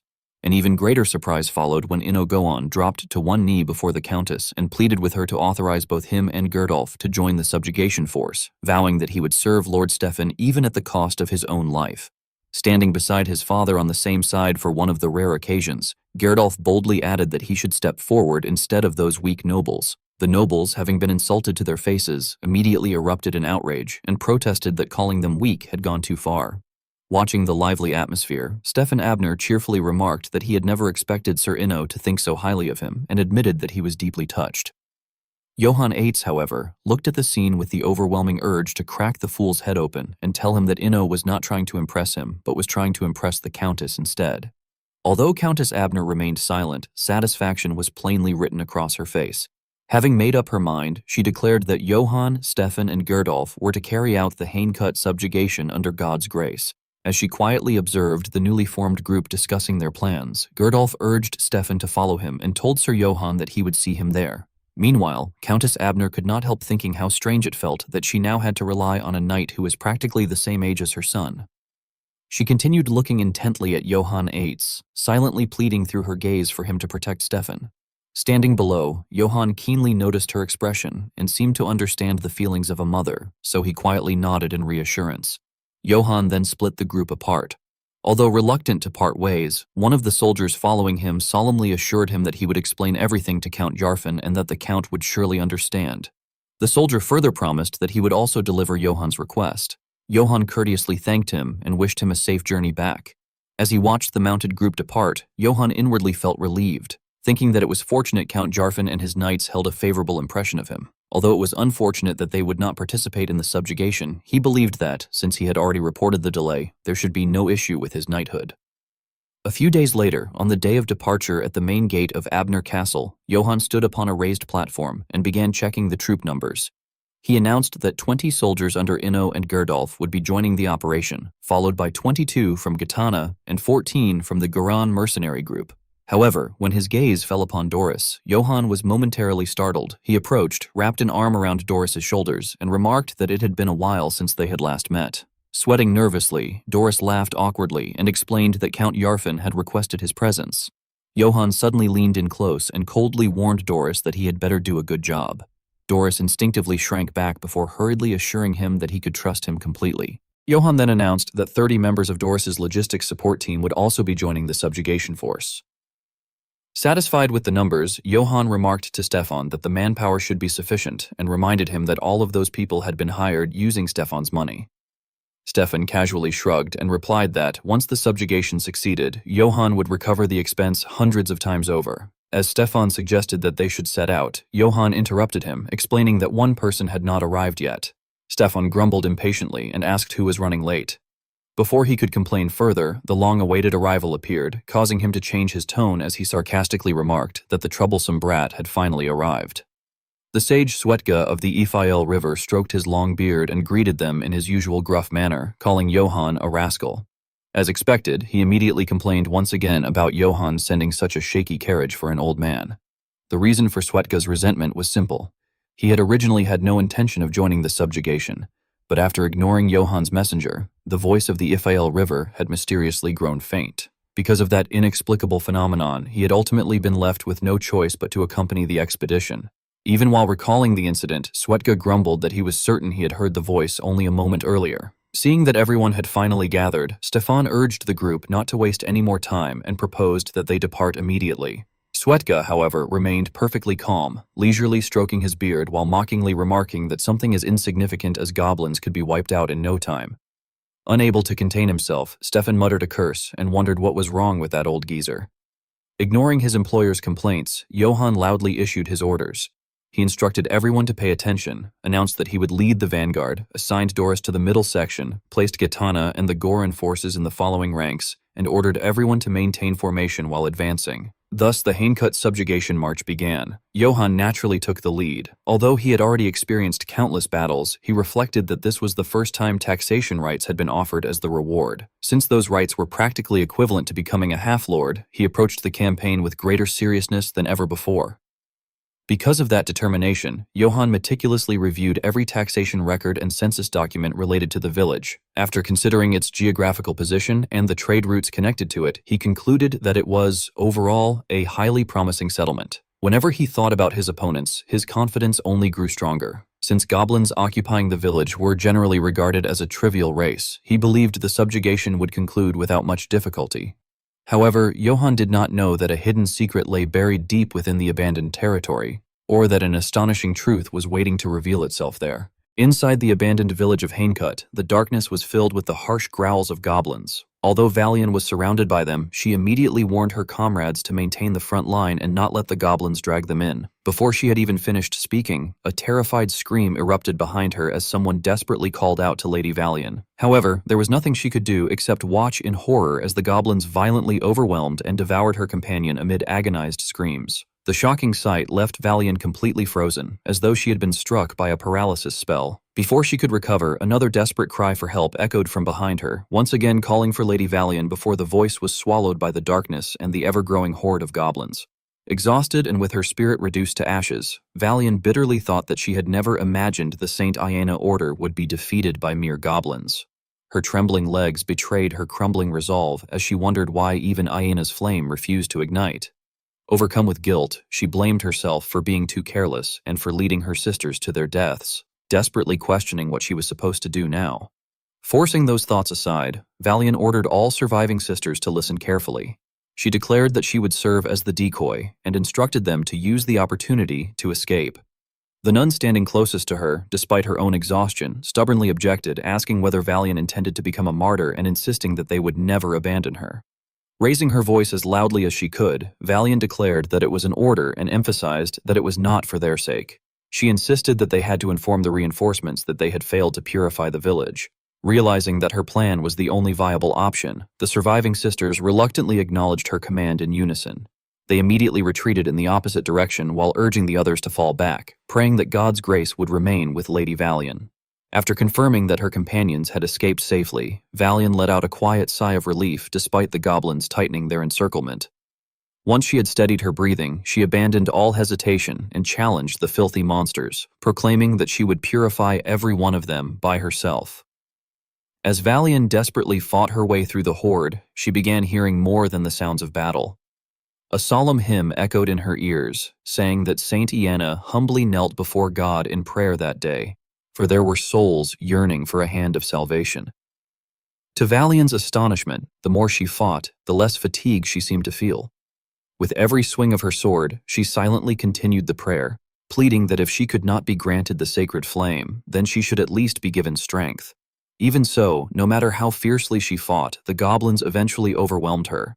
As she struggled against them, the prayer continued within her mind, asking that if strength could not be granted, then she should at least receive an unbreakable will. Despite her desperate situation, determination never left her eyes. She completed her prayer by pleading that if even a steadfast will could not be granted, then God should grant her a miracle instead.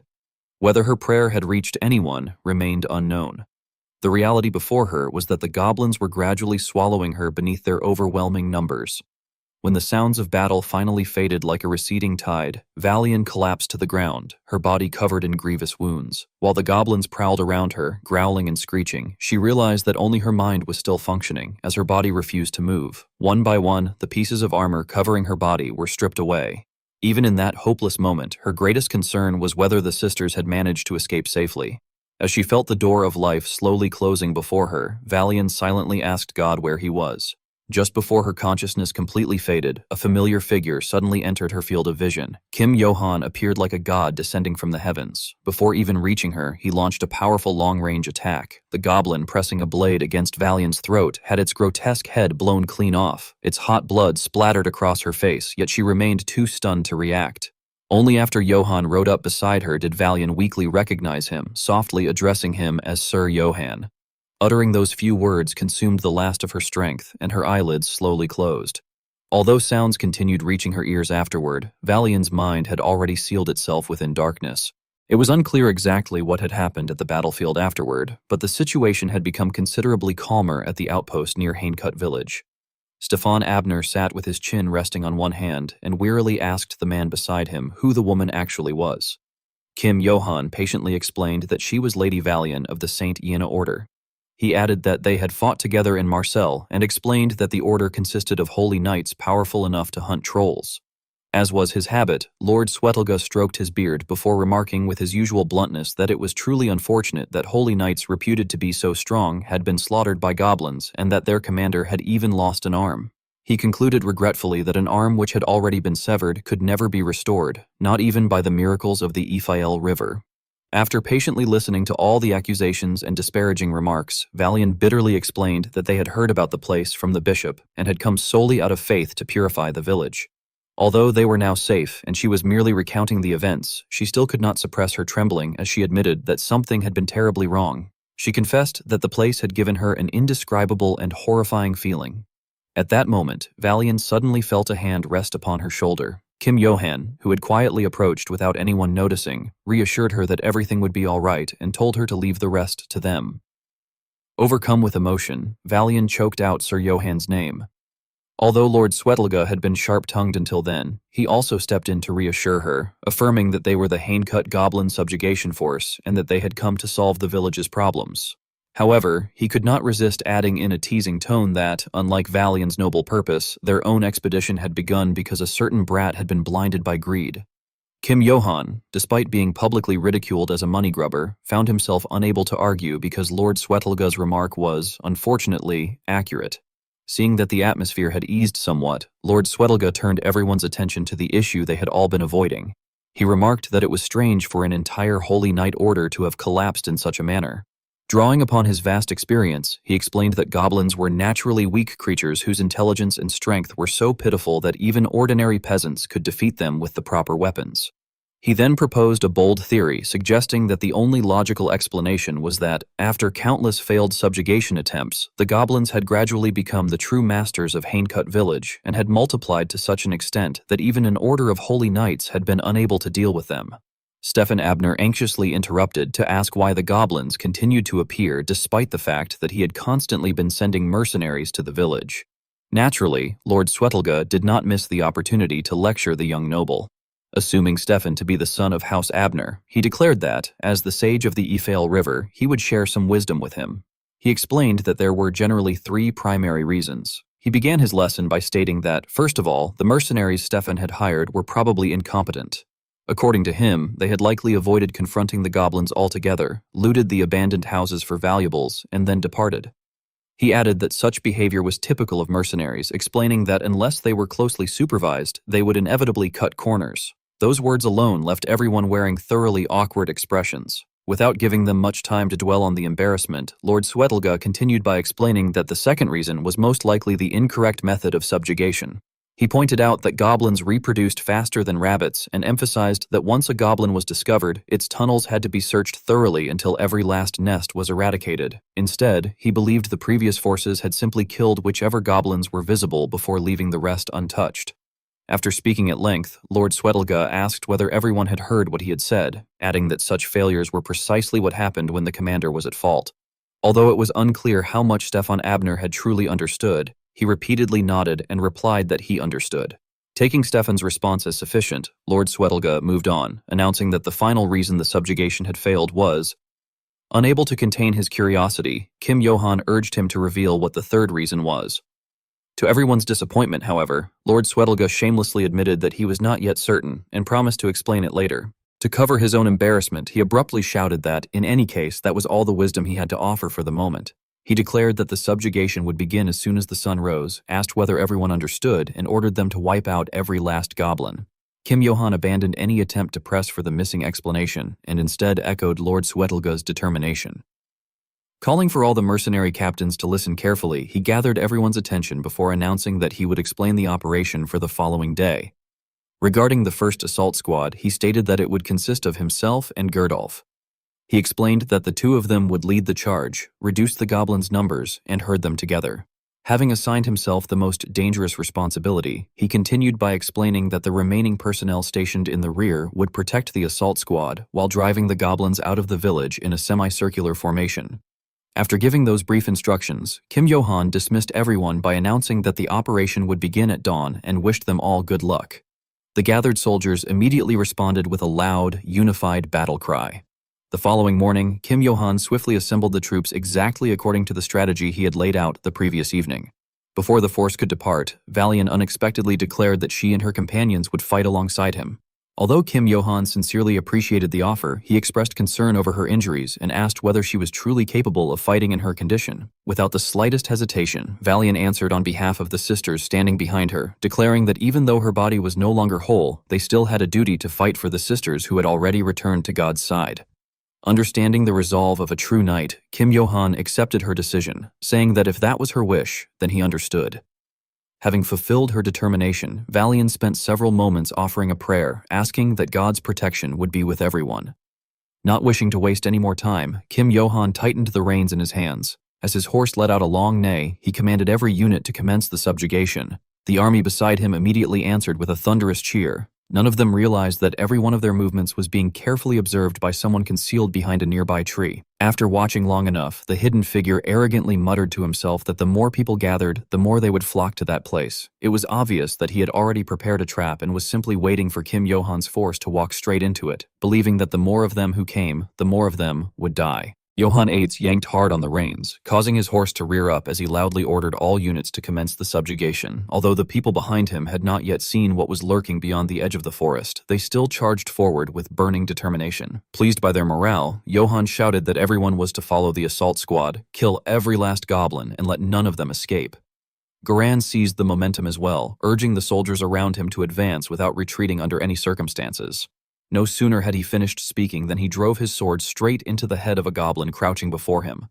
Not far away, Shuka was thoroughly enjoying the slaughter. She scoffed that the goblins were practically nothing more than rats and, without noticing Valiant's face turning visibly pale, remarked that she could not believe people had actually struggled against creatures like those. She added that the Saint Aina order apparently had not been nearly as extraordinary as she had expected. Amid the deafening clash of steel and the relentless fighting, the sound of galloping hooves suddenly cut through the battlefield. Gerdolf entered in the most brutal fashion imaginable, riding straight through the enemy while knocking aside every goblin foolish enough to block his path. He was so full of himself that he even shouted his own name before cutting down his opponents. No matter how dense the goblins' encirclement was, it proved meaningless against Gerdolf. Everywhere his horse passed, goblins were mercilessly slaughtered in droves. Even Johann Eitz could not help acknowledging Gerdolf's prowess as he observed the devastation. He admitted to himself that, whatever Gerdolf's faults were, his strength was undeniably reliable, and that he was keeping pace with the breakthrough squad without falling behind in the slightest. Thinking that, Johann quietly rejoiced inwardly, believing that everything was proceeding smoothly and that they would reach the center of the village before long. Even so, Johann rode forward to remind his comrade to stay close and maintain the formation. Although Gerdolf was completely engrossed in the carnage, he still obediently replied that he understood. Before Johann could proceed any further, however, his expression suddenly changed. Standing before the entire force was a goblin riding a massive boar, a sight so unexpected that even he was stunned. He wondered in disbelief what that creature was and questioned whether goblins were actually capable of taming beasts like that. His shock lasted only a moment before excitement returned. He declared that they would attack the rider from both sides. However, Gerdolf charged forward before Johann could even finish speaking, excitedly shouting that it was a hog rider and challenging it head-on. Gerdolf rushed in so recklessly that Johann was caught completely off guard and shouted after him to stop. As expected, the muscle-brained warrior and his horse were both violently tossed into the air by the charging boar. Even while flying helplessly through the air, Gerdolf shamelessly called out Johann's name. Watching the spectacle, Johann coldly muttered that Gerdolf was truly an idiot. Before he could reorganize the formation, another group of fools rushed past him, shouting that Lord Gerdolf had fallen into the enemy lines and that he had to be rescued immediately. Johann finally regained his voice and angrily cursed them as morons before ordering everyone not to break formation. Seeing them charging straight into a trap, he urgently repeated that it was an order and demanded that they return immediately. Despite all of Johann's desperate attempts to restore order, the battlefield continued to echo with agonized screams that made it resemble hell itself. Furious beyond measure, he cursed that those men seemed incapable of doing anything except charging recklessly. Left with no other choice, he reluctantly plunged into the chaotic melee himself. Elsewhere, Goran, who was leading the first follow-up squad, loudly instructed his men not to stop moving and to continue advancing behind the assault squad.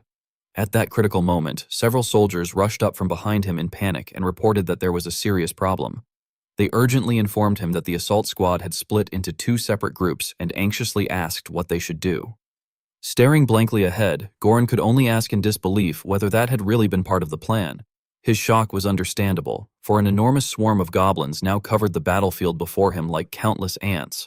Realizing the disastrous situation they had fallen into, Goran bitterly remarked that the creatures were like cockroaches and had somehow managed to surround them in an incredibly short amount of time. Meanwhile, the second follow-up squad continued shouting that they were following Sir Johann despite already being surrounded.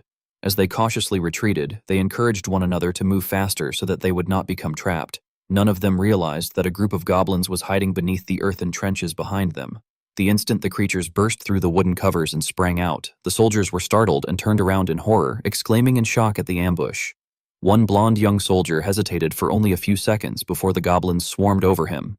He desperately screamed that it was an ambush, cried out in agony, and begged for help. His cries, however, were almost instantly drowned out by the horrifying sounds of flesh being torn apart. The situation was no better for Khan's third follow-up squad. Surrounded on every side, the soldiers helplessly cursed, wondering where the goblins kept coming from and lamenting that more of them were appearing everywhere. While desperately swinging his sword to hold the enemy back, Khan shouted that the goblins had prepared a trap for them. He ordered everyone to switch to a defensive formation first, demanded to know where the bugler was, and insisted that they needed to notify the first squad of their situation. The soldier beside him answered in despair that the bugler had already been dragged away and killed. He added that worrying about the assault squad was pointless because all he could see in every direction now were goblins. Khan instinctively moved closer to his comrades before cursing under his breath that everything had become a complete mess. While the others were desperately struggling to survive, Lord Swetelga remained leisurely on the mountainside, observing the battlefield from afar. He grumbled that he was getting too old for this and could not see a thing, apparently still unaware of the severity of the situation. He continued muttering that whatever ordeal they were facing was all because of that brat Johann, adding that even though the voice of the Ifael River had not yet ceased. Before finishing his complaint, however, Lord Swetelga suddenly realized that something was terribly wrong. He remarked that even the goblins were behaving strangely, explaining that they would normally panic and flee after a few of them were killed, yet the ones before them were fighting with inexplicable bravery. At that moment, Goiden cautiously approached and addressed Master Swetelga. After noticing that he had his attention, Goiden explained that Sir Johann had specifically ordered them to keep an eye on Lord Stefan to prevent him from doing anything reckless, but Lord Stefan had suddenly begun acting on his own. At the same time, Stefan Abner was heard telling everyone not to wander off carelessly. Having never been particularly fond of the spoiled noble, Lord Swetelga dismissed the matter with an indifferent wave of his hand, saying that he neither knew nor cared because he was not Stefan's parent and had no intention of taking responsibility for everything. Goiden decided not to press the issue and instead reported another equally troubling matter. He explained that Karamov had been acting strangely, noting that the creature would normally have bitten him several times already, yet it now looked unusually exhausted for some unknown reason. Before Lord Swetelga could assess the situation, Stefan Abner suddenly rushed over, shouting that he had found something strange. Without even taking a proper look, Lord Swetelga sarcastically asked whether he had found goblin droppings, adding that if they brewed them properly, they might even cure his stupidity. The mockery ended the instant the cloth was pulled away to reveal a bizarre skull. Lord Swetelga's face immediately turned ashen. Recovering from his shock, he frantically knocked the object out of Stefan Abner's hands before shouting in horror, demanding to know what he had brought back because it was a cursed totem. Annoyed, Stefan Abner crushed the skull beneath his foot while Lord Swetelga urgently instructed everyone that if they encountered anything like that again, they were to destroy it immediately. Looking somewhat embarrassed, Stefan Abner interrupted and awkwardly addressed the old sage before pointing behind him and innocently explaining that the real problem was that there had not been just one or two of those things. The color immediately drained from Lord Swetelga's face. Suppressing his growing anxiety, he quickly asked how many people they still had left. Goiden immediately held up both hands as he estimated that, including Doris's caravan, they had only 10 people remaining. Realizing there was no time to waste, Lord Swetelga immediately ordered everyone to mobilize and destroy every cursed totem they found without delay, emphasizing that they had to begin immediately. Back at the center of the battlefield, Khan's group was exhausted from fighting an endless tide of goblins. Between heavy breaths, Khan urged everyone to stay focused. He reminded them to look at the comrades who had already fallen and warned that anyone who lost their strength would be dragged away and killed. At the same time, he encouraged them to endure until Sir Johann arrived. He even joked that they had to stay alive if they ever wanted to get paid, hoping the promise of money would keep their spirits alive. No sooner had he finished speaking than Shuka became the next person to collapse. Having no strength left to stand, she could only curse as she watched the approaching goblins. Just as despair completely overwhelmed her, she felt something slimy wrap around her feet. As she was dragged toward the goblins, she desperately dug her fingers into the ground, struggling to buy even a few more moments. The overwhelming difference in both numbers and strength, however, made resistance impossible. As she was lifted into the air, moments away from execution, a familiar horse suddenly appeared before her. Unable to see its rider, Shuka painfully muttered that she could not believe she had been defeated by nothing more than goblins. At that exact moment, a powerful arm sliced through the air. Wherever Johann Eitz swung his weapon, the surrounding goblins were instantly torn apart. Although he cut through the enemy effortlessly, he could not remain optimistic. He thought bitterly that the goblins simply kept coming, and that if he did not return to the main force soon, the consequences would be disastrous. His thoughts were abruptly interrupted when he noticed movement in the distance. The gigantic boar from earlier had somehow caught up with him. Strapped to its back was one of Johann's buglers as a gruesome trophy. The man's expression had become completely lifeless, while tears still streamed from his empty eye sockets. The goblin riding the boar casually placed the bugler's helmet upon its own head before blowing the horn it had taken from him, completely unaware of its significance. Upon hearing the familiar sound, the bugler struggled desperately and screamed in agony. His desperate cries reached Johann's ears like a death sentence. Unable to endure the sight any longer, Johann leaped from his horse and muttered that this had become unbearably irritating. Before making his move, he turned to his loyal mount and quietly instructed Philip that he probably would not be able to protect him, so the horse should keep its head down and stay back.